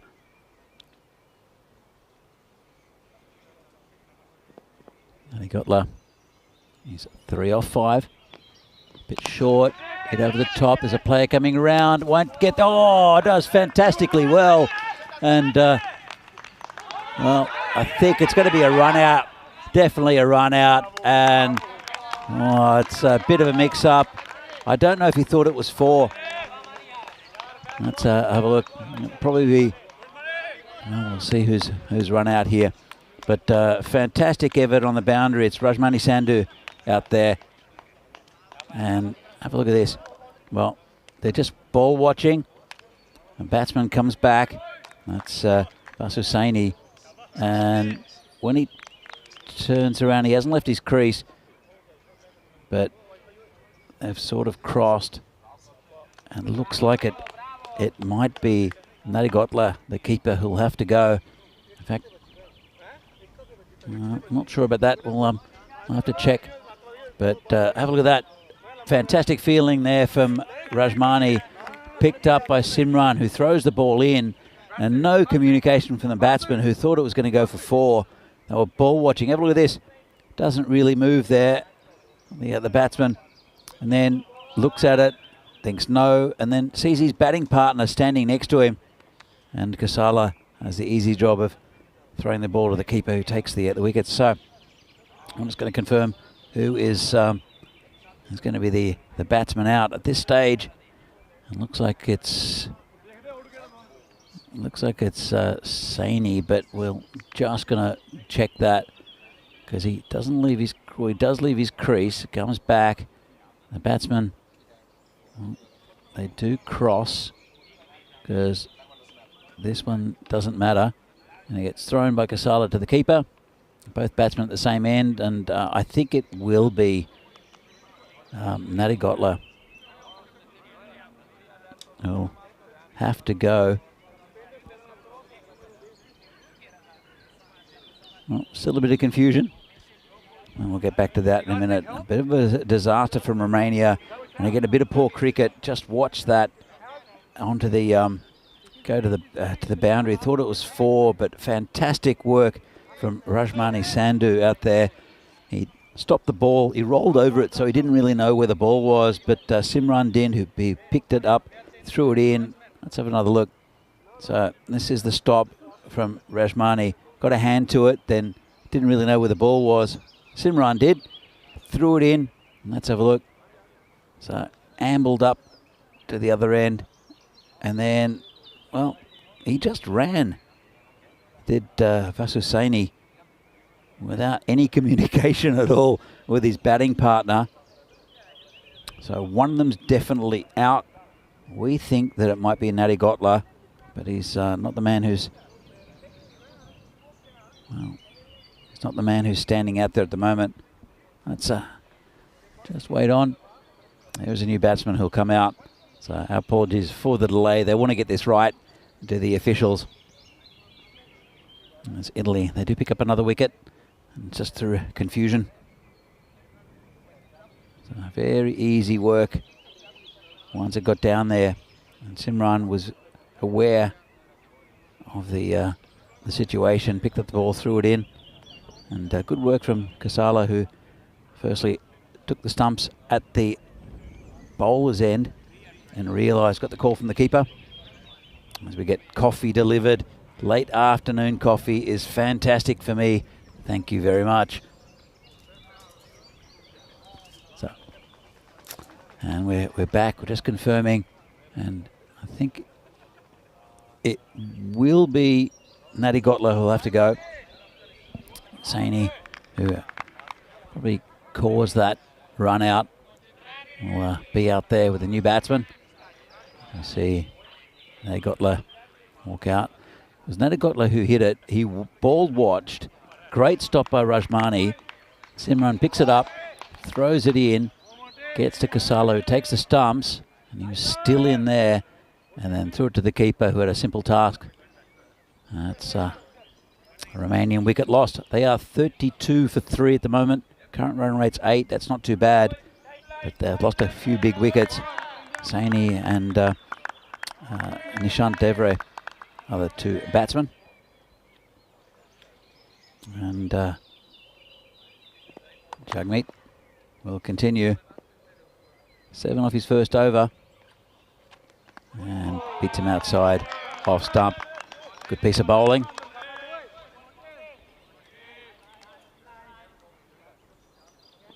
He took 5 for 3 against France, which is a very good effort. They just didn't know what to do with him.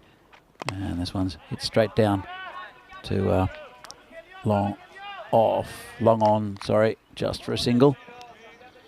Having Devray to face his first delivery. But a spin attack here from Italy has been really, really consistent during this tournament. Does change their, just change the momentum, any momentum that sides that both either France or Romania have had against them. And they'll be usually 6 overs off spin. They do have a lot of options, Italy. Zayn Nakwi normally is one of those, but he's keeping. Jeremy Belster-Devray who goes across the line, left-hander, and that's going to go towards the boundary, but stopped nicely there by Zayn Ali, just for a single. Just changes the angle with the left-hander there, and it'll counter the spin slightly of Jugmeat.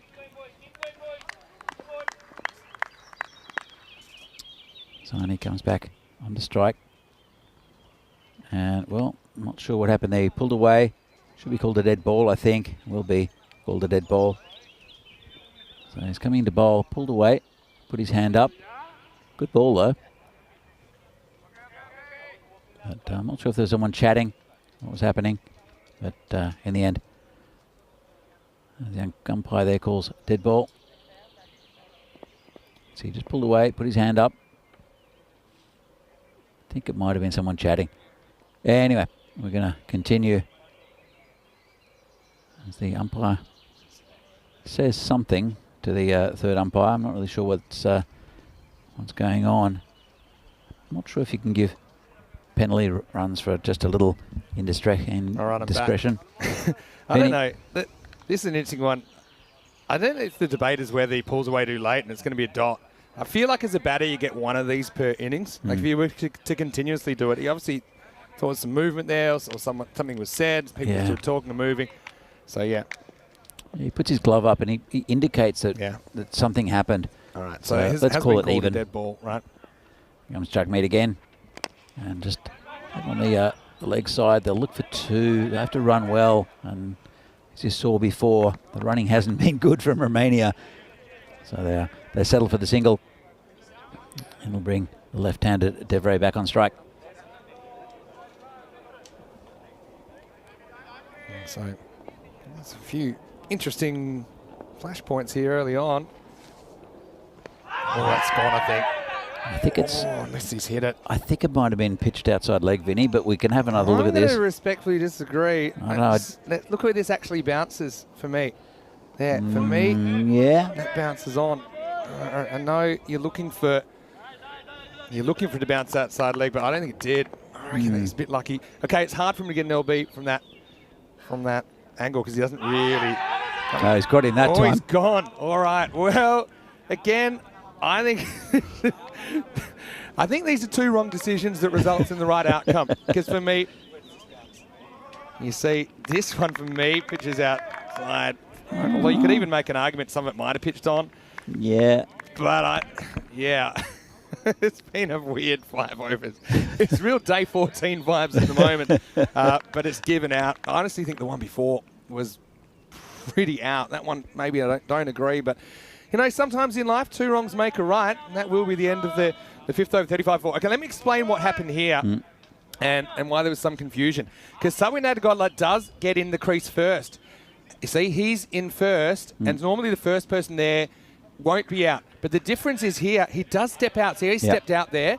So then he gives, now actually, Vasu got to that ground before Satwik Nadagodla did at the end, right? So that's why, it's basically the last person to reach if there's 2 people in. So let's change the wording. So not so much who was there first, but who got there last. And because Nadagodla got there last, he is the one that's out. Let's just call it a mess and move on, Vinny. And you know who I blame? Rajmani, because if he had just let that ball go for 4, like pretty much any other fielder would have done, and we wouldn't have had that whole situation and delay. But they do get it right in the end. I suppose that's the most important thing. And Romania kind of behind the 8 ball here. It's a great piece of fielding. Great piece of filling from Rajmani there. It was really good, wasn't it? That's making something out of nothing. And I think for sure, as a batter, you feel that's going for 4. And I think that's what can cause the confusion in the first place. And two batters that play for the same club, Nadagot and Saini. And so you'd expect them to run well together. That was a bit of a miscommunication. This is a little leg glance where I'm going to take on the 2. Superior is going to stretch. He's going to get there. Good running. Certainly, Siva, even though he's come back from an injury, he's worked really hard to run hard. And he knows that maybe a perfect throw might gun him down here, but he just pulled the keeper. So a little bit to the right, and Siva was able to get home. Yeah, indeed. I just have a little bit of an apology to make it a little bit later, Vinny, and we'll chat about that. Ooh, okay. Nothing. Oh, is this with Taran? Yeah, yeah. I don't know this. I don't think you have that much to apologise for. Anyway, no apologies from Siva, who rocks back on the back foot and whacks the 4 through the point region. Generates a lot of pace there. And the spin has been so effective at Italy today. That's a nice moment for the Romanians. And with 2 to come in the over, Romania head up into the 40s. Just before we go into that, Nick says, oh my God, I need a coffee now, Danny. Well, this one's pretty good. So coffee in Italy hasn't been a disappointment. So I hope I'm not making you too envious there, Nick. But as we see, I see Mali bowl.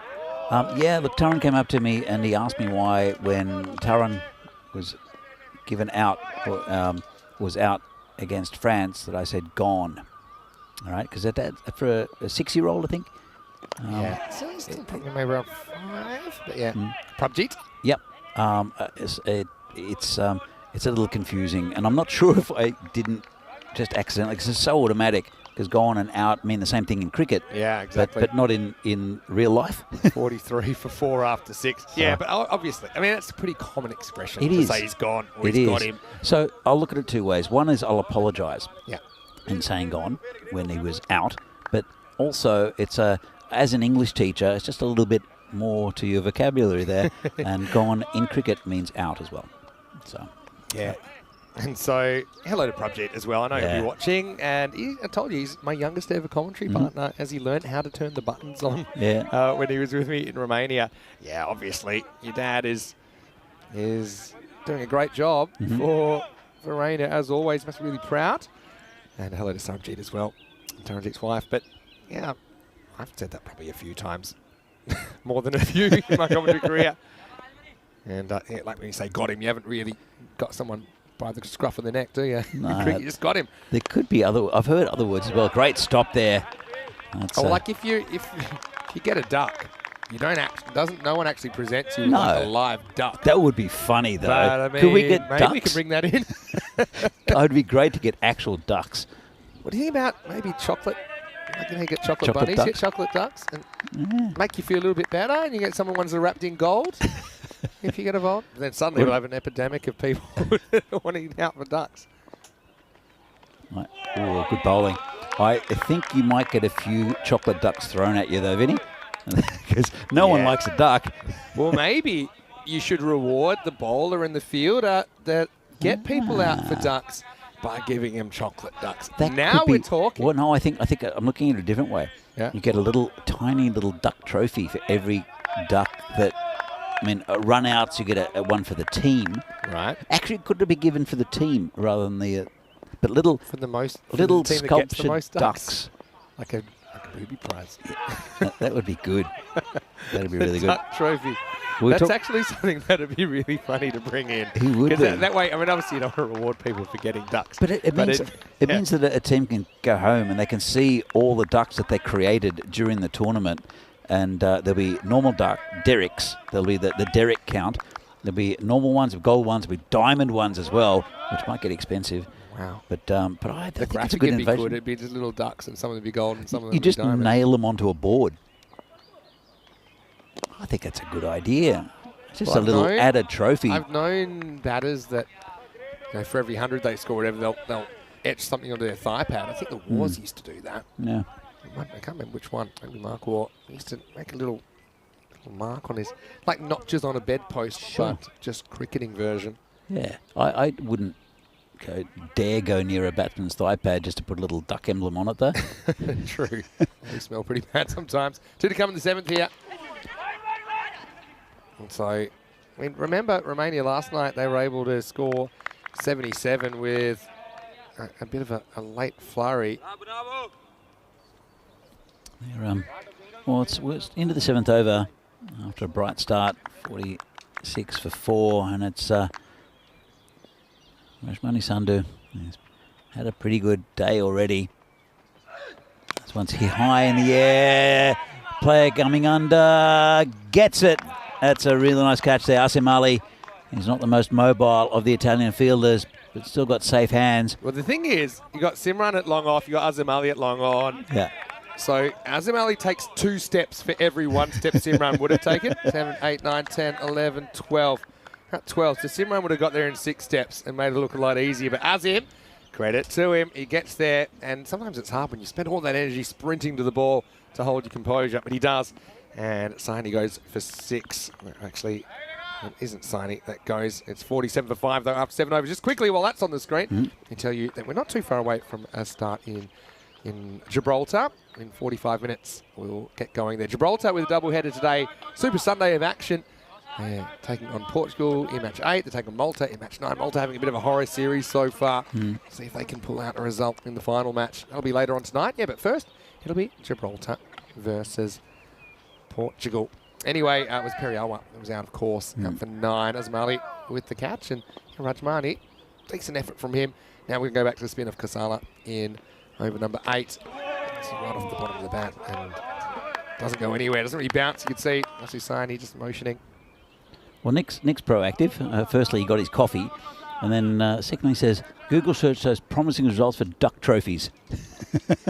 Which is good. But I'm thinking, it doesn't have to be a thing that special, as this is cut down towards the boundary and it should be 4 and it goes over the boundary. And that's welcome relief there for Romania. They're up over the 50 mark. They've lost 5 wickets.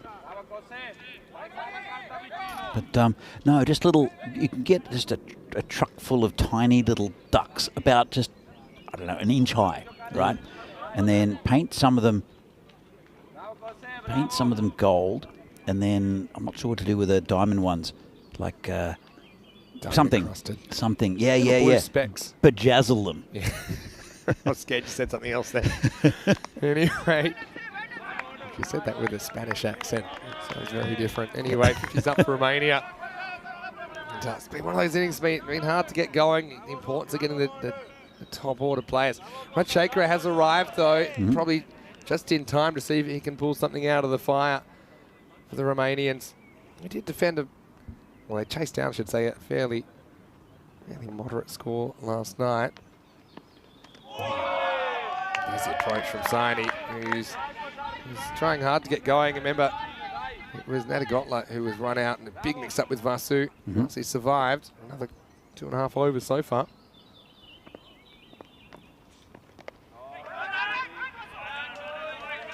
It's just brought it out to the gully area and no run. And it's just the spin attack of the Italians. And this is the difference between these 3 sides, I think, is that they've got 3 top-line spin bowlers. Whereas the other sides, this has been well held out in the point region. The other sides have good bowlers, and Ali Hussain and also Taranjeet with spin. France have only 1, and but I think they've made the difference because there are 6 overs in the middle of the innings every time they bowl that are very difficult to get hold of, and apart from Kasala, who's come in and has been excellent, both Asim Ali and also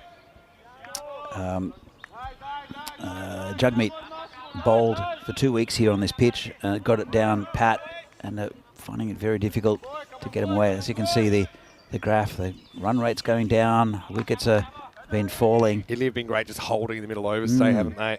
Well, yeah, really tough. That's it. That's what they do really well. Anyway, new bowler coming in for Italy will be Rajmani Sandhu. Yeah, Rajmani 1 for 4 in his first over. Got a wicket with the last ball of it. Here he is bowling over number 9. That's what I was done.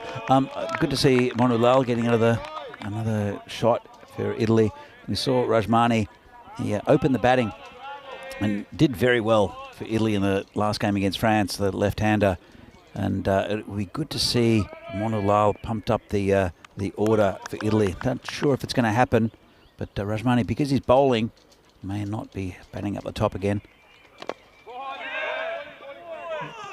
Wow, this is almost bowled him, I think. How close does this go to the stumps? Bangs this in the ground. It's a bit unpredictable around the crease, especially at this stage of the tournament. But, I see it hits the back of the bat. That's why that's what happened. I was like, how did it end up there? It's hit the back of the bat on the way up, and that knocked back and it's... That was pretty close to the stumps. As close as it gets. So, yeah, as I was saying, that Rajmani, he's getting a bowl here, doing very well. Turn to go around the corner and just away from the fielder. He picks up and throws. Good fielding. Really good fielding out there. I think it's might be Kasala. Just turns it around. He runs it and picks up the ball, turns around and throws. That's a really good effort there from Damit Kasala. And just restricted to a single. But I think he's giving everyone a good shot here as Baljeet. And I think it's good captaincy because it's a talented lineup. Slow ball. All right. I'm just guessing. Let's face on. Do you think Rajmani's really developed that backhand slow ball well? That was Usman Khan of France.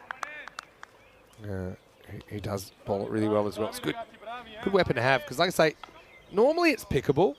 Actually, Rajmani's not as obvious as some because he still whips the arm over pretty quick. But even once you pick it, you got to play it. Yeah, absolutely.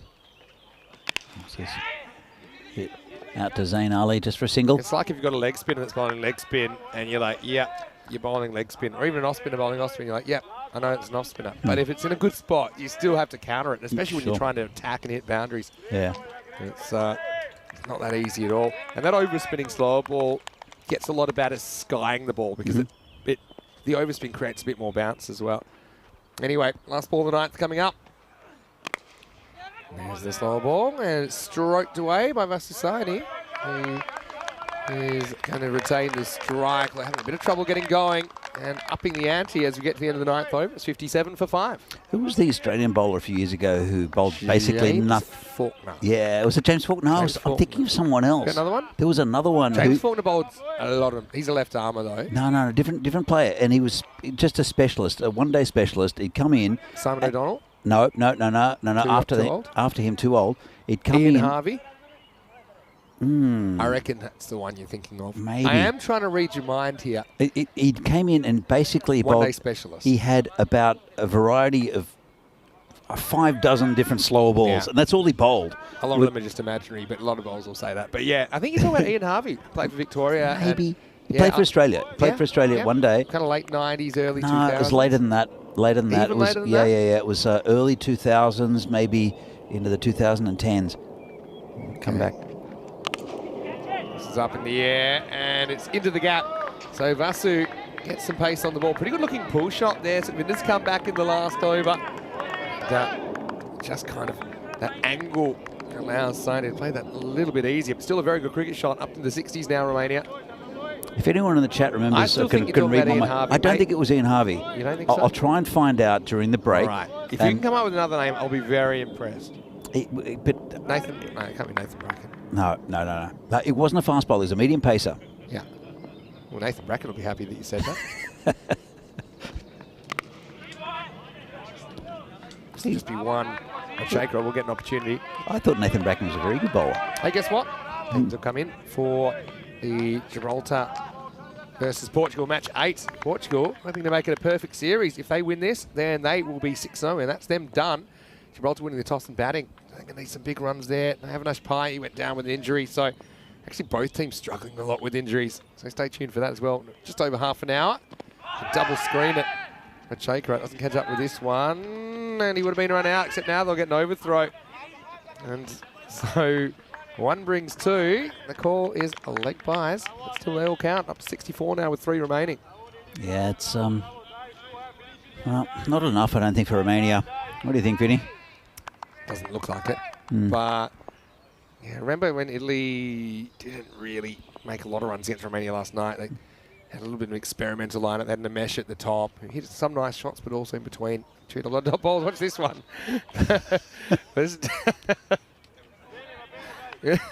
All right, this is a variation I haven't seen before. Look, this is the back of the hand slower ball, but it comes out the back of the hand. It comes over, and I tell you what, just to be a pest, I would have smashed that.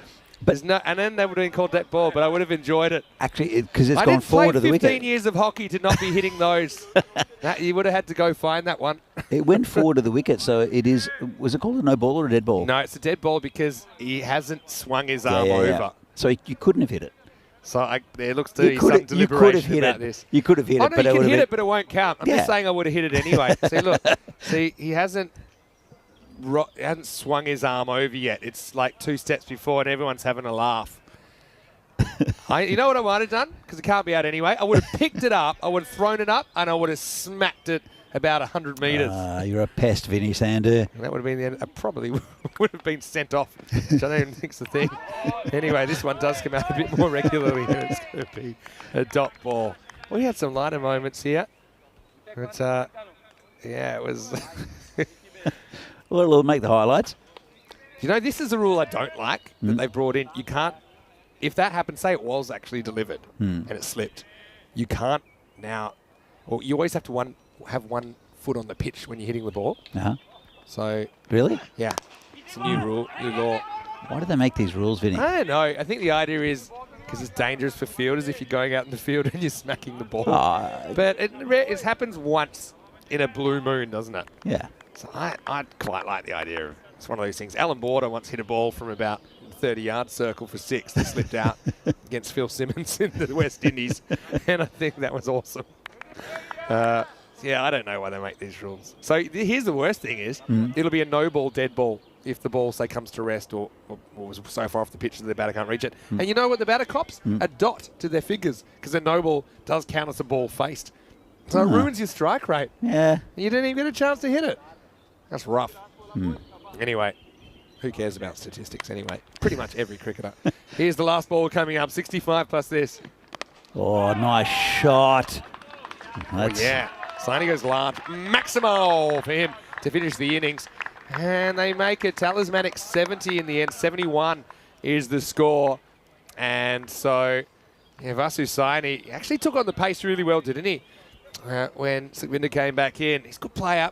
And yeah, again, they have to fight hard for their runs, as really everyone's had to do against Italy in this series. Romania managed 71, and the target will be 72. Italy, they can stop the series if they chase these 72 runs down, but I'm sure Romania, they'll feel they kept Italy to a similar score last night. We know that the runs aren't necessarily always flowing. They can get the big hitters, the big boundary hitters early, then maybe they can defend this score. It'd be a good effort. I mean, we know how important Ramesh Thiessen and Taranjit Singh are at the top of the order. Taran ended up going for 6. Nice catch. That got him, but then Rajmani got Thiessen there for 18. Vasu Saini, like I said, he laboured for a lot of his innings, but he did get a bit of a kick along in the end. I'm going to say, Matt Kasala, again, so good. That was Taranjit going for just the 6, the 1 boundary for him. Now, this is the one that I think Satwik is sure it's going for 4. Ended up walking a 1. Vasu was going for 2, and there really should have been 2 there, but Satwik was so slow. He just wasn't interested, and then he left his crease, and because he was last back, he was the one that was out in the end. Then we saw this LBW. I forgot that happened, and again, that was after a very, very, very tight LB the ball before. Anyway, I think that Rajmani did a really good job coming on in the end. It's a good catch by Azim Ali, and even though the last over was a little bit expensive, Romania pushing up against it. Still, they do have 71 runs to play with here in match number 8. Yeah, they do, and I think you have to tip Italy at this stage. I mean, Romania, to see this one, a little bit unusual, almost hit those stumps. Romania just, I think those 2 big wickets early. So Thiessen did well. Taranjit didn't really contribute too much. Unfortunately, as I saw that bit of comedy cricket towards the end from Sukhvinder Singh. So, at the end of this innings, it was a pretty good effort by Italy again. So, Thiessen started well with 18 off 10. Taranjit missed out. Vasu Saini batted towards the end until well, till the end, 25 off 12 after running out. Sadvik Nadigodla, and a little bit of a contribution from the players down towards the end. 71 for 5. I don't think it's enough. They'll have to bowl very well, Romania, but Italy having a pretty good day. Baljit Singh 10 off his first over, but wickets to Sukhvinder, Jagmeet as usual, and Kasala, and also Rajmani Sandhu bowled well. Took a wicket, only 9 from his 2 overs. So good disciplined bowling, apart from Sathisan, who got hold of the opening bowlers. Really not too much for Romania. 71 for 5 they end up on, and well, they'll have to bowl and field very well, Romania, to limit Italy. They need 72 to win in 60 balls as usual in this match 8, the second last one of this tournament and second last one of Milan for 2023 here in the European Cricket International match between Italy and Romania. We'll be back in a few minutes' time to see whether Italy can get that 72 runs they need or whether Romania can defend it. See you back here in a few minutes' time for the second innings of this game.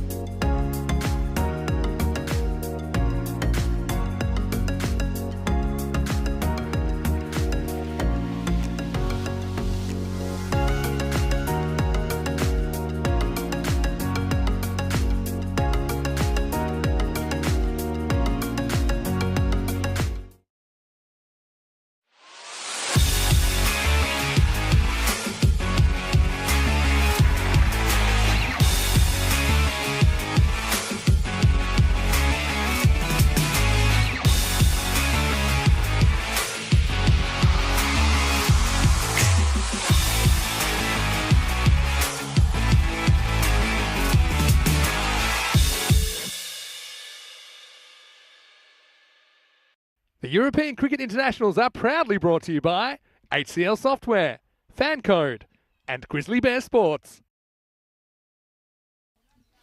And welcome back to this Fancode European Cricket International match between Italy and Romania. As we see the coin, that's the coin being displayed. It's been stolen by Kirill's up in the tower. I'll have to go look for that a little bit later. I'm not sure if Rob Kemmings is up for climbing that tower though. It's pretty rickety and could topple with Rob climbing that one. That's Italy. Will take up the challenge to get the 72 they need against Romania. They have to bat pretty well, but because Romania do have a tricky bowling attack, especially with this man opening up. It's you see the big in swing of Gaurav Mishra, the keeper standing up. It's a good ploy. There's a good stumping down leg side actually, off a wide in their previous game. As Mishra has to go back to his bowling mark. So as I said, Romania will have to bowl and field very well. They're capable. And also, Ali Hussain, I think, will be instrumental for the bowling lineup of Romania. So see the first ball, Zain Naqvi, and it is Rajmani will open. This one's been whipped away for 4. Well, just got a bit straight there. Did Mishra, went with the swing, big in swing. Naqvi just hit with the direction of the ball, and that will bounce inside. 4 runs, nice shot, good start for Italy. That's the issue with Mishra. He's got no protection out there, and he's got a couple of men in the circle. But when the ball's coming in like that, there is a fine leg on the 45, which is a pretty standard fielding position here in the first 3 overs during the power play. This one is cut. Late cut, going towards the boundary, chased by Luca Petre, who does well, and they'll come back for 2. It's a good start, bright start here for Italy. Late cut. See, Petre's done well to stay both inside the field of play and to stop that ball. And the skipper's having a chat to the bowler already. Just a bit of tactics more than anything. An experienced bowler is Mishra, and I think they're going to put someone back on the boundary. Not really sure. Well, it's a left-hander, so just didn't come up with a plan early for Rashmani. He batted very well against France. He took it away from the French already in the power play. And laid a really nice platform for them to reach that score pretty comfortably, Italy. So Mishra, he'll be moving the ball away from the bat for the left-hander. Rashmani, he's 2 men back on the offside for him. This is carefully played down just into that mid-wicket area. So no runs, carefully watched onto the bat. Rashmani, he's done very, very well for this Italian side this weekend. Been entrusted with both batting up high up the order, but also with the ball, he's been very good. As Mishra comes in again. And hits it in the air, could be out. Player coming back. Well, it's going to fall in the middle of 3 of them. That was slightly misjudged there. It was Nishant Devre. He thought he could go back. Have another look at this. Went high in the air off the toe of the bat. He was going backwards and then realised he couldn't get there going backwards. And ended up turning around. Couldn't get there going forwards either. Bit of a life there for Rashmani. It's the... what you get, though, in this form of cricket. This could be gone. Oh, no, he's been dropped there. Good effort from Luca Petre. Would have been an absolute screamer. So, Luca Petre's just turned 16. And big, thick outside edge. And got both hands to it. Saved a couple of runs. In fact, saved 3. good effort there. I know he'll be disappointed, but he got both hands to it and saved some runs. Zane Nakvi will now be facing. And this is hit straight to the fielder, out. Well, it's Zane Nakvi. He's kind of looked like he's threatening to get some runs, just could never get going for this Italian side. They persisted with him at the top of the order. It's the last time we'll see him batting in this tournament. And Italy have lost their first wicket. And there's 8 for 1. 72 the target. But there'll have to be a new batsman to come in. And it should be Zain Ali. So I think he's going with pretty much the same lineup as what he did against France in the last game. Italy, it worked very well for them.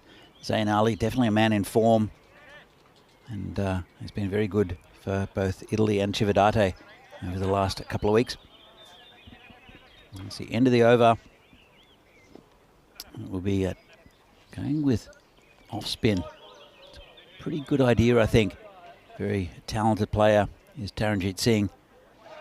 And he's going to be spinning the ball away from the left-hander in Rajmani, which I think is a really good piece of captaincy here by Sathisen. Taranjit comes bowling right arm around the wicket to the left-hander, just pokes it down for no run. You see Rajmani turns around and has a bit of a think, but a good ploy. Top bowler is Taranjit. Not bad with a bat either. And this one's hit pretty well, and that's 4 runs. Lovely shot there from Rajmani. So just waited on it. Set up nicely for him, and 4 runs. So Rajmani's been in good form the last couple of innings, hitting the ball very nicely. And because he's a left-hander as well, it just makes it difficult for the bowlers to change their line. Taranjit, he's got lots of traps laying there. Comes in and just forces him back. No run. Good bowling, good comeback. Italy now 12 for 1.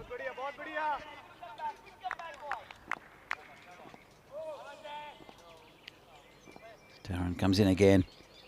And this one's played on to the leg side. That'll be 6 over the grandstand. Lovely shot, just got it a little bit straight. And Rajmani, he's in fine form, isn't he? Just picked it up and deposited it in the grandstand. And he's 13 off 7. As Vinny Sandhu announces his presence again. He'll join us, no doubt, very soon in the commentary box. And good bowling there from Taranjit. Not out, says the umpire. Might have been going on with the arm. Let's have a look.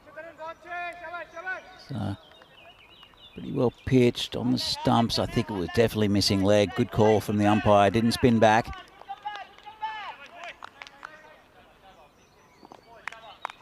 It's a good contest between these two. Taranjit balls again to Rajmani, who hits this a long way into the grandstand again. Well, that's another win for Rajmani. And the idea from the skipper of bowling Taranjit, getting the ball spinning away from this very talented all-rounder, has not paid dividends. Let's have a look at the table. Italy on top at the moment. Will cement their place at the top with a win here against Romania if they get there. France have won one game. They've got another game this afternoon against Romania, who they beat early on in the day. And Rajmani's raced to 19 off 9. It's a bright power play.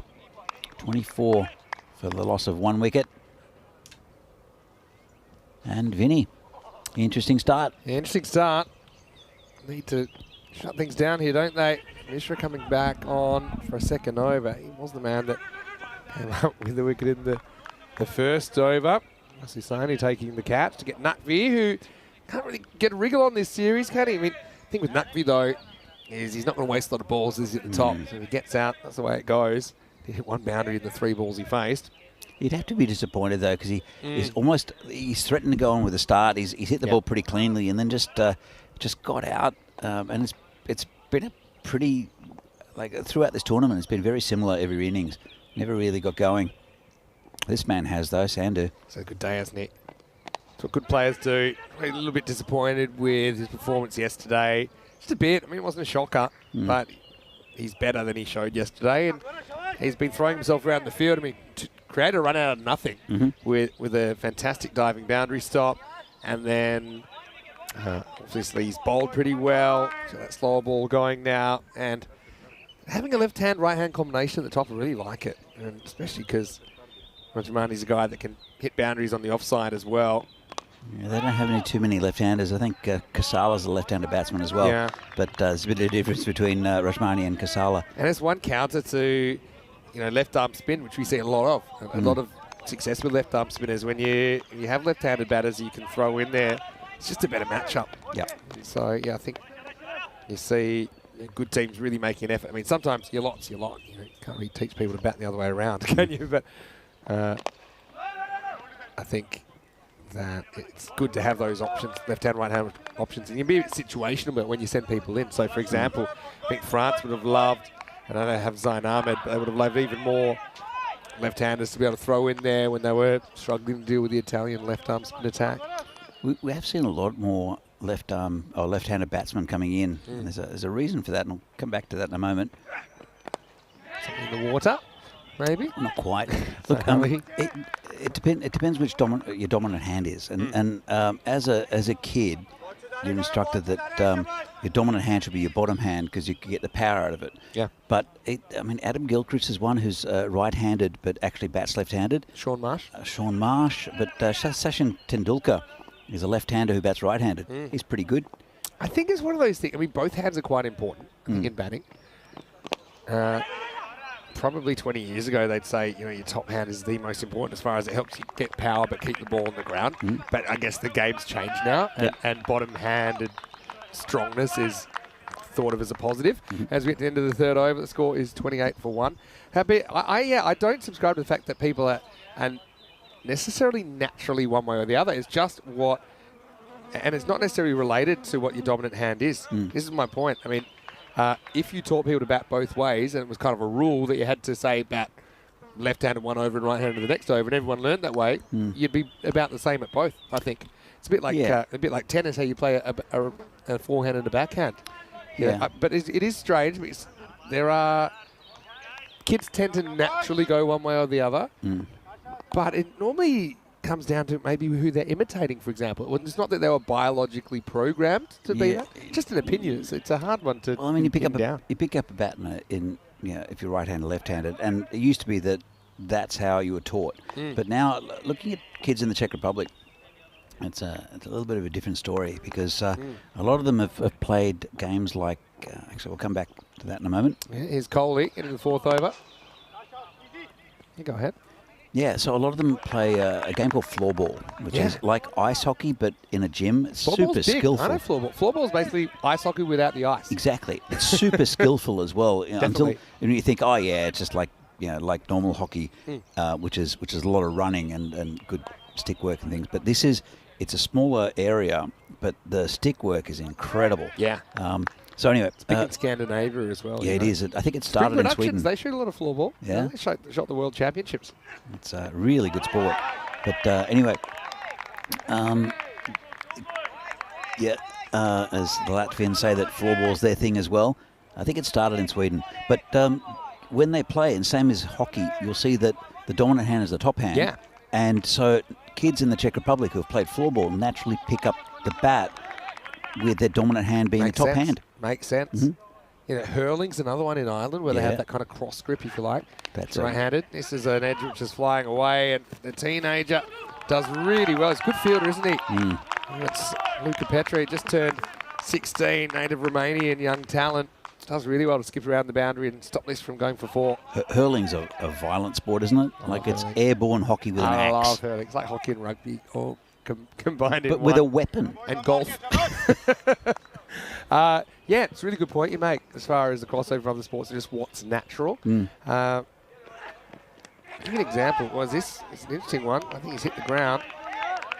So I have twin younger brothers, and you think about, what's natural and what's not. Now, when I was to roll a football at them when they were young, one of them would always kick it back right-footed, and one would always kick it back left-footed. And I didn't teach them anything. I rolled it straight at him, and one would always be kick right-footed, one would kick left-footed. And the left-footed one turned out to be left-handed, as far as the hand that he writes with. Yeah. This is up and in the air. Taranjit Singh will keep it to 1. But as far as cricket, because I'm right-handed, I taught them cricket right-handed. They both bat right-handed. Yeah. They both throw right-handed because I think, for me, I guess I taught them to bat. I said, this is how you stand. They were 8 years younger than me, my twin younger brothers. Yeah.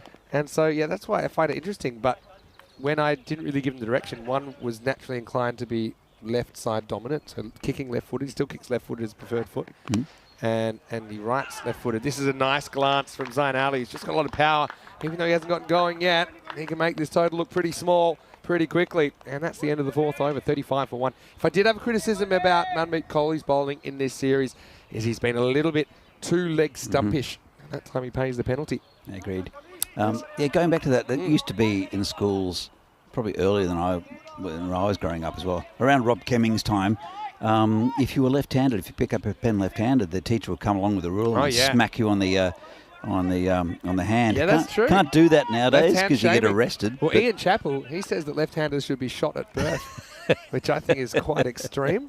But interesting. And some sports, so field hockey, traditionally, and the rules have loosened up in the last couple of decades, but you have to play it right-handed because you can't use the backside of the stick. Polo as well? Yeah. Not that. Oh, this is over the top, and it's going to go down to the boundary for 4.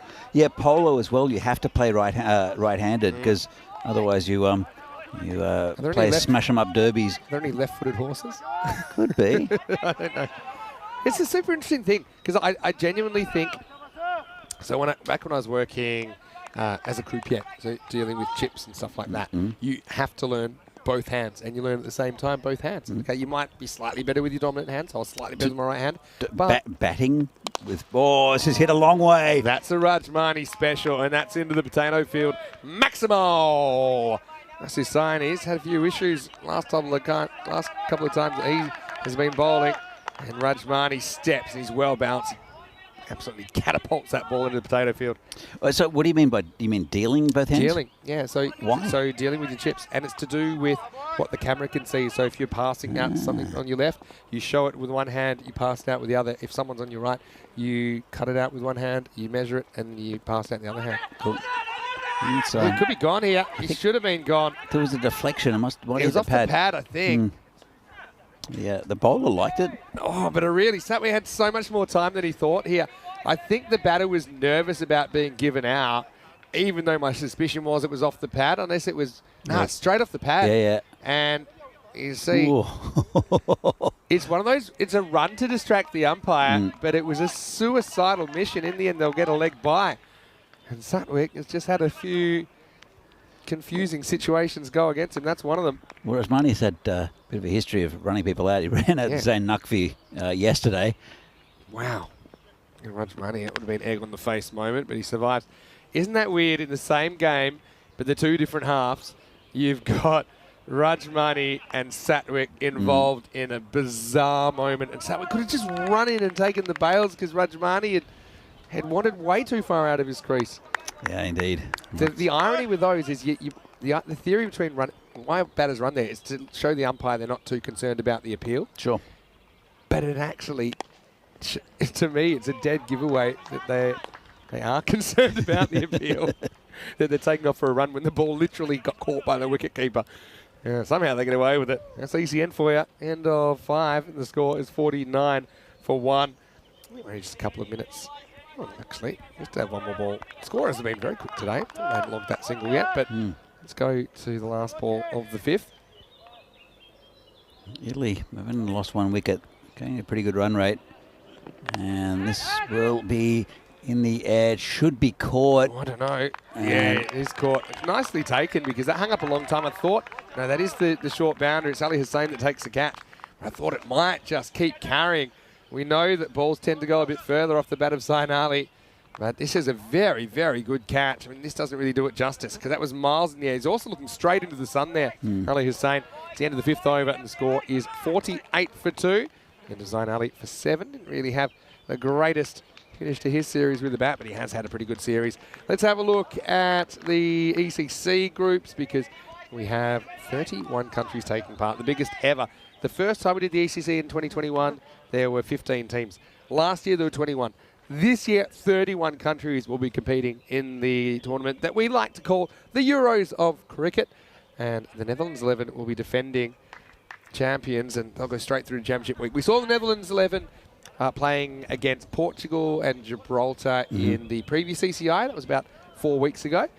That was a really good series as well. And Netherlands, again, a bit like some of the teams here having to play in foreign conditions by definition, but also, as far as the state of the pitch and the outfield, things like that. Netherlands 11, it was a bit like playing on the moon for them when they went to the Santarém cricket ground, where it was a super fast outfield. It's kind of upside down fishbowl.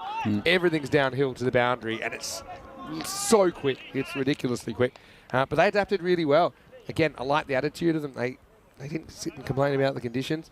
They got on with it, and they were willing to kind of put their body on the line, and it's good competition for places there as well. Ali Hussein's going to come on now over number 6. There's a good vibe about the Dutch T10 team. They love the way that they love the format. They love each other's company. They'll be hard to beat. They're a good bunch of cricketers in the Netherlands as well. I've seen it at different levels with big wins. For sure. Over England was one of them. That was a big one. And Sebastian Brunt leads the side. There's some really good talent in there. I guess it depends partly on who's playing for the main Dutch team now. We might have a run out. Nadigotla is going to do the job this time. And he'll finally get the last laugh on Rajmani. But he just takes off for a run that Joy Pereira had zero intention of taking part in. I've got to say, it might be a bit naughty from Joy because it's really Rajmani's call. And he sent him back. It's a little bit naughty, I think, but Rajmani's going to pay the penalty. To be fair, probably should have been run out in the last over. But now he's going to have to go, not before, a pretty well put together 34. The score is 48 for 3. How'd you read that one, Danny? Oh, I think it was definitely Rajmani's call. I think Joy Pereira would have struggled to get there. So, as you see, he's not going to get back, but I don't think Joy Pereira would have got there. It was a pretty good throw, a little bit wide. Yeah, if he'd gone straight away, I feel like the throw wasn't going to, didn't exactly whistle in. How quick is Joy Pereira? He'd have to be Usain Bolt thing to get there. Depends how he's getting around. Is it by car? Yeah, I suppose one of those things. I suppose if I think about the theory of it, this is in the air, and Devray does the fielding. The theory of it would be, if I was a non-striker, I'm not actually looking where the ball goes. I'm looking at the striker. Sure. I'm running flat stick, and if I get run out, well, then I'll have a grievance. He's very experienced as Joy Pereira. He's also very casual. When he's out there, at least, he just looks like a very casual type of batsman, and he's at his best when he's like that, balanced and hitting the ball nicely. And so just prods this one out. Monu Lal's a new batsman. Good to see the enigma out there. Well, Joy Pereira is one of the few people that could stake a claim to being the established batter, even though he hadn't faced the ball yet. So Rajmani is collateral damage, even though he put 34 on the board. But yeah, that's how I would have approached it. I would have run, and if I was run out, despite sprinting, I would have said, "You've got me there, Rajmani." But yeah, I think he would have made it. Plus, I think it's less likely they would have gone for the keeper's end. True. Yeah, they probably would have gone to the bowler's end anyway. I mean, well, possibly. But it's interesting to see Ali Hussein coming on now. Normally seeming a little bit early, but with a left-handed Rajmani out there, it would have been a little bit counter to the spin. So they've held him back, but is it too little too late? You're on 50 for 3. They only need, they need just about a run of ball, just under to Italy. They'll have to get wickets here, Romania. This is the man to probably do it. Ali Hussein's been really good in this try series. Yeah. The reason I said I thought they'd go to the bowlers in there is because it's a shorter throw. Even though you could argue Joy Pereira would have been slow to get to the keeper's end. I think most of the time, the reason the batter has that call is they're going to the danger end. I think if they both went straight away, the throw would have come to the bowler, and we would have seen if Rajmani would have made it or not. Anyway, Ali Hussein's had a really good series for Romania. It's been a breakout series for him. First weekend of international cricket, he's looked right at home. Not only with the ball, where he's been amazing, but he's also had some really brave innings. In fact, he's left-handed.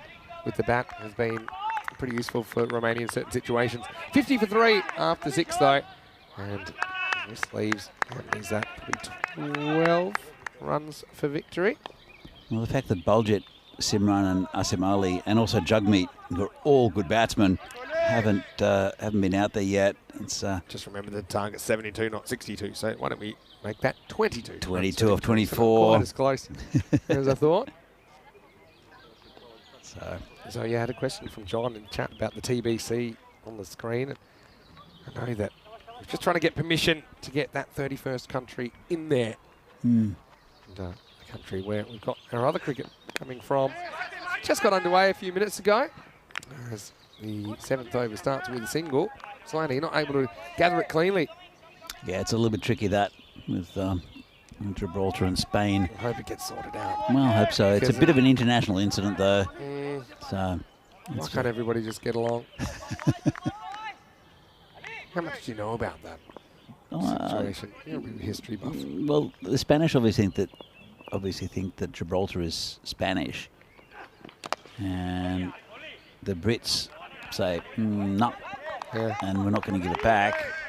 It's a bit like and the Falkland Islands. Wars over it. Well, Falkland Islands sort of ended up in a bit of a skirmish in the early 80s, and it's the same sort of thing where Las Malvinas for Argentina are still regarded as part of Argentina. And there's a few other things. Taiwan's another one with China. So it's a sticky situation. It's important because of that, the waterways, right? And this is going to fly down once again. I've got to say, I love Luca Petra's enthusiasm in the field. He's fumbled a ball, to be honest, in the whole series. He's been brilliant down there, and I'm sure this will be another great experience for him as he hopes to establish a place in the national team. And going forward, I'm sure, working on his other basic skills to kind of break into the batting and the bowling lineup. We've seen some good young players in this tournament for the French and also with the Italians with the wicket keepers. I mean, it's good to see the teenage wicket keepers for Italy yesterday. But also we were speaking to one of the Mongals. Ramatullah. Yeah, Ramatullah, who was lovely. He's only 20 years old, which surprised me. But they're a young side of France, and they're full of energy, and you can just see it. It's infectious. We'll see him again in the final game here. He's unfortunately got a groin injury, so he won't be playing that game.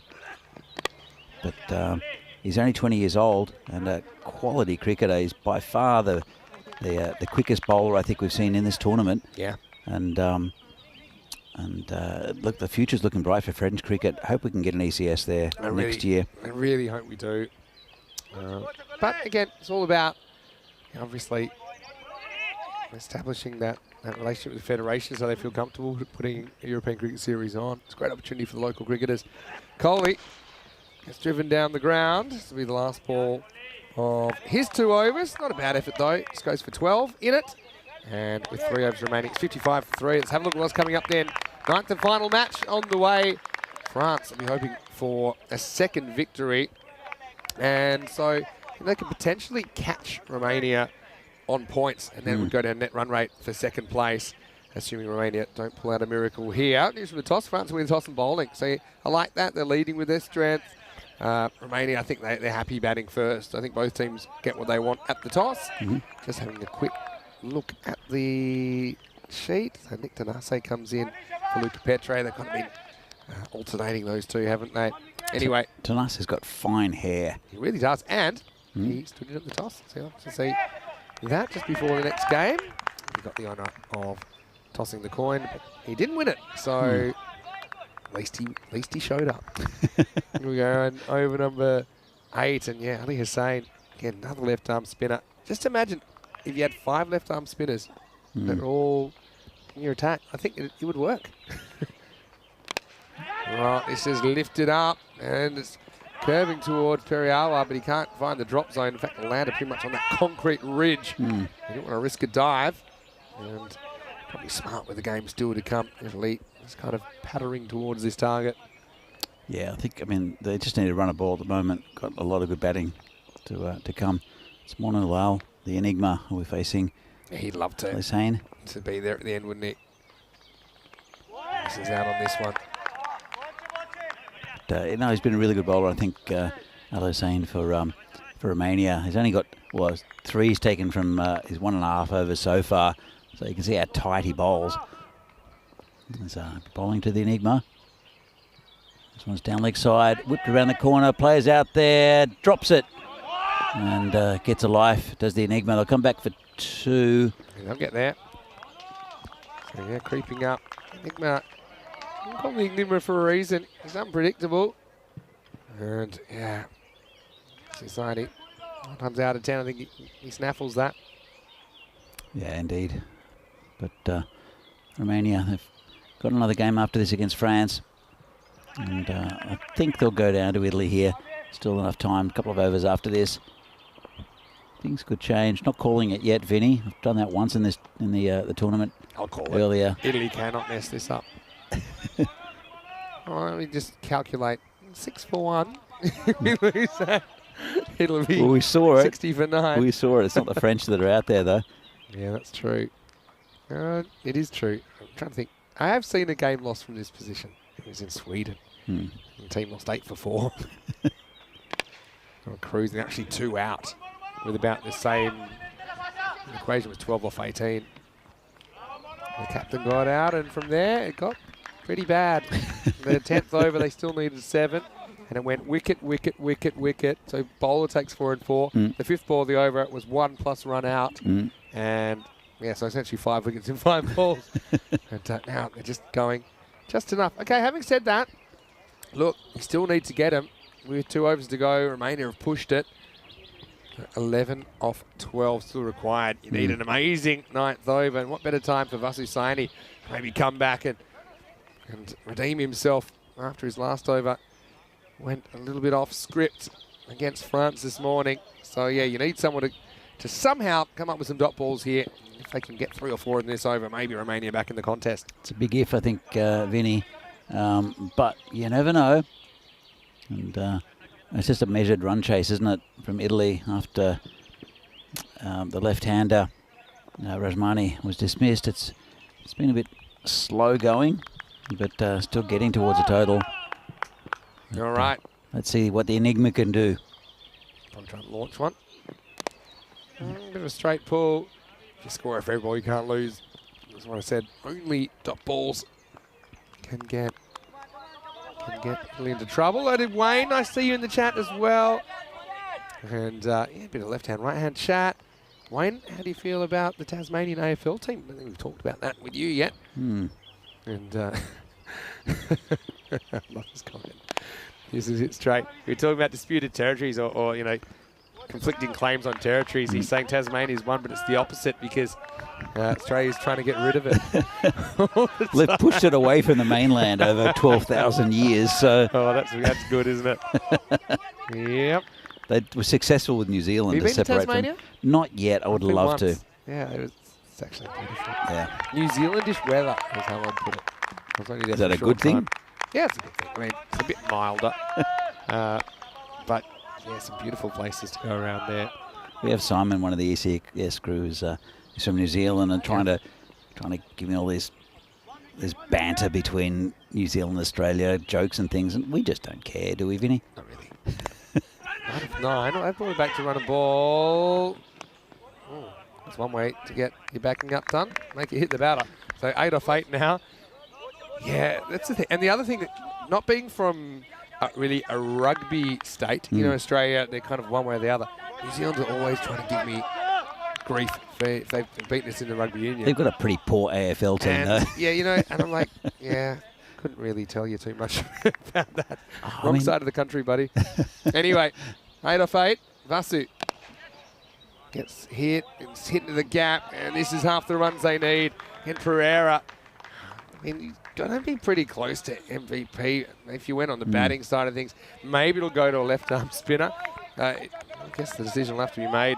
But there's with these ECI events, it's hard picking the MVP because there's a lot of players that are rotating through the key positions. So look, it was almost impossible in the last ECI. To me, at the moment, Jugmeat is taken 5 for 3 against France, and he's been good every game. Yeah, I think he's nose in front I think, for me. There's been no outstanding performance with the bat, even though there's been some good batting. Won it in the ECS with Kalab Sajjad. Yeah, Spin ball in at that. Yeah. Well, he's my MVP at the moment. We will not see him again in the next game, of course. Probably won't see him with the bat here either. But yeah, he'd be close to it. All right. Well, guess what? We're going to the last. It's going to be Manu Lal on strike. Now I think you just gamble. Don't let him get the single. You got Joy Pereira, who he's not winning any sprints, is he? So with Manu, I think you got to put the choke on here.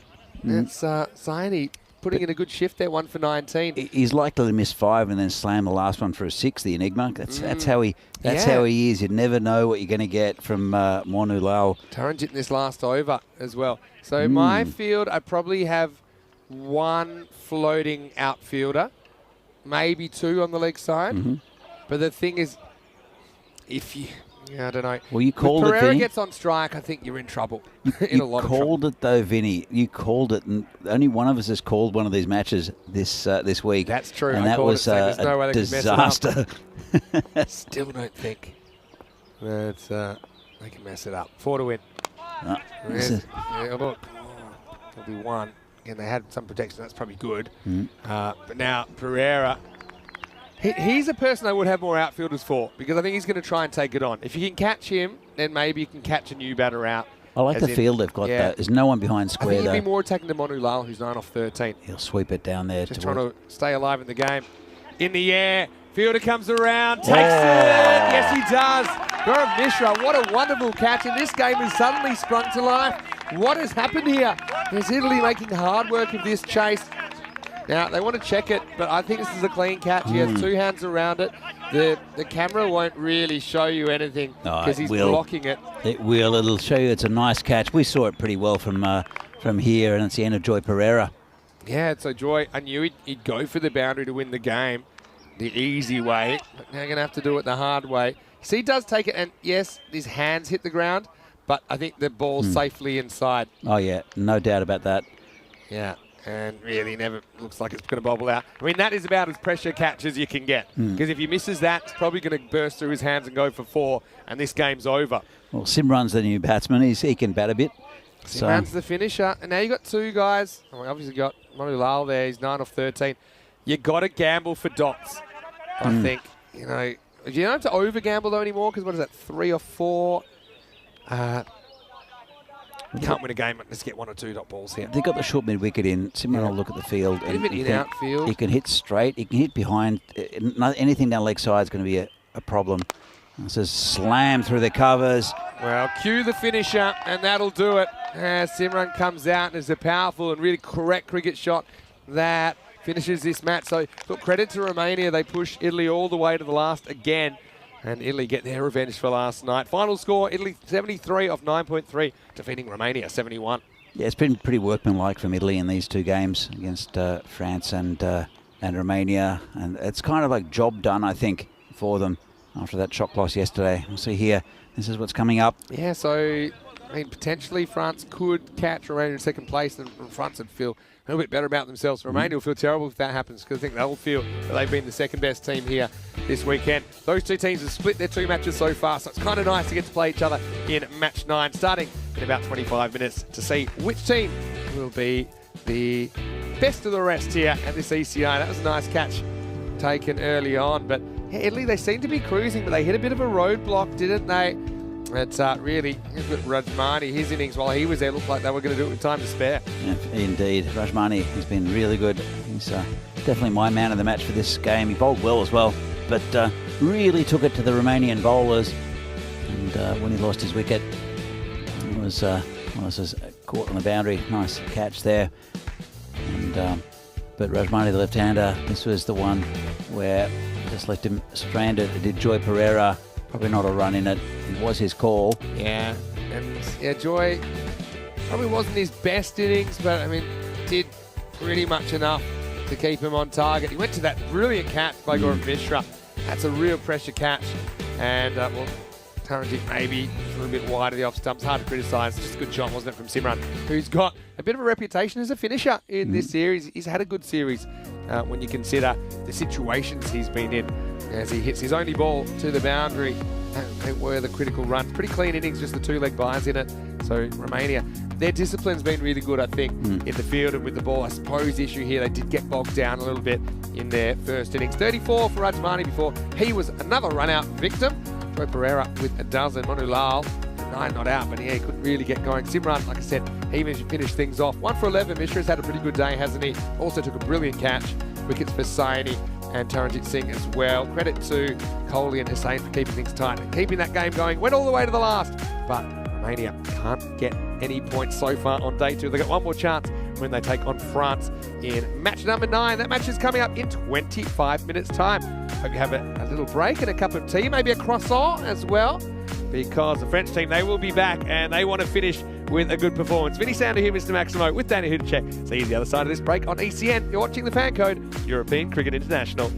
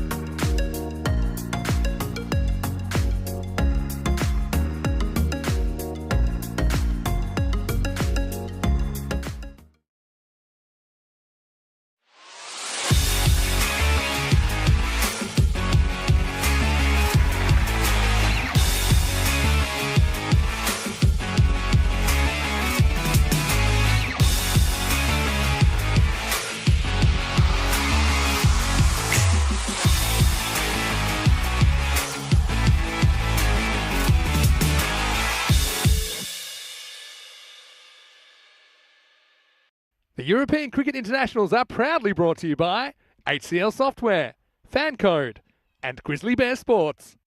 Hello and welcome back to Milan, and for the last time we'll be here for a match for a while actually, because it is the 68th match of our adventure. It's match 9 in this Fan Code European Cricket International. What a great weekend it's been. Now we'll get to see match 9, which does include France and Romania going head to head. We know that these two teams have had a couple of really interesting clashes, one apiece so far this weekend, so we'll see who gets the chocolates here. Let's see what happens at the coin toss. And I see Nick Tanase, who is standing in for T10 for Romania at the toss. Noman Amjad's there from France. Rob Kemming's there with the coin. Let's see who wins the toss for match 9. Your call. Heads. It is tails. Ball first. So France have won the toss and they've elected to bowl first. Interesting that they want to chase this time. So I suppose they know how many risks they need to take with the bat, and they got close in the chase earlier on today. They've had a disappointing kind of series with just the one win, but it did come against Romania. So let's see how much they've still got left in the tank. Romania, again, they've had their ups and downs as well. Probably a few more downs than ups today, though they'll want to finish strongly as well. So two teams, I'm sure, that'll be desperate for the win here. The final match in Milan is on the way. Well, here's a man, he's seen it all. He was here for match 1 almost 2 weeks ago now. Danny Hudacek, going to be great to call this one with you for the last time in a while. Let's get ready for the first ball of match 9 with the news from the toss that France, they've won the toss. They're going to bowl first. Well, thanks, Vinny, and welcome to everyone from around the world, either on YouTube or on Fan Code in India for this European Cricket International match between France and Romania, the final match of the tournament, also the final match of Milan for 2023. It's been a great 2 weeks, and we've seen some fantastic cricket, and I'm sure we'll see some again in this game. As you can see, the two teams. France selected to bowl. They've got a very good bowling lineup and a very strong in the field as well. And we'll see if the skipper, Noman Amjad, gives himself a bowl. But with Mangal down the bottom, also the leg spin of Ahmed Sai. But Romania, they'll rely on their top two again in Ramesh Sathisen and Tarajit Singh. They didn't get a great start to the game earlier this morning, which cost them, I think, Romania. With those two fire up top, it gives them a good platform. And that's what they'll want, Romania. But there's always pressure on in the field from France. Very good young athletic side. Probably a little undermanned in the batting, and also missing their top bowler in the other Mangal. It's Ramatullah Rangal, who I had a bit of a chat with earlier. Very nice young man, only 20. There's a bright future for this French side, but I tend to think that they want a couple of extra batsmen up top. We've seen how destructive the batsmen from Dreux are, and that would add a bit of stick to this batting lineup. But as a bowling unit, they're very special. We'll see them here. It's Pira Bakaran who's come in to this team and bowled pretty well. This one's going to be called wide from the umpire. He's bowling to Sathisen. He's been excellent. He hits the ball very cleanly, especially over the offside into that grandstand. There's a player out there, only two players back, being at long off. Comes in again. This one's hit straight to the man who can't reach it. Well, as I mentioned, he's very strong in that area. Just gets it over the player. In the covers. Very, very strong in that area. Took him on and won. So a good start here from Romania. Wasn't too far away from the player who's just retrieving the ball. Now, pretty nice warm conditions again in Milan. Nice and sunny. And just a little wide there from the bowler. He likes them there, does Sathisen. Well, it comes in again. And this one's just been hit into the pitch. No run. Down to the gully region. Hope you've all enjoyed the tournaments here in Milan. It's been really nice bringing them to you as well. Been a couple of really good weeks. Gone so quickly though. And this is the final game. As Bear back around bowls again, and this one's just prodded down to the covers, no run. They do pride themselves on their fielding and their athleticism. They're French. Very talented squad.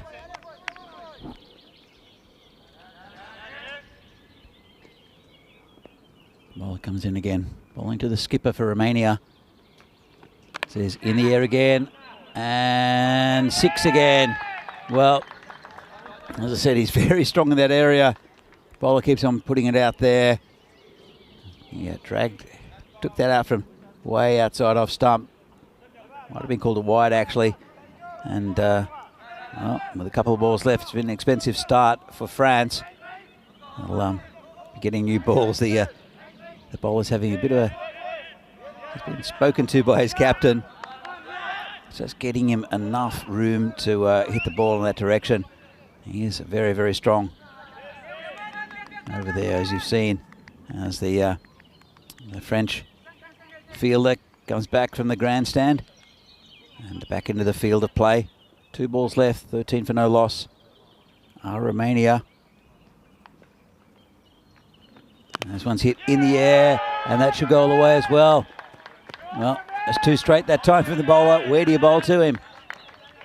And there's no great pace coming onto the ball. No great movement either. Just hit the ball nicely through the line.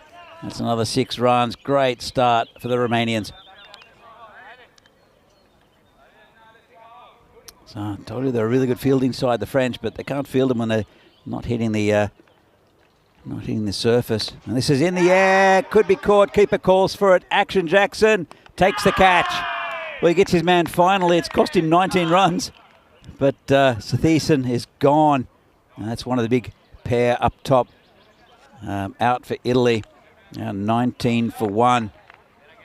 Well, how much is a wicket worth? We'll find out a little bit later. Vinny, is it worth 19 runs? I'm going to say no. And one of the reasons is that Romania bat pretty deep. If you told me, if you flipped the script and the teams were swapped around, I would say it probably would be worth 19 to get rid of the French openers. That's just got to think they have less players that can hurt you the way Romania do. So it's still good to get the backers to T10, don't get me wrong, but he kind of does his job. And if you ask Corey, and he's a bit of a T10 aficionado from the coaching point of view, he said he'll take that every day of the week to get 18 off 6 from T10, plus the extra. So 19 on the board for the loss of the first wicket.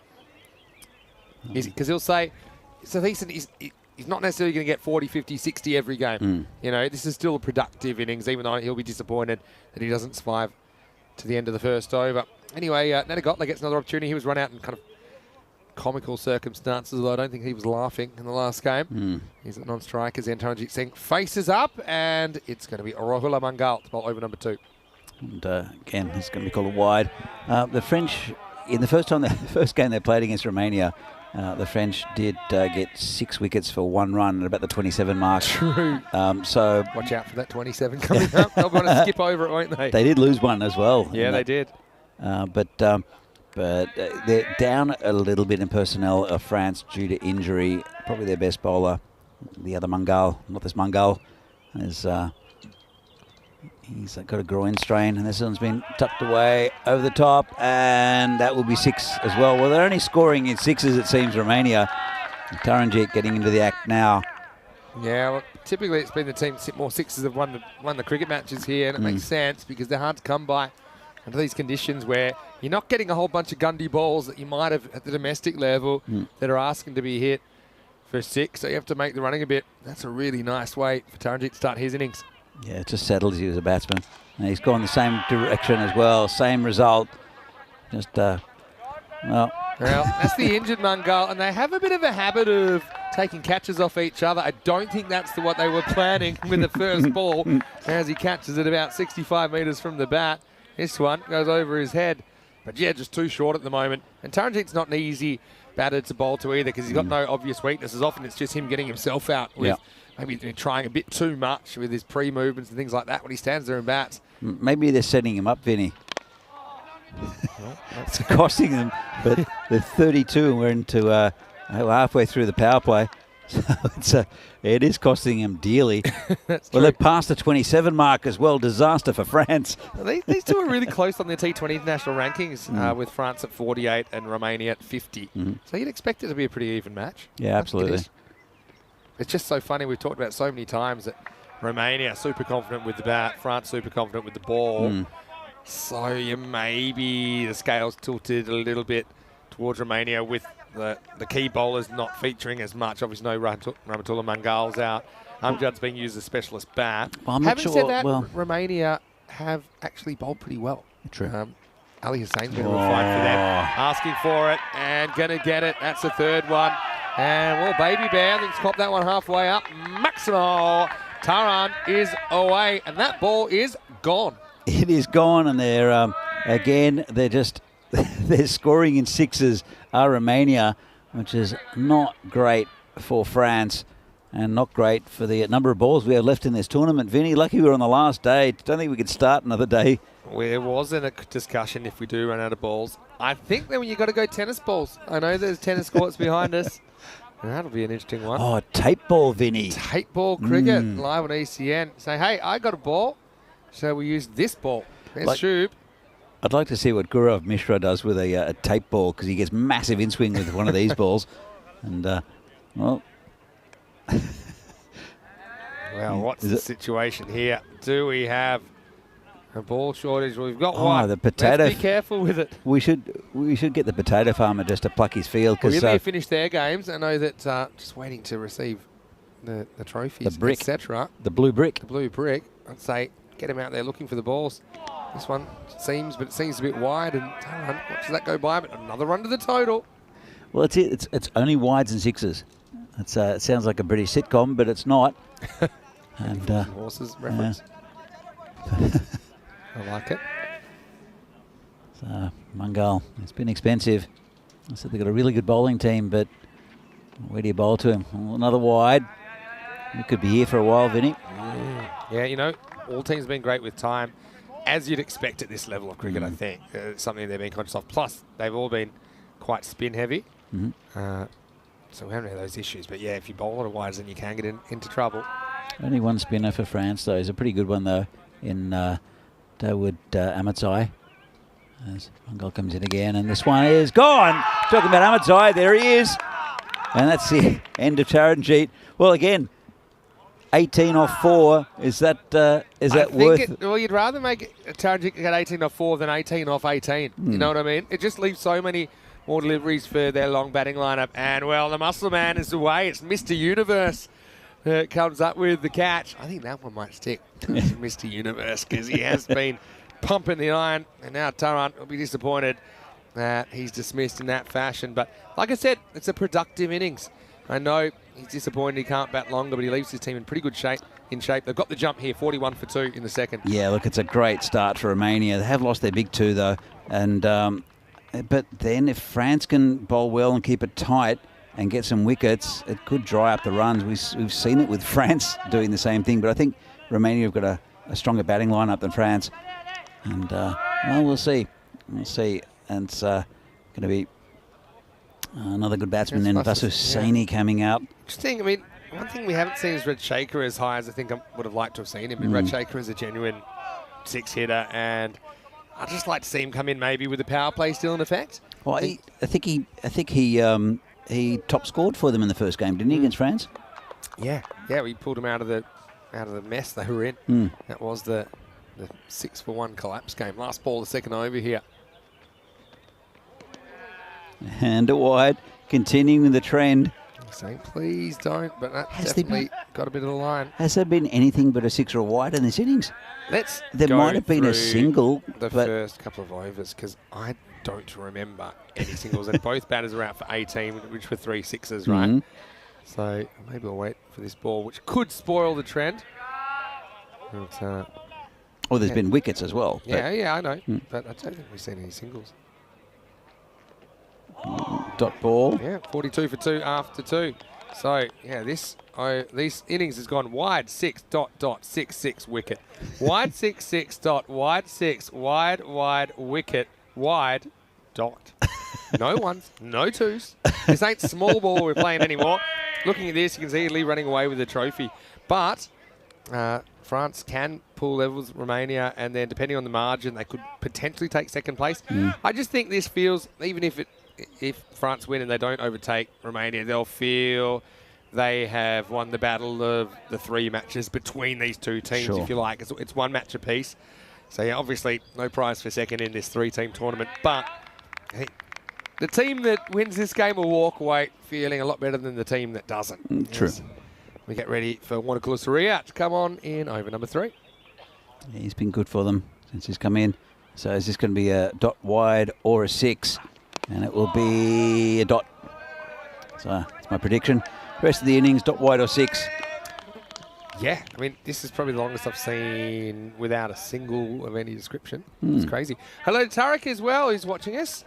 It is the last game of the day here. So, Tarek, I know you love random questions. If you want to throw a random question in or 2, you're more than welcome. It's actually our last game in Milan because we'll be moving over to Austria tomorrow. I'll be travelling tomorrow, but I'll be there for the start of day 2.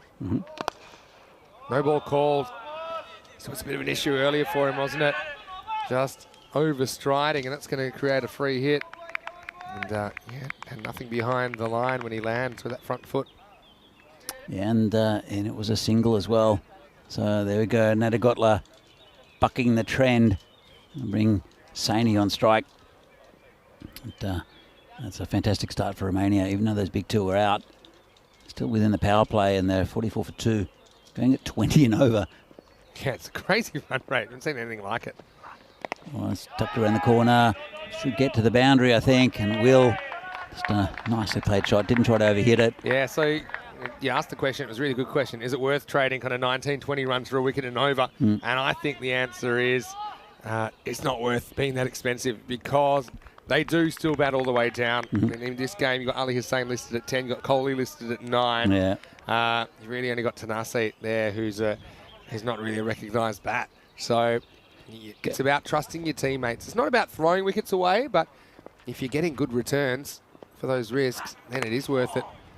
And this is a better ball from Wanakula 3 up in the block hole. Talking about Tanase, I know he's won caps now for Romania in this format. Yeah. Do you think he'll ever be able to wear one? He's got a fine head of hair that no cap will ever fit. It's a very good question. I mean, I would say that if you can get a cap on Toby Britton, if you know him, the left-arm spinner for the Jersey side, Farmers in the ECL. If you get a cap around that, you can pretty much get a cap around anything. But, yeah, he has a lustrous head of hair, Nick. Loves his cricket as well. Plays typically in the UK. But, yeah, Romanian through and through. Slow ball. Hit into the covers, just a single. In fact, they won't look for 2.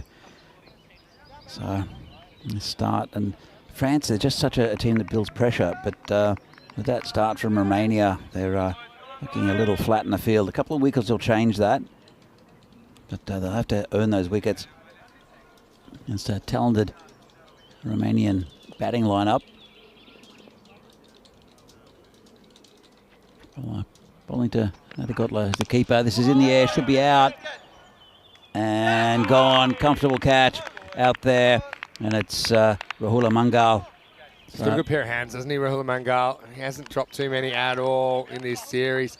Nadagotla, he's frustrated with the capital F. There could be a few more capital Fs coming from his lips after that because he just doesn't get in the middle of the bat on it. That's the price of doing business, though, in this game.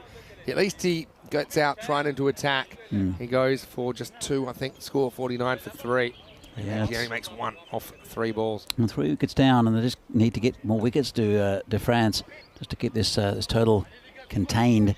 But still in the power play, it's probably the best power play I think we've seen in the, or run-wise at least, in this this tournament. Yeah. France got off to a bit of a screamer as well against Italy, but then started losing wickets. Trying to work out when they were on. They scooted past the 27 pretty quickly in the second over. Do we have one 19 ball? went to 20, 26, they went to 32. So that's how they dodged the 27s. Do we have 1 ball left in this over, Vinny? I think there should be 1 more ball left in the over because there was that no ball, right? Yeah. So, you know, even though Ahmed Zai is getting ready, he's going to have to un-get ready because because that no ball, he's going to have to re-bowl. Well, not re-bowl. Well, I suppose re-bowl that delivery because we only had 5 deliveries. We missed the free hit. What happened on the free hit? Free hit went for 4. Ah, Yes, okay. that was the boundary off the free hit. It's sometimes difficult to keep up, especially on day... What day are we? Day 14. It seems like day 48. Well, it is in a way because we've had cricket every single day since we started the ECS again in Portugal. We had the... Oh, no, in fact, it goes even back. The last off day we had was just before Championship Week in the ECL because remember we had the ECIWs at the end of the ECL. Yeah. So, if I had to trace back when our last day off was, and I'll let you know in a second. First, let's go back to the action. It's 1-3 with a slow ball. And that's pretty much like a 1 ball over. And it doesn't change the score, 49 for 3 after 3. Vinny, I got to mention something because it's been bugging me, so to speak. But we've had a pet for probably the last week. There's a little earwig up in this corner on the marshmallow. Okay. It's just been going up and down and up and down and up and down, and I'm gonna miss the earwig. It might stow away with the cube, you know. It possibly will. You can take it as a pet I'm not if you want. taking it home. Hey, because I know it'll get eaten by one of the dogs. This is our 49th consecutive day. I was a live day off, cricket. Vinny. I was a day off. You were super close. And it's actually 7 weeks of 7 days of cricket in a row. The only off days we really have in the year now are when we're at Kartama, and Sunday is a day where the groups are changing over. So, anyway, finally, Ahmed Zai, who we knew was going to bowl us over, he gets to start it. He's a good bowler. He's Ahmed Zai. Playing with a straight bat. I think that's smart from Saini. Yeah, you have to. If you go across the line, it's going to skid through. And we know this pitch is going to keep it a little bit low as well. And he dips it in to you. Does Ahmed Zai. He'll come in again. And played back. A chance for a run out. Well, good pressure from the fielders. That's what they do very well, France. Don't quite have the same buzz about them as they did early in the tournament, but if they keep on getting dot balls, you'll find that build. Romania are 50 for 3. And so he comes in again, and another good ball. So well bowled. Look at the bounce he gets with this overspin. And this is kind of somewhere between a top spinner and a wrong-un. Look at that. That extra bounce that top spinner gets. And look, sometimes it skids on as well, but more often than not, just like, sometimes you have those back-of-the-hand slow balls that fast bowls bowl, it just bounces a bit more. He's pretty pacey, actually, as well, for what he does. Very hard to charge. That would be one tactic. It's a dodgy one. Down to third man. It'll go all the way. Look how fast he is. That's come off the bottom of the bat. It's right down at the toe. That's actually the quicker one. That he's really not spinning at all. It's kind of pushed out of the front of the hand and almost like a seam up. I think he might have held it cross seam. But, yeah, he's a tough bowler. Because normally a bowler like this is attacking the stumps. You'd want to kind of come down to him and charge because that makes it less likely you're going to be an LBW candidate. But just so difficult to do because he's so quick through the air. Yeah, true. And it'll dip in front of you as well. This one's a bit shorter and gone. Well, it's a nice catch. He's hit it to point. Good low catch. Yeah, great catch. And so Ahmed Zai will get the wicket in the end. And, yep, I think that's a pretty clean catch. And you see he claims it straight away. So Siva is going to have to go. Runs, wickets, had a bit of everything so far. Romania 54 for 4 as Siva goes for 4. Yeah, they're just eking their way back into this game. France, really good bowling. And tried to get a bit of a bat onto that. Just went straight to the fielder. And they're just such a difficult team to bat against when they start getting a roll on with his wickets. I'm going to go further with the 27 theory, right? Maybe it's 27 or multiples of 27 because 54 is 2 27s. 27, 54, 81. You know how Nelson, 111, it also plays 2-2-2, 3-3-3? Yeah. Who was the umpire who used to stand on one leg? David Shepherd. Yeah, it was David Shepherd. Yeah. Pretty impressive, actually. Here's Ahmed Zai, new batter at Shakra. This one's just been cut off there at point again. No run. just squeezing it a little bit, and that's a pretty good over there from Ambatsai. Just 5 from it, and a wicket. And Romania now 54 for 4 off 4. Lots of 4s there, as we see here.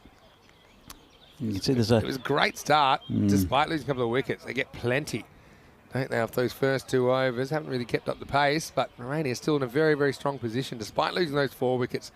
Literally a wicket and over so far. Yeah, 13 and over it's going. It was up to 20 at one stage, and it will be Usman Khan to bowl to Saini. So they don't have many spin options. In fact, they've only got one really, have France, but they've got pretty good variety though. It's a shame. I'm not sure if Amjad's going to bowl. I think he would add to this bowling lineup. As this has been poked down to the gully for no run. It also depends on how the bowlers go that he does bowl. Usman Khan coming in pretty early. I still think he's your 8 and 10 bowler, to be honest, because that change of pace. He's bowled a few more pace on deliveries so far. That's very true. As he comes in to bowl again to Saini.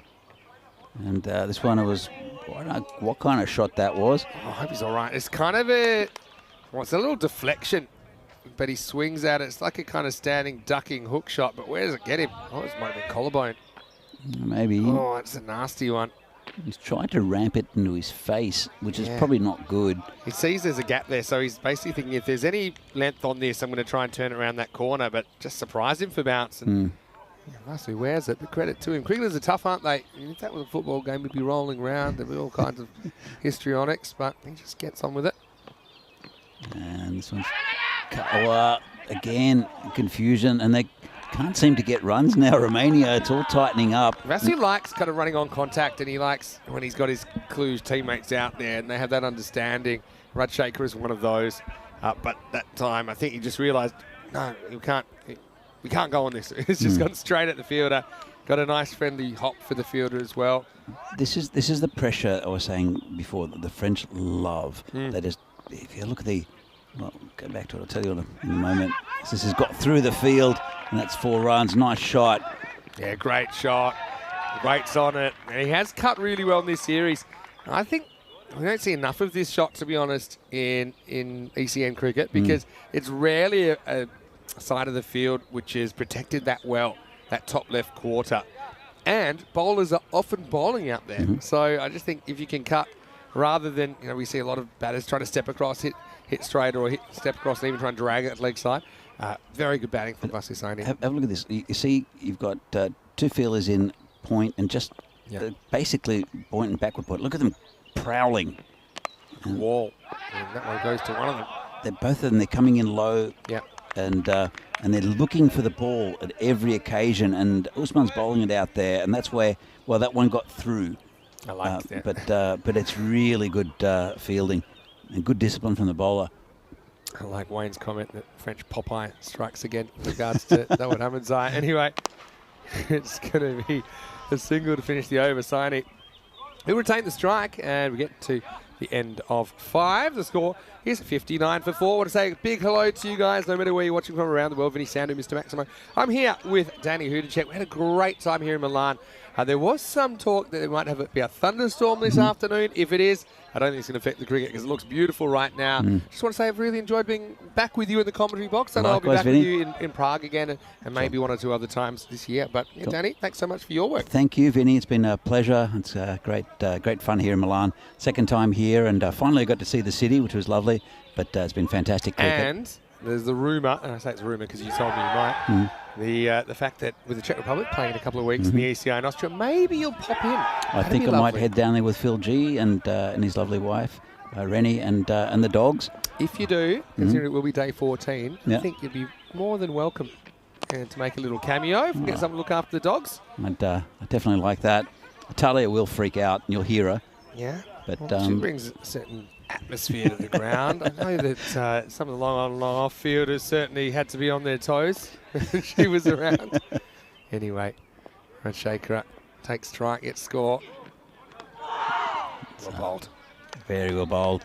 And I don't know, I think France possibly need another spinner in this lineup as well. Even though their bowling's really good, another spinner, maybe a left armour could do them well. They've got a really good bowling attack with the two Mungals in there, and also, well, Amjad hasn't bowled, but so have a little bit of a break. Like I said, it's a shame we're not seeing Amjad bowling. He says it's to concentrate on his batting. I think I suppose that makes sense, you know, but yeah, I mean, it depends how desperate they are to put the brakes on, I suppose. Took 2 umpires and about 3 players to fix the stumps up. This is game number 68 here in Milan. As the Italians are getting rowdy behind us, I think the start of the celebrations. I'm waiting for all the flares to start going off. Anyway, here's Darwood, the French Popeye. Actually quite like Mr. Universe. Certainly a player that gets going. I like Mighty Mouse. Mighty Mouse is pretty good. I don't know if you like Mighty Mouse. He's got a huge forearm right now. Getting hit yesterday. This will be another dot. So, man, he's just getting the skids in the middle. Still got wickets to play with in the second half. So, the issue with Ahmedzai is just not an easy guy to go after, is he? And he's got the fine leg in place now, like the 45 in the circle. Yeah. Takes that one away. So, what are you meant to do to it? That's the question. You know, it's a difficult ball to do much with him. Maybe you could try and dab that past the keeper, like a little late cut or something, but even then it's hard to imagine that'll go to the boundary. Well, I think you see him off. He's only got 2 balls left in his spell, and it's a really good start for Romania. And, well, that one's... Oh, I hope he bowls a bad ball. And he just hasn't bowled too many of them in this series. I know now and then, but he's human. I know he's a pretty muscly one. That one's right up in the block hole. And they're so athletic in the field as well. Yeah. It's not the easiest field to field on this one. It's a bit bobbly, but they've done really well and just throw themselves at everything. Last ball of 6 coming up. Still above that 10 over 8, but only just. I love that. I mean, Kanasane. Oh, now. Well, hold on a second. Could be, you know. He's walking. I think he's gone. Oh, what a piece of fielding again. I was just about to say what a brilliant piece of fielding. And that was without the direct hit. So, Kanasane dives full length. He knocks it down. He picks it up. And he hits the stumps. And he is going to run out Rajshekhara. What a piece of work that is. That is about as good as it gets from Lingaswaran Kanasane. And Rajshekhara is a handy batter, but he's going to have to go for just a single. Have a look. Rajshekhara here just stopped for a little bit too long, didn't he? Considering he was only run out by about half a metre. If he'd gone straight away, he gets there. But that is outstanding fielding and proving your point right there, Danny Hudajek. Absolutely. They love fielding this team. They love putting pressure on. And it's pressure that built that wicket. They're still going at 10 and over, but they were at 20 and over. And Romania now lost 5th wicket now for 61. And great spell by Ahmedzai. Last time we see him bowling in this tournament, he's taken 1 for 7 off 2. But that pressure built that run out. What a piece of fielding. Look at that. Stots it down and then throws it direct hit. Middle stump. Middle stump. Oh, that was pure, wasn't it? And yeah, you could just see Rajshekhara kind of took a while to get going. And it cost him in the end. He kind of knew he was going. He started walking off. We saw they called for the 3rd umpire. But normally as a batter, you know. And also, if it's close, it's normally out. That's the thing. You want to convince yourself you're in, but the picture told the story. Here's Wanakula Surya coming back for over number 7. Bit short, but no run. It's an interesting one because it kind of seems back. Does it seem back enough to get inside the blue line? Just. Maybe, yeah. It's a tough one because it's so high. But they're anyway, easy to hit if they're high and wide rather than low and wide, though. Be a bit disappointed he couldn't go the uppercut there and get it over the infield, maybe away for a boundary. It wasn't a great ball, though, to be fair. Well, ends up in a dot, so that's okay. But pressure being built here by the French. So it's been cut down to, well, again, I think they'll take an overthrow. Yeah, they will. Pretty alert to it, Vasu saying, even though Devray needed some convincing. So yeah, Nishant Devray, he's a good young player. He's just qualified on residency recently to play for the Romanian national team. But we haven't really seen the best of him so far in this tournament. Let's see if he can do something special in the last game. I see a couple of Italian silhouettes taking pictures with the European Cricket Network banner right next to us. Yeah, it's a big honour for all these players, of course. I mean, Italy in particular, because they just come off the ECS, a lot of them. and even to get picked for your national team, it's a big honour. And then you want to do the shirt proud and perform to the best of your ability. They've played well in this tournament, Italy, and I think there's 3 good sides here, just with different styles as we mentioned before. And the French really a very strong bowling and fielding side. Romania have got a long batting list. We've got a lot of experienced players in this Romanian side, and Italy, pretty good all-round side. And it's the Italians who have won this tournament. And so bowler comes in again, and slower ball. They'll just take a single. Such a weird innings in that start was so good, and I mean so good. If I go by 2 overs by 2 overs, the first 2 overs went for 42. The next 2 overs went for 12. The next 2 overs went for 7. So it's kind of crazy what's going on. I mean, now we're into the 7th over, and so far we've just had the 2 runs off the 4 balls so far. So they scored 42 on the first 2 overs. I'm wondering how long will it take for them to double it? And will they even double it? Exactly. To get to 84. This is a hit down, just down the ground, just for a single. That earwig friend of ours has brought mates. There are 3 of them now. Yeah, they've heard it's the place to be. This is the issue, though. If you do pick up the cube and it goes to a new venue, then sometimes it takes some of the creepy crawlies with them. Luckily, what in Australia, because you'd pick up a snake or 2. Yeah, probably. Anyway, come on, Nishan. See if he wants to have a go at this one. Last ball, 7th. Does, but misses. Into 7, and it's 64 for 5. Coming up tomorrow, guess what? ECS is back. First day of 12 in Austria for ECS, and then an ECI to finish off. But Danny might join us for a little bit of a cameo in a couple of weeks. So Cricketers EC back on the park after we haven't seen them since 2021, I think. You've got Snassy there, who are new to the competition. You've got the Daredevils there. Also, you got CVNSCC. They were the club that represented Austria in the ECL recently. Did pretty well as well. So some famous names such as Mark Simpson-Parker, MSP, as well as Quinton Norris. And, of course, Big D. He'll be turning up for Vienna CC, no doubt. And so join us 7:30 a.m. GMT, which is 9:30 in Central Europe, and 1 p.m. in India as ECS resumes tomorrow. Same starting time as here in Milan. Rico will take you through day 1. I'll be there for day 2. You know what I'd like to see in that game, Vinny? Austrian Daredevils come out in full Evel Knievel gear with 100%. whites like with jumping things on motorbikes. Absolutely. Yeah. Shot out of cannon. Yeah, I am all over that. Let's see. I hope, they better have wish. the right attitude. You know, they better not be playing it safe. I think I'm being inspired. I'm going to start a cricket club and call it Daredevils as he's going towards the boundary. Great shot. Really good shot. Yeah, Vasisayani, so good on the cut. Again, he plays it technically really well. Gets that back foot back and across outside the off stump. And it's a fairly risk-free shot as well. He can hit it down or he can hit it up. That time he found the gap and he gets the boundary. Mangal's been really good in this tournament, but he's taken a bit of stick. And they was, as I said, they were scoring in 6s earlier with Romania. 6s and wides, and Mangal, his figures are not looking pretty. He's taken a wicket at 27 off his 1.1 overs. As he comes in again, well, it's been held up. And not sure what's going on.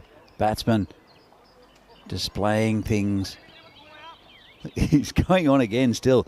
There must have been chatting in the field. I'm not really sure why. Not sure exactly. Saini, he's having a chat to himself. Mangal comes in.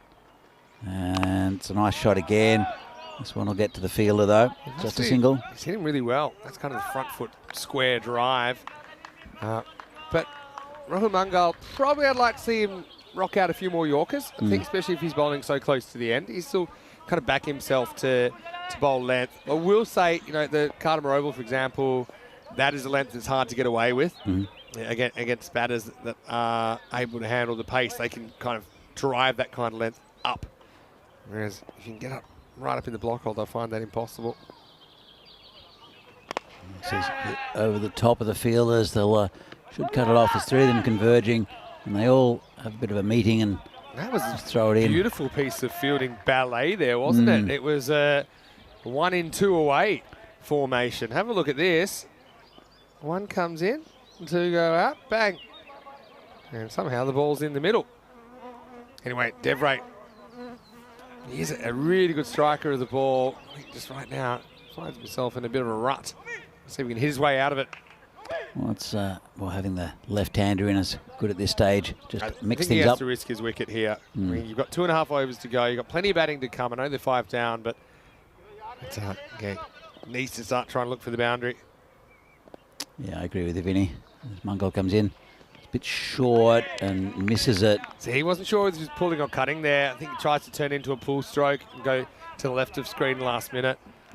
So he's just struggled in that zone, hasn't he? He's going to have a little bit of a chat with him now. They've put an extra man in at point. As, well, they've got that area covered. So I think what he's going to do here, Mungal, is put them outside the left-handers off stump and just a fraction short. Let's have a look what he does. And again, a swing and a miss, but they'll take a bye. Worth taking it on. They might get 2 now. They won't, because it's really good backing up. And guess who? Mr. Muscles. Making sure they don't get an extra. But it's also a good running from Saini. You can see Devray struggling. Yeah, this is the thing. She's going to be strategic here with Devray just not looking likely.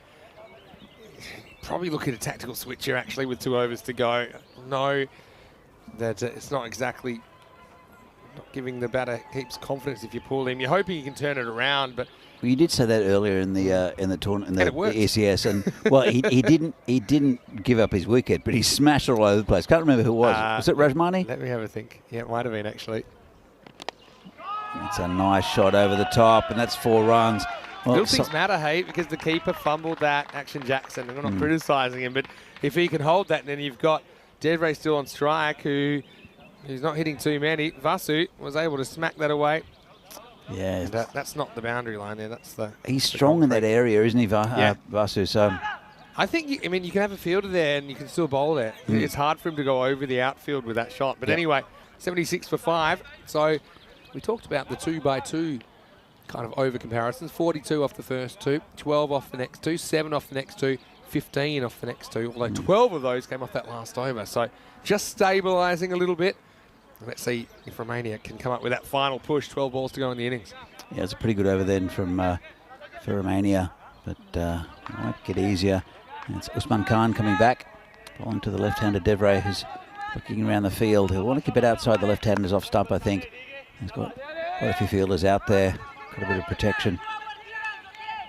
But would you want to keep him out there if you were a French bowler?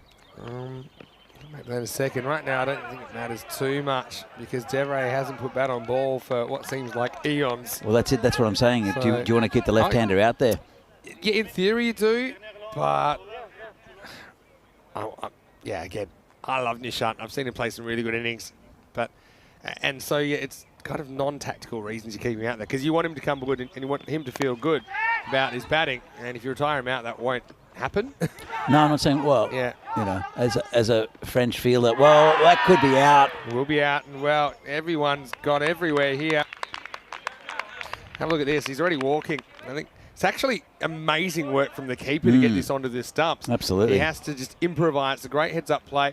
Devray takes it on again, probably knowing he's kind of dispensable at this stage. Has to be a perfect throw. It's a powerful throw. Doesn't quite get to Jackson, so he goes and still gets on the full. Brilliant keeping. Yeah. Really good keeping. And then he has to jump over the keeper, has to jump out the way again. He almost gets caught under the second layer of matting. But Devray, he'll be disappointed with how this weekend's gone, but that's the nature of cricket, in particular international cricket. You'll have some days you hit it better than others. I suppose he has to find a way. This is what my coach said to me after I had a really good first day playing for WA. He said, that's fine, Vinny, but my second day wasn't so good. He said, you need to find a way to make runs and be effective, even on the days where you're not really at your best. Yeah, absolutely. And that's the thing there. He didn't really even turn under strike over that innings. So it's a tough series for Nishant, but it's a lot of cricket ahead in Romania, and let's hope that he can get back into some form. Yeah, for sure. Look, it's, well, Romania now just going back to this game. 77 for 6 now. Sachin Tendulkar's a good example of someone that could score hundreds, and I'd be like, I don't even think he's batting that well. Yeah. But well, that's it. he It's kept about nicking off, and then he scored a 200, and he just didn't play a cover drive because that's the shot he'd been nicking off to. Yeah. And just doing ridiculous things like that. you saw Steve Waugh as well. Steve Waugh took away his hook shot because he was getting out all the time. So And they're so impulsive, those shots. This is in the air, should be gone. And there's another one. Yeah, so that'll be Coley who's out first ball. And yeah, I mean, that's the right approach. They might as well just go for it. They'll feel 77 is probably already enough to defend based on what's happened earlier. These scores in the 70s between these two teams seem about average. But you know, these are bonus runs if they can get them. Coley, can't really criticise his innings because he tries to go big, but instead he's just got to go. And he's the 7th wicket. It's the slot machine. 77 for 7. Here's Ali Hussain, another left-hander coming to the crease now. Yeah, he batted pretty well before Hussain. I think he's an important member of this bowling unit for Romania. It's a neat catch there taken by the skipper. Yeah, Amjad, no problem at all. But It's funny. It's funny with the international sides how the par has come down, and I just think that's because you've still got the same kind of quality bats as you did in the ECS, but the bowling and fielding is a lot more disciplined across the board. I think that's why we're seeing kind of 20 runs less is the average. In these games, yes, for sure. Couple of runs and over. Then again, on this pitch and with this outfield, it's a little bit more difficult. It does play a bit up and down. It's a good pitch. I'm just saying compared to the ECS we had here. Yeah, okay. Because those conditions are similar, well, they're the same as we've played the last couple of weeks. But yeah, I just think you've still got the same top order quality batters that we saw really in the ECS. Because batting in the top order, and Italy is a place where you do get a bit more depth than usual, I suppose, in the club teams. But yeah, the fact that we're looking at Romania maybe getting to 85 here, 88, and thinking they're probably heading the game tells you a lot. Yeah, absolutely. Well, go back here. Saini's done okay, 23 off 19. They've built a score around him, apart from the openers. So Usman comes in again. This one's been cut down. And well, what a throw. he's going down, and he says, you know what? I'm going to throw, even though I'm not sure exactly what's going to happen when this ball leaves my hand. He pretty much just shot puts it into the grass 3 metres from where it left his hand. Anyway, left hand, right hand now. That's well bowled by Usman Khan as well. That slow ball came out well then. Now Ali Hussain is going to go for it, no doubt. Oh yeah, he got away with it. Rasu can't decide if he's coming or going. In the end, he is going. And they'll get, I think, it's a bye because it went through Ali Hussain's legs. And it's the end of the 9th over. It's 80 for 7. Yeah, it's a decent score for Romania in the context of this this tournament. And they'll like to get into the 90s, but it's been, apart from the openers, it's been pretty tight going. That's Hussaini's though. He's still there. As we'll see who bowls the final one. It might be the skipper, and it will be. It's Noman Amjad. Good move. He wants to concentrate on his batting, but he is a top-line bowler for this French side. You get warmed up for your batting, assuming you don't tear a hamstring or something like that in the last 6 balls. He hasn't bowled in a while. But he is a real impressive bowler. And we saw it in the ECC. It was really hard to handle. Here's the Romanians. And like I said, even though these two teams won't win the weekend, I think whoever wins this game will walk away feeling happier than the other, even though it could be that Romania can lose and still hold on to second place. I think this has the feeling of the kind of the plate final, if you like. Anyway. Well, France have been batting better today, so I think it's a competitive score from Romania, but also France can definitely can chaseable. get there. Definitely chaseable, and I think a lot depends on the power play that France get. Anyway, here's Amjad. Nice to see him getting a bowl. That's what he likes to do. He does have some natural left to right swing movement, but with the older ball, probably won't swing that much. But he gets it just inside the tram line. Well bowled.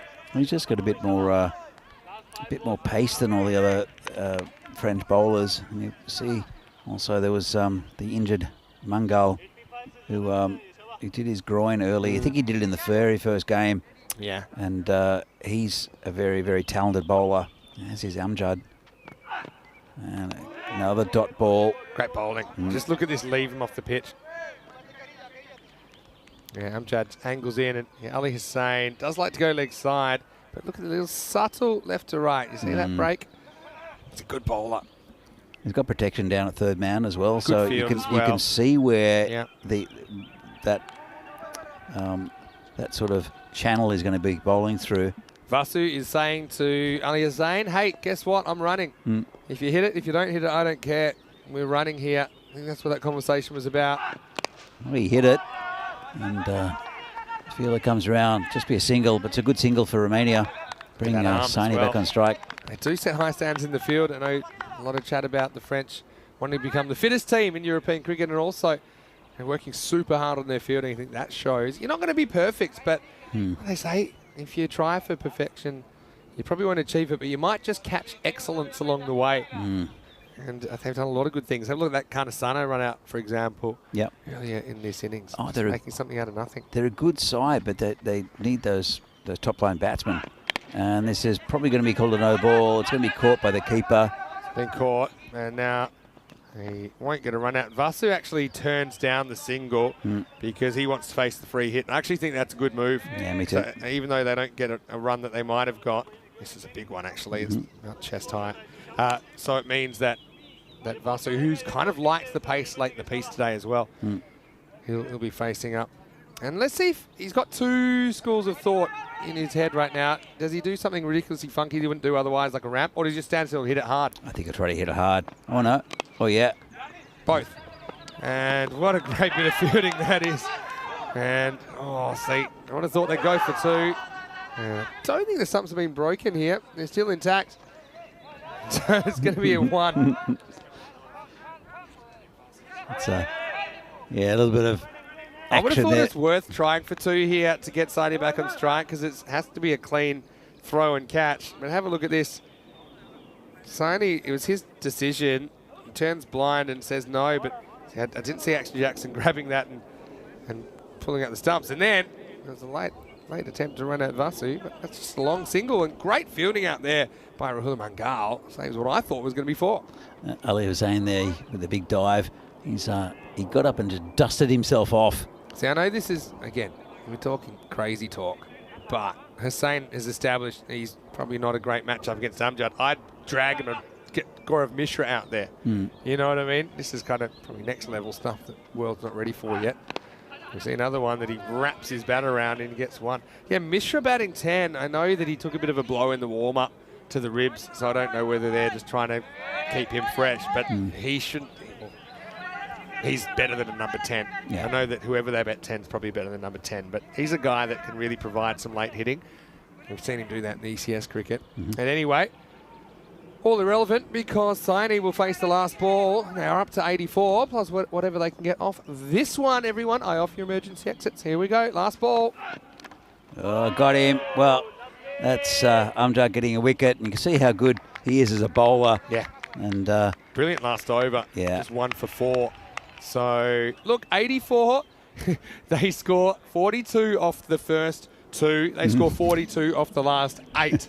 So they do get to 84 in the end. And I feel like it's about a pass score. I mean, if you look at the numbers, it's probably a few more than that. But France have been improving with the batting.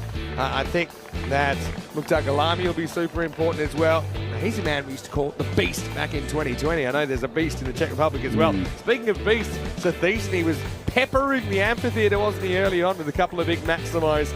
It was this over that ended up bringing about his downfall, but not before he'd done a fair bit of damage. 19 came off the first. It was a good catch from the keeper, Action Jackson, that ended Sathishni's inning. But was it a good innings? Yes. I think, yes, you wanted them to bat longer, but the fact they are able to get 42 off the first 2 overs is super important, because they might have got out without scoring that, in which case, who knows how many Romania would have been able to gather. well, that's exactly what happened this morning. Is they both got out with very low scores. So we see the Archer pose again. But that's what happened this morning. And they got off to a flyer, did Romania, 42 off the first 2. But then when Sathisen and Tarajit went, it was pretty hard going for Romania. They lost a few wickets along the way, which restricted them. A couple of nice 4s through that area. But really, I don't think they hit another 6 in the innings. Not from memory. This is a really good run out. Yeah, that was the play of the innings for me. It's Kanasano, who runs out Rajshekar again. Rajshekar is a guy that showed he can change an innings. In fact, the first time these two teams met, he played a really important hand and got them out of a bit of trouble. This was Devray, who didn't have a great time at the crease. Great work by Action Jackson again. I love the hustle. Those little things. I mean, the wicket-keeping position is so important. It can save or cost you kind of plus minus 20 runs or even more, even in a 10-over game. You saw that Vasu went bold off the last ball, but 84, like I said, 42 come off the first 2, 42 come off the next 8. So when you add those 2 together, you've got more or less an average score for this series.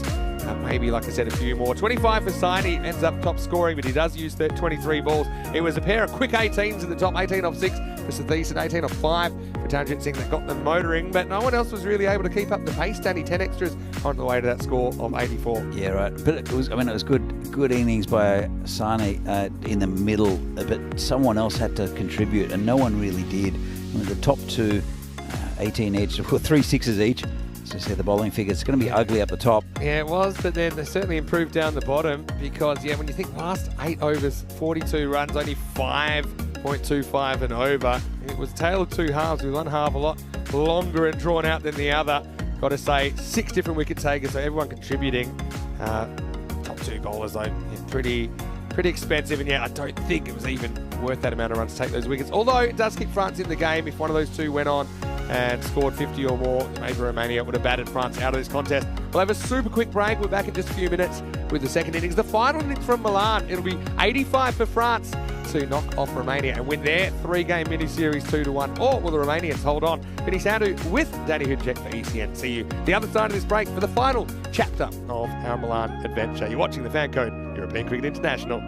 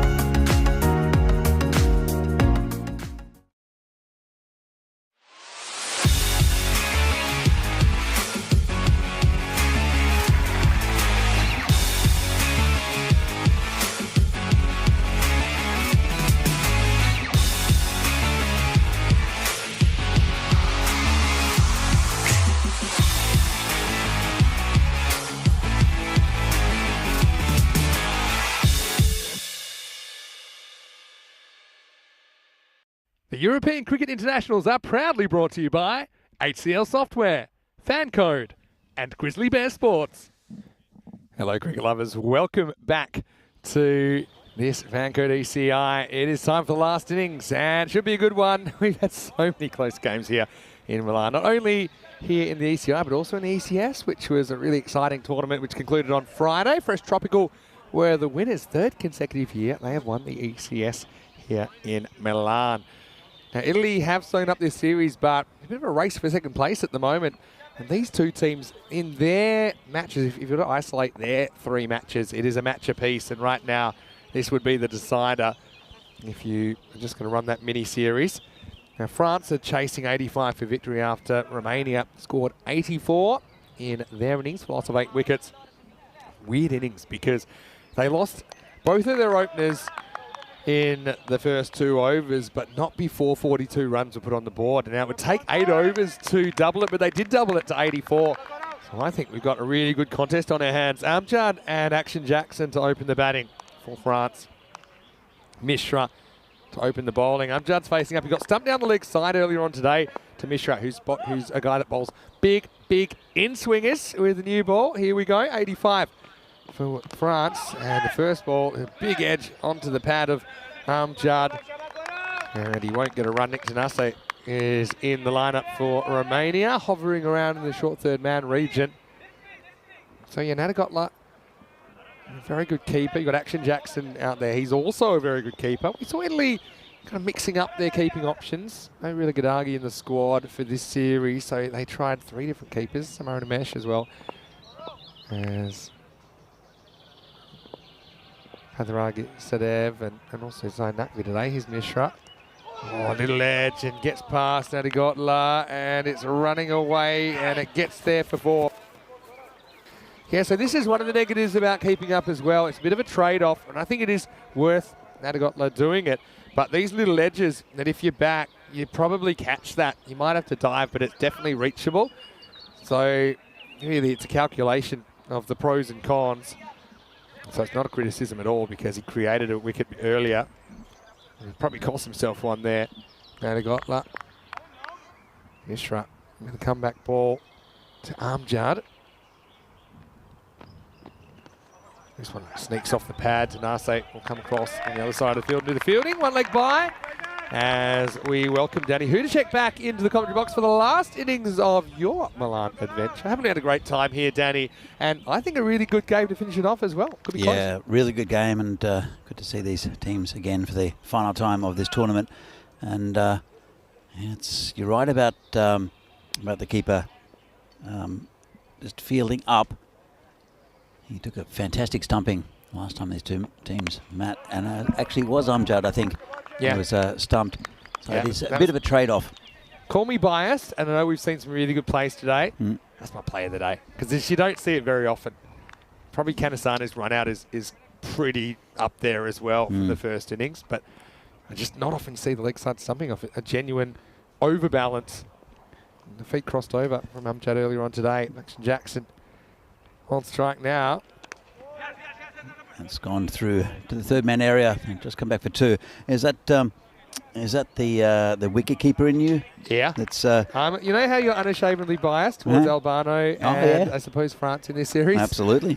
I'm biased towards wicket keepers. Leg side something. That's got to be your play of the day. Oh yeah, that was a fantastic piece of bowling as well, because it was a plan. You could see it, and just really well executed by the keeper. Leg side something in the first over as well to get a dangerous player in a team that have struggled for batters that can make significant contributions. Anyway, Mishra concedes 7, which included a leg bye in his first over. And the score, 7 without loss. 8.5 and over required in this innings, which is 17 per 2 overs if you want to make some little mini targets. 36 matches since the Golden Ball, just over a week, isn't it? So, yeah, we've had a really, really fun week playing here in Milan, but we haven't had a Golden Ball. We almost had one first match of the day, and it was between these two teams. It was a last ball thriller, wasn't it? 1 to tie, 2 to win. And they're probably the most likely balls, last balls that end up in Golden Balls. But in the end, it was a little nick away for 4, and France got the win. They did, and this is, I think it's going to be a really good, good run chase here from France. They'll need to not lose wickets early. It's a good bowler they're facing though. And that's gone. Well, as I said, they will not lose wickets, and they just have, and it's a big one. It's Amjad, the skipper, and yeah, he's just a little edge. I mean, just a little edge. Not quite wide enough to be quarter wide, but yeah, you see a little outside edge. And Ali Hussein, for me, he's been the find of the weekend for Romania. First time he's pulled on a Romanian shirt, and he has been outstanding, and he gets a good player. Amjad, he'll be disappointed that he's not able to make a few more runs, I think, because he looks capable, but he is the first man to fall here in the chase, 7 for 1. That was a good catch by the keeper as well. Got right behind it, and didn't just good technique. Yeah, and I was talking about his head position. So have a look here. He pretty much moves to his right. You see the feet, a little shuffle. So not quite in front of his head, but almost. He's getting closer to it. The closer your eyes are to the line of the ball, the more likely you are to pick up little subtle changes in line and length for that matter. So, you know, his fundamentals are pretty good. He's working hard and he's keeping all the time. He's done a really good job for Romania in this series. Galami, the new batter.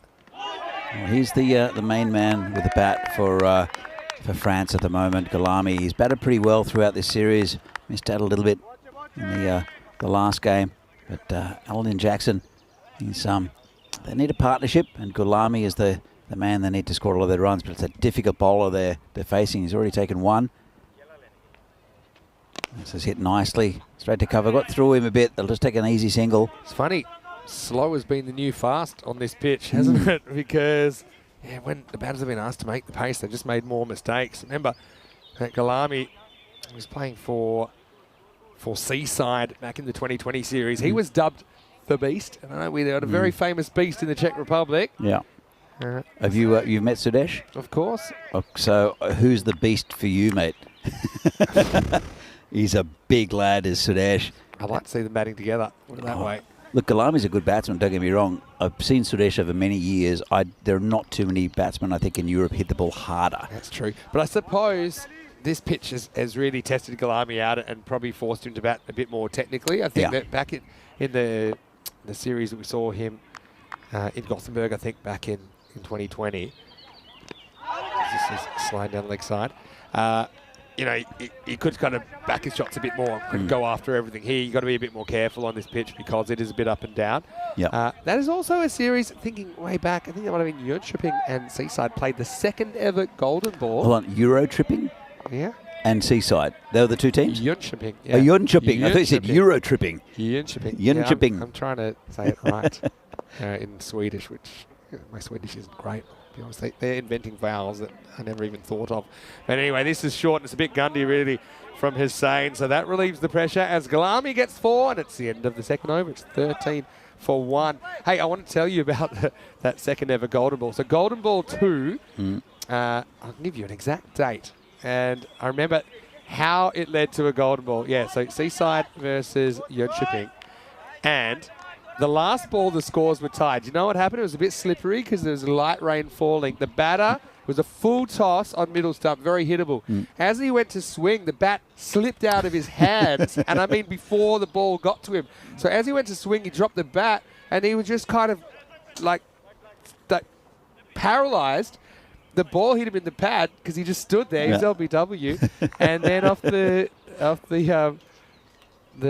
Golden Ball, it was hit to mid-wicket. It was a slight fumble, and they got back for 2. If it was picked up cleanly, it might have been a run-out. But then it was even one more funny thing about it. Oh, well bowled by Mishra, and he drives straight through Jackson's gate. And he has his first wicket. Gaurav, well bowled. As France lose another one. That's 13 for 3. This was just a classic in-swingers dismissal. Have a look at Jackson. I don't know if you'll see it. He's done the action where he said, oh, the ball's come in. Yeah. Surely he's seen him here. It's the third time this teams are playing. You would hope. 13 for 2, Barmy. Didn't mean to scare anyone, but Jackson's gone for 3, is what I mean. And, just tilts back the middle stump. But, yeah, you got to know that Mishra, he's playing his poker face up. Although that does hit the seam and actually come back in a lot as well, in addition to the swing. So it's an extreme left to right movement. Yeah, so the other thing about Golden Ball 2, and, listen to this date. It's back ECS Gothenburg, match 5, back on 14th of July 2020. Back then, Spring Productions, they were still in the infancy of doing cricket. They didn't really know about the Golden Ball. They'd all gone on a tea break, and we only saw the Golden Ball from like miles away, like zoomed out, you know, the normal thing. And you couldn't really see or hear anything. You saw them come back. And so I was a bit disappointed, actually, that we didn't get more coverage. But from Golden Ball 3 onwards, we sorted it out. All right, so now Gurasana comes out, and it's a shot fitting of a French batter as he French cuts it back, and almost a bit of a mix-up. So they will get a single. Yeah, it's Golden Ball 1, by the way, was on the 3rd day, or maybe the 2nd day of ECS cricket ever. 3rd of March 2020, Madrid United Levante. Rico was commentating that one. I still remember it, not only for the edge over third man, it was the first ever Golden Ball win, but then when hugging the batter, he almost headbutted his teammate. He came on. That would have been gone with a direct hit. The teammate pretty much ran into his shoulder as the batter was like flexing his bat in the air. And, we got some good memories. Yeah, we've had 47, is it? Golden Balls now, 46 Golden Balls. Yeah, 46. Still no wides or no balls off Golden Balls. Really? Although we would have had, remember, during the ECS, the first one. Trentino Aquila versus Cricket Stars. The batter hit it. That's a nice shot. Smashed out towards the boundary. That's 4 runs. Lovely shot by Kasane. Yeah, what a good shot that is. Pitched up and laced through the offside. And like I said, the pace they need to go is 17 per 2 overs. So they didn't quite get to 17 off the first 2. But I'd be eyeing off that kind of 34 or so to be on target after 4. Still got 8 balls to get there. Don't want to fall too far behind. I don't know if you remember a couple of years ago in Dresden, it was myself and Rico, and we had a lot of rain, and we couldn't hold back the rain. It was coming through everywhere. Like, you've experienced the same thing. We were up in the tower, and the comms died completely. Yeah. So what the Spring Production came up with, which was a great idea in a way, was to plug in a headset and for me to go up right to the top of the tower. Right? Okay, sounds scary. And this is hit quite nicely. That should pierce the field, will it? Good fielding there. And they'll come back for 2. So, yeah, so probably the last half of the innings, maybe, it went down to the last ball. It was a really exciting match. That will not be a no ball. I was at the top of the tower, standing there just a little way from the edge. There was a barrier, so it was safe-ish. But, and I did probably the last 5 overs, I'd say. Maybe it's more. It might have been half the game. I don't really remember. Yeah. But I do remember it was a really thrilling game up in... Pretty thrilling vantage point as well. It was good up there. It was really fun. But Rico was just... He couldn't commentate at all because the 2 of us up there would have been a bit hectic. Yeah. They could only plug just one into the camera. So we did provide commentary and video and ended up fixing it for the next game. But that was good fun. Had some times in Belgium, I think, the first ECN in Belgium.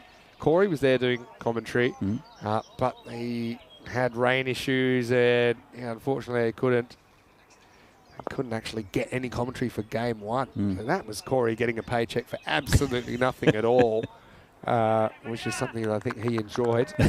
But so it's a miracle, really. We're talking about 3,000 hours or so of live TV this year.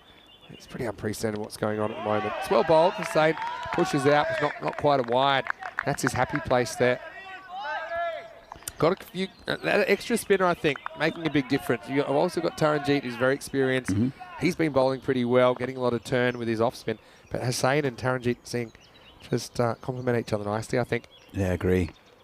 He's a really top-line bowler, as saying this could be a run out, and nicely taken by the bowler, but he's home. Yeah, it just wasn't a great throw because it was shot into the turf.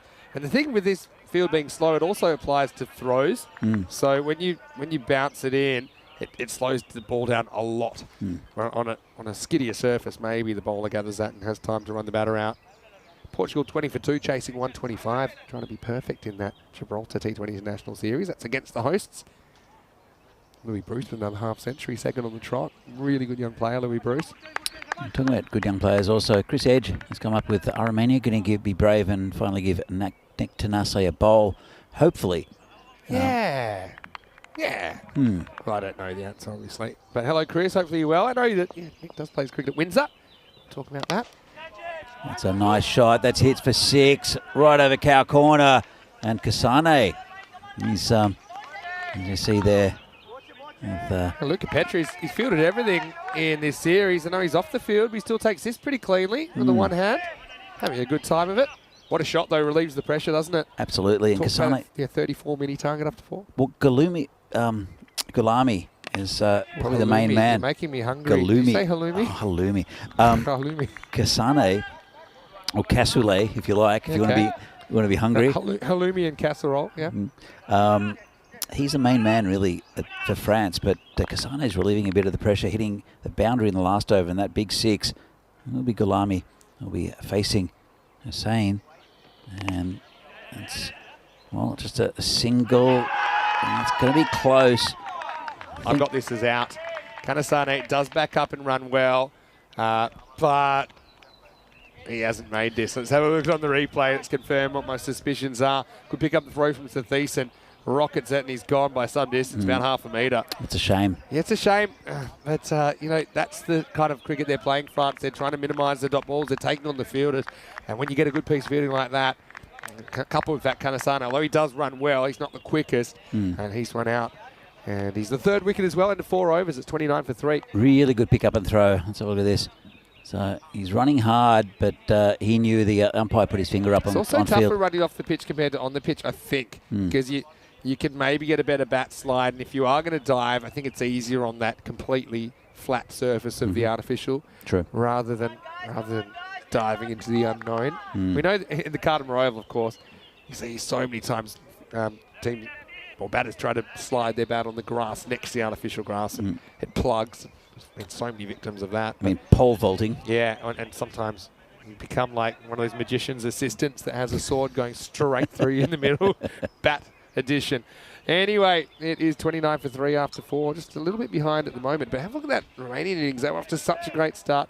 Like I said, they were 42 of the first 2 overs, and they only scored 42 in the next 8. It was outrageous, that opening onslaught from T10 and You never Taranjeet. see two games the same. No. That's what I love about this. Anyway, here's Taranjeet Singh. Just poke down to Tanase. Does well. Yeah, so Chris, hopefully you're well. And yeah, I think I might see Nick at some point getting a go, but obviously everyone can try and contribute with whatever they're asked to do. I'm sure there's players on all teams that probably would like a few more opportunities. I mean, Italy's a good example because they had a lot of batters and bowlers. You just can't use them all in every match. But yeah, you'd like to get a bat or a bowl, I think, in the weekend. Romania, I really like their approach over the winter, the way they've come together as a team, set certain fitness targets, which they're all responsible for collectively. I like that. Yeah, it's good. It's so important now in cricket, or in any sport really, but seeing European cricket really taking just a more professional step. It's not a professional sport in Europe, but it really is improving, and that's another aspect that has gotten a lot better. Well bowled. Look at that turn from Taranjeet Singh. Yeah, the only targets we were hitting last night were all-you-can-eat sushi targets, and we're a little bit more sensible with it this time. A little bit. After the Friday night massacre last the first time. I mean, we ordered way too much. Everyone just grabbed the iPad and just went, I'll have 18 of these, and the problem is we had to beg for them to stop bringing food because we had no idea what we'd ordered. But last night, I think I even had dessert last night. Really? Yeah. It was so random what came in. And you ordered bao buns. Which Rob Kemming was the biggest offender. He ordered those ones with strawberry on top. What sort of a person would do that? And he still denied it. I was just blaming him for everything that couldn't be identified that came to the table last night. He does like those deep fried prawns, though. The ones in the... how many plates of those came out? They just kept on coming out. Plates. No one else ordered them, just Rob Kemming. That and eel. We did give him the eel. Anyway, I'm on a health kick for 2 weeks. I'm saying that publicly because I'm going to Austria. I'm going to be good. Anyway, right here, it's good. And Gulami, the beast, is going to step back and he's going to cut this away. He has to reach a long way. It's quite a remarkable shot. In fact, the turn works against Taran because it just turned into the range that Gulami could reach. But anyway, it's the end of the fifth over. They score 37 for 3. A reminder about what's coming up over the next few weeks. Austria from tomorrow, Bulgaria for the 2 weeks after that. Each of those series are 12-day European Cricket Series tournaments, domestic T10s, and then finishing with a tri-series of ECI cricket with season T10 international. So yeah, Rico will be in Austria tomorrow. I'll be back on Tuesday after I make the journey. Yeah, looking forward to it. Watching cricket from Austria. As I said, I'll probably join you. I feel G's looking up different ways of getting there and accommodation for us to go down for a couple of days to watch the Czech team. Yeah, and super happy if you're able to do that. We found good accommodation in the area. One of them is in the local village of Seabarn. I hope it's the... Seabarn is... Yeah. But there's not much there apart from... There's some nice little wineries around there, and you might even find a few little craft beer places. It's actually quite a nice little area, but it is a little bit out, maybe half an hour from the city. Anyway, this one's out of here as it is knocked away over fine leg.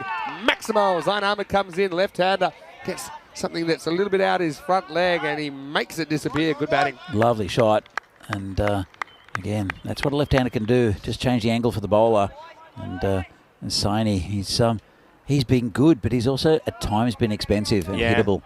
And I mean, that's a good ball to a right-hander, isn't it? First up. He's a little bit more, how would I say it? He's a good bowler, but he's a bit more orthodox than some of the others. He's kind of been converted into a second-half bowler as well. He does a good job most of the time. He's just going to hit something down the leg side. I think that's going to be leg by. I think so. What we got here? Yep, one leg by signalled. So, even this game at the moment, very even. And they've only lost 3 wickets, France. Gulami's still there. He's the man most likely to get them over the line. It's a good start from Zain Ahmed, the left-hander, as Gulami counts fielders. Still 11 out there. Sony ball to Gulami, 13 off 12. And this one's hooked away from the fielders. It should be 4, I think. Just bounced in front of the rope. Didn't hit it as clean as what he'd liked. But there's no one in that area. So he's dragged it from outside off stump, got it towards the end of the bat, and just bounced once and over the boundary. Well, 4 more runs to France. Yeah, I mean, they're picking up the boundaries now and then, just kind of keeping them around that rate required. In fact, at the moment, they're just ahead of that red line. Comes in again. And good ball. Wow, if this hasn't hit the bat, this has done so much. Yeah, it's okay, it has hit the bat good, because otherwise it was going to set a seam record here. Masu Saini, just watch it come back though off the pitch. Yeah, well, it's a big edge, and the edge makes it go even further. Keeper had no chance really. So when you get French cut against France, you shouldn't be that surprised. Said it before and I'll say it again. So intriguing contest here. It's the final game of Milan for this year. We saw the ECS, which was a good win for Fresh Tropical, as usual at this venue. But this has been a really good Tri-Series tournament.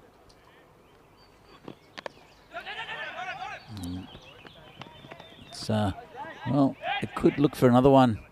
It was bucketed back towards the stumps by the keeper. Ends up just being a single.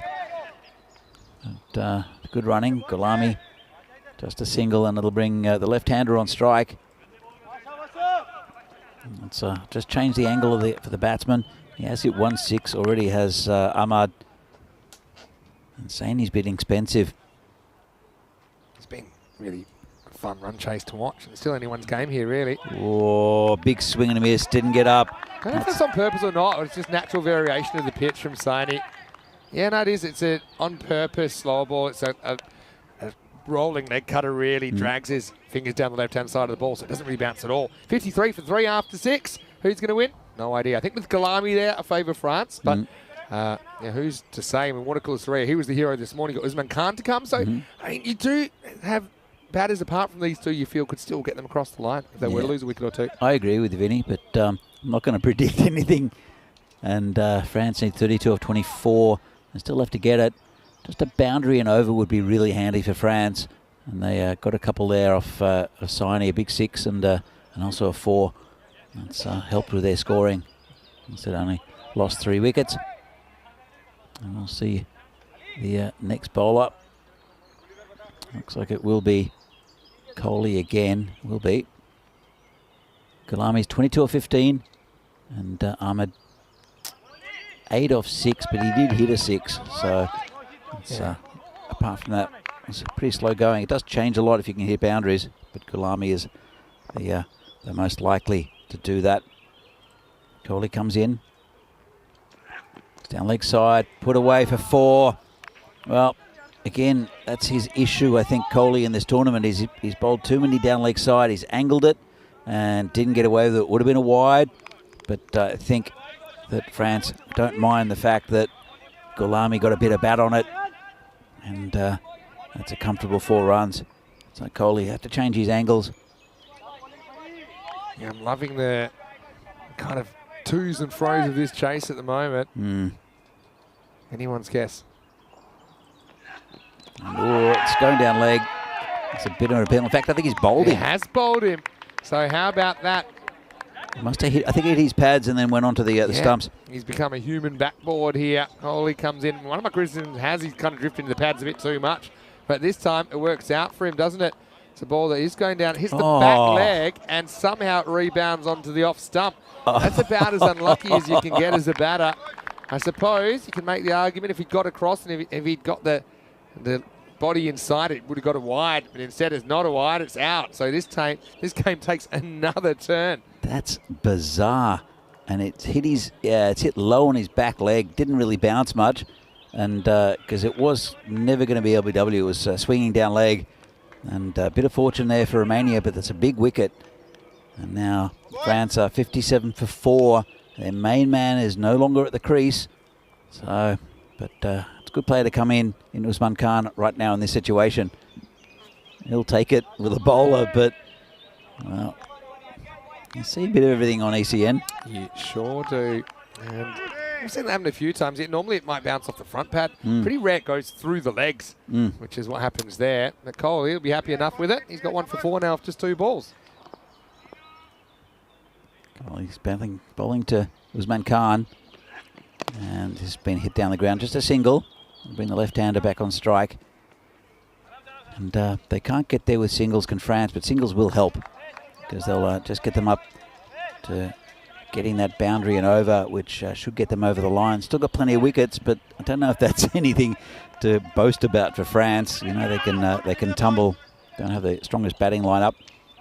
And, well, Romania, there's probably used all their, well, I won't say their main bowlers. This has been hit well. It's going towards the boundary and 4 runs. Good effort there from the fielder. Couldn't quite reach it. It's just wide of him. And a nice shot again from the left-hander, Zain Ahmad. Taran's got a deep, well, this ground's got deep pockets really. So, yeah, you got a lot more ground to cover than normal. And so, yeah, he's just trying to find the drop zone there.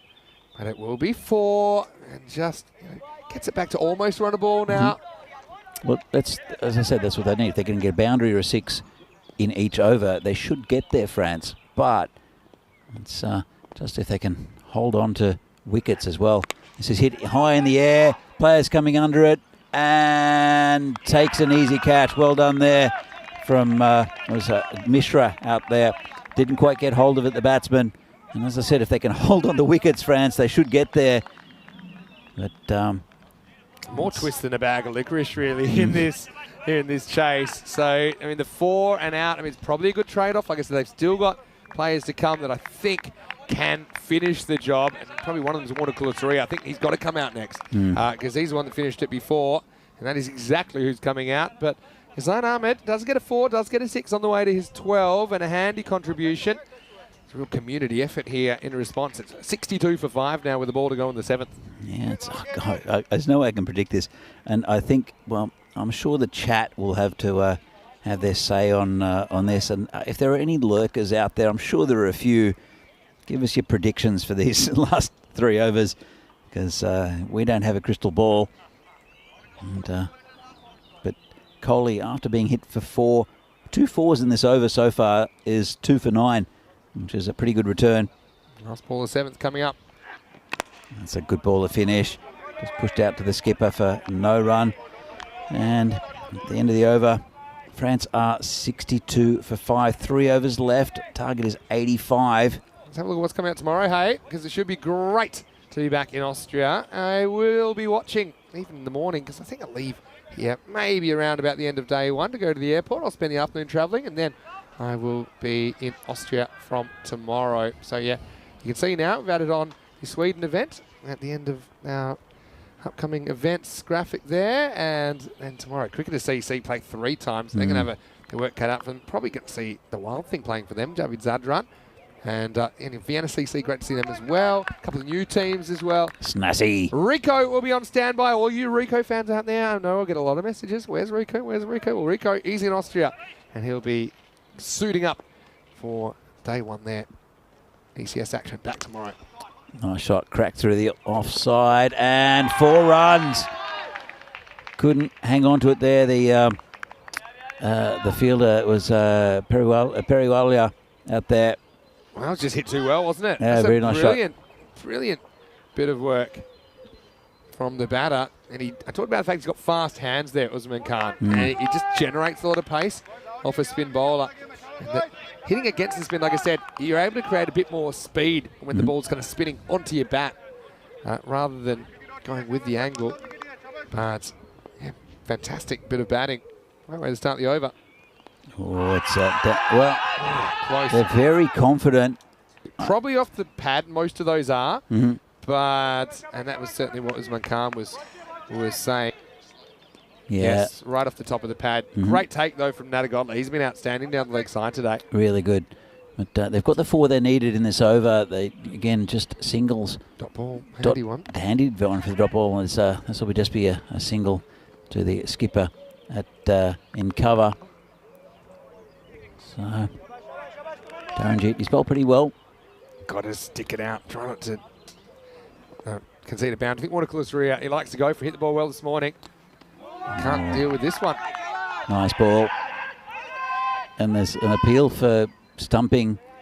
Did he wander out of his crease? And at what point does he? You've got to be super careful that when you miss the ball, the keeper has the ball, that you don't leave your ground until you know the keeper has gotten rid of it. Okay, let's have a look at it here. Now, how long does he hold it? Well, he's waiting, he's watching, he's watching, he's watching. He's still in the process of finishing his shot. And well, then... surely it should be dead ball, no? Well, the thing is, it's immediate... No, he's not out anyway. It's probably the worst appeal of the weekend. The thing is it's if the ball's alive, as long as in a reasonable amount of time after you've completed your shot. Now, kind of getting back to set is kind of immediately after your shot. But the smart money there is just make sure that you don't lift your foot until you know the keeper's gotten rid of the ball. Has he? I don't know what that... He doesn't need a talking to because he's within his rights to try that, but he's not out for many reasons. Well, he did go on with appeal and he's nodding his head, but we have replays here, so he's not trying to fool the umpire. He's just... Sometimes you see what you want to see, and maybe the little slide of the foot might look like it's come up in the air, but it definitely didn't. I know you've got your wicket-keeping hat on here, but I think that was a bit naughty from the keeper, to be honest. He's got the naughty hat on after that. No, God love. Anyway, still like his keeping. Want to call Saria. Slightly different play here, maybe a different situation, but you don't want to take this too deep. He's one guy, I think, because he can hit boundaries.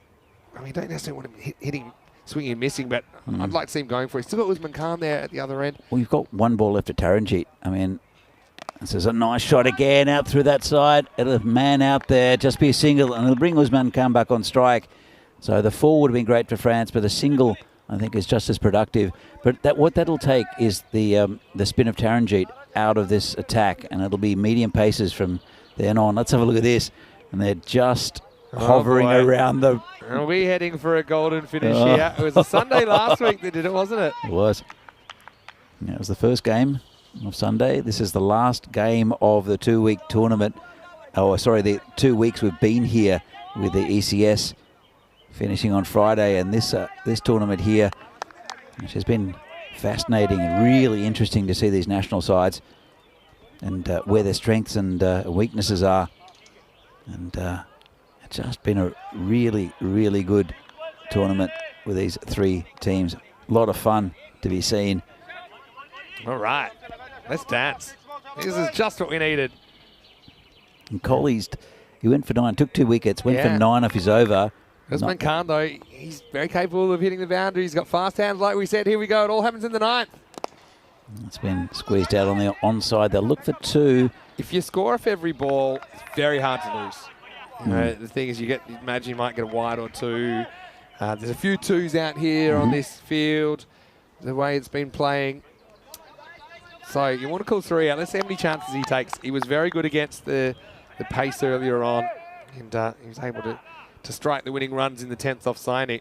The very last ball of that match in match 6. Colley again, hit down the ground. Should just be a single. Looks good against the pace, doesn't he? He looks a bit more comfortable. Yeah, he's much more comfortable. And he only had to face a couple of balls of Taranjeet.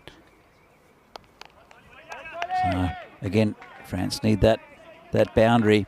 Just a boundary and over. Should get them over the line. Still plenty of wickets, sort of, for France. 68th match of Milan, and we've always been on the edge of our seats. In fact, we don't even need 90% of the seat because you only need the edge here in Milan. 14 off 10 now. Here's Manmeet. Oh, it's a nice shot out on the offside and well picked up. Solid. Just a single. Singles are kind of a draw at this stage. They don't really move the needle for me. Yeah, they just kind of kick the can forward to the next ball. Agreed, but it's that one boundary and over the French need just to keep them above that. Yeah. Singles won't win it, but singles will help get up there if they can get that boundary. Just quickly, he eyed off the square leg area. Well, he gets a big full toss. That's exactly where he goes. Oh, he didn't quite get it. This is like square. They're going to look at this for height. That's a no ball for me. Probably is, hey. Yeah, I think it's where the trousers are, and I think it's. Well, we'll see. It's pretty line ball. It could go either way. For me, it's probably. It's I don't even know if I can make a call of this. When in doubt, they normally call them, and yeah, that's what it is. So yeah, it's just too high. And again, as a bowler, you don't really have too much of a defence there. You shouldn't really be bowling balls that high. it was probably hit him in the top of the box. Yeah. So, depending on how large your box is. You've got the right man on strike in Usman Khan as well. Free hit then coming up. Here comes the bowler and smashes it into the potato field for 6. Well, that changes things. Just a bit of loose bowling from Kohli with a no ball, and Usman smashes it. Never doubt the power of the immunity cloak. I mean, Usman Khan probably could have tried this a while ago, but he's been a bit more careful. But when he had the chance, he took all those inhibitions and buried them, and he buried that ball in the potato field.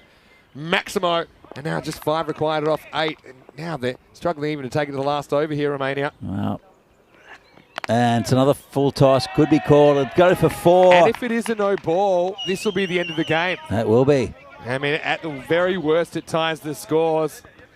It's been loose from Kohli. Let's have another look.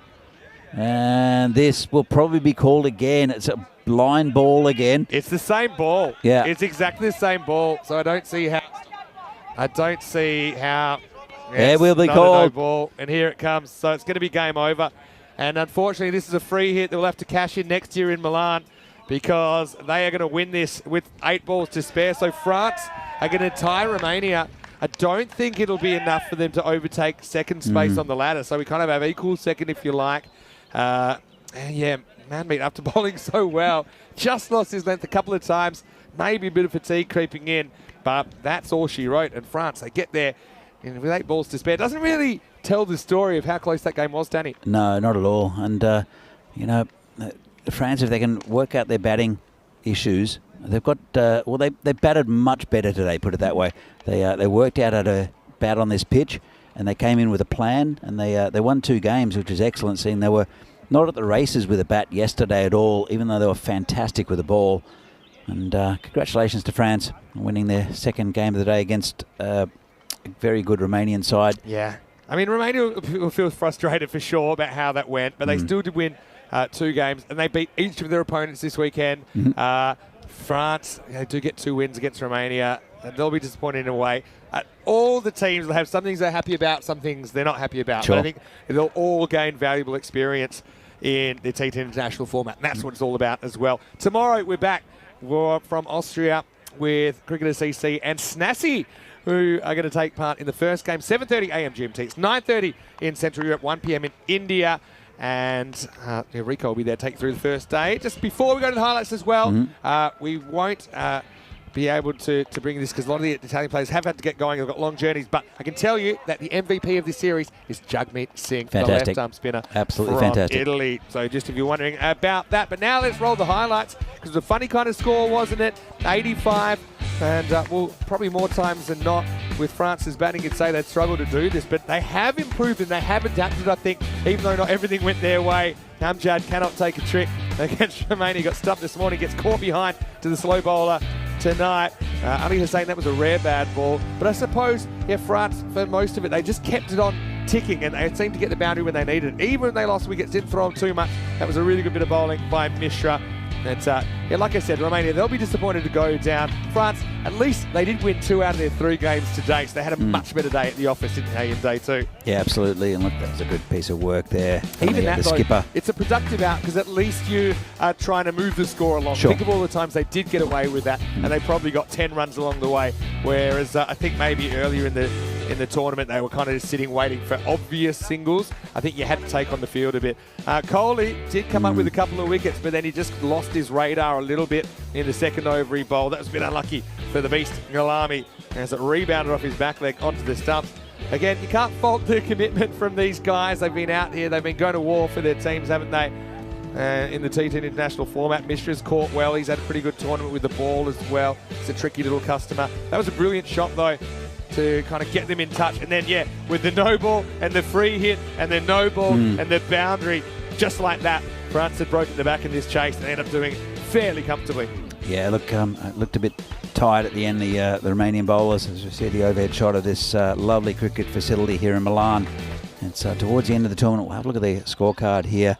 And the openers missed out a bit, then Gulami with 26 off 17, and then just everyone got a start and everyone contributed after that Yeah, I was going to say, look at the strike rates, and that's a big difference. 26 off 17, 14 off 6, 12 off 8. So, okay, maybe the individual scores, they're not big scores, but they're scoring them quickly, and that is the main difference with France. Just, they had a certain urgency about their batting today. It wasn't necessarily about all playing big shots, but they said, look, we're going to be busy. If we score off every ball already, there's 60, and then what more can we get in boundaries and extras and things like that? As far as the bowling went, wickets for Mishra and Ali Hussain, who had identical figures of 1 for 14.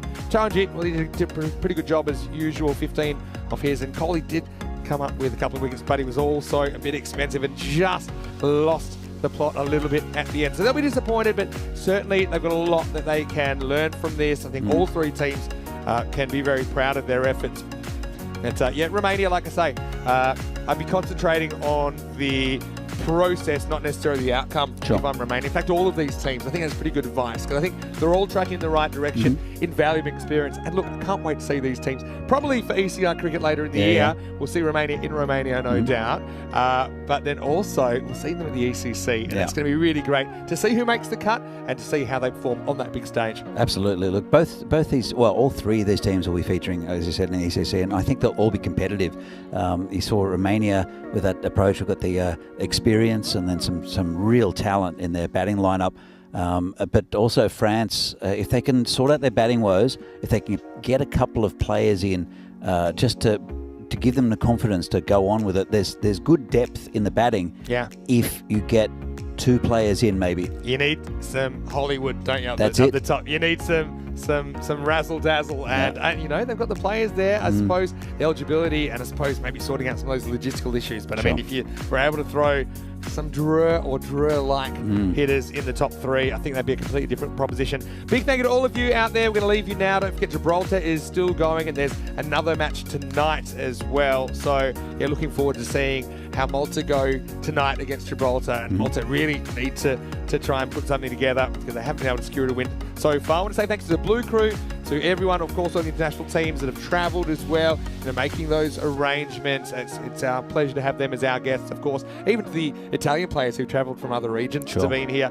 To the Blue Crew, to Spring Productions, they've been outstanding. Arthur, as I know, started the week not feeling too well, but you've been amazing with all the replays and bring everything together, as well as Maria and Kirill's as well, for all their hard work. Rico will be in Austria tomorrow. I'll be there from Tuesday. Charlie Hunt and Joe Marples in Gibraltar right now. I want to finally say a big thank you to you, Danny. Again, it's been a pleasure working with you and kind of turning the clock back, because we were here 2 years ago, and who knows, I know we'll see you in Czech Republic, for example. I'll definitely see you then, and maybe there'll be some other opportunities to get you in the box. And I know you've enjoyed your time here in Italy. I've had a great time in Italy. I mean, it's Italy, but also fantastic cricket, and very well greeted by or treated by the locals. So yeah, I really enjoyed it. Yeah, finally I want to say a big thank you to you guys, the viewers. Without you, we wouldn't be able to do what we do, and we love doing it so much. Finally, if you haven't already gone to our YouTube channel and click the subscribe button, make sure you do. Thumbs up the video. Also our social media at European Cricket, and our website europeancricket.com. It's the home of European Cricket. You can check out all of those Austrian fixtures and click on some of the player profiles and refresh yourself with some of the characters you might see. I'm looking forward to seeing Big D, but also,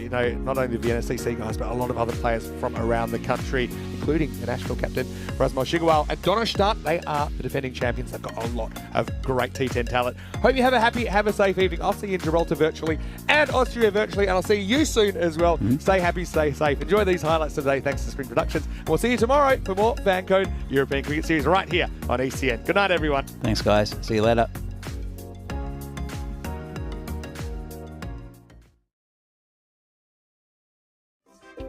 Share your passion for riding the flag with the world.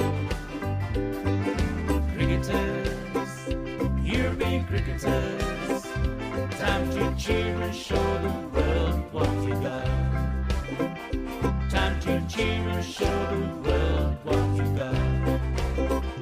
Time to cheer and show the world what you got. Turbo earlier, that's supercharged. 6 runs, that's gone into orbit. It's another Kookaburra ball that's going to be circling our planet for years to come.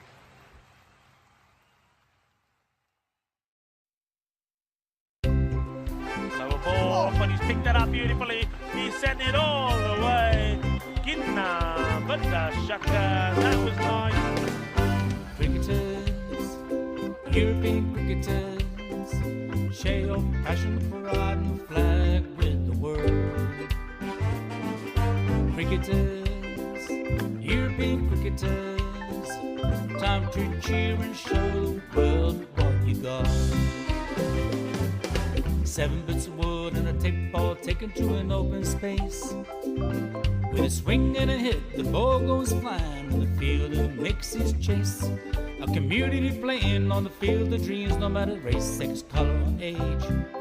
Stars of the future of European cricket are ready to take the stage. Ball's getting quicker with a kookaburra starting to swing. The keeper in your mind standing just behind, pressure is creeping in. Some give it flight and some give it grip as the ball really starts to spin. But our batsman's alert with the crack of a bat, the ball flies over for 6.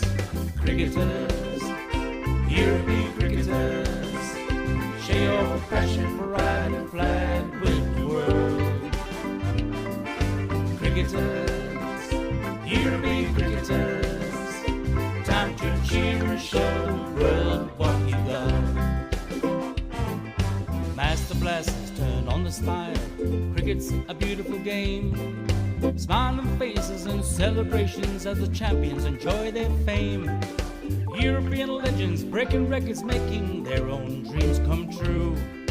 Watched by millions, European cricketers show the world what they can do. Now picture this, 10 runs needed to win off the last over of the match. Fielders are on fire, sliding and diving, want to take that world-class catch.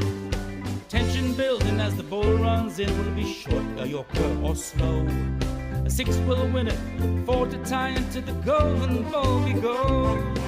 Cricketers, European cricketers, share your passion for riding the flag with the world. Cricketers, European cricketers, time to cheer and show the world what you got.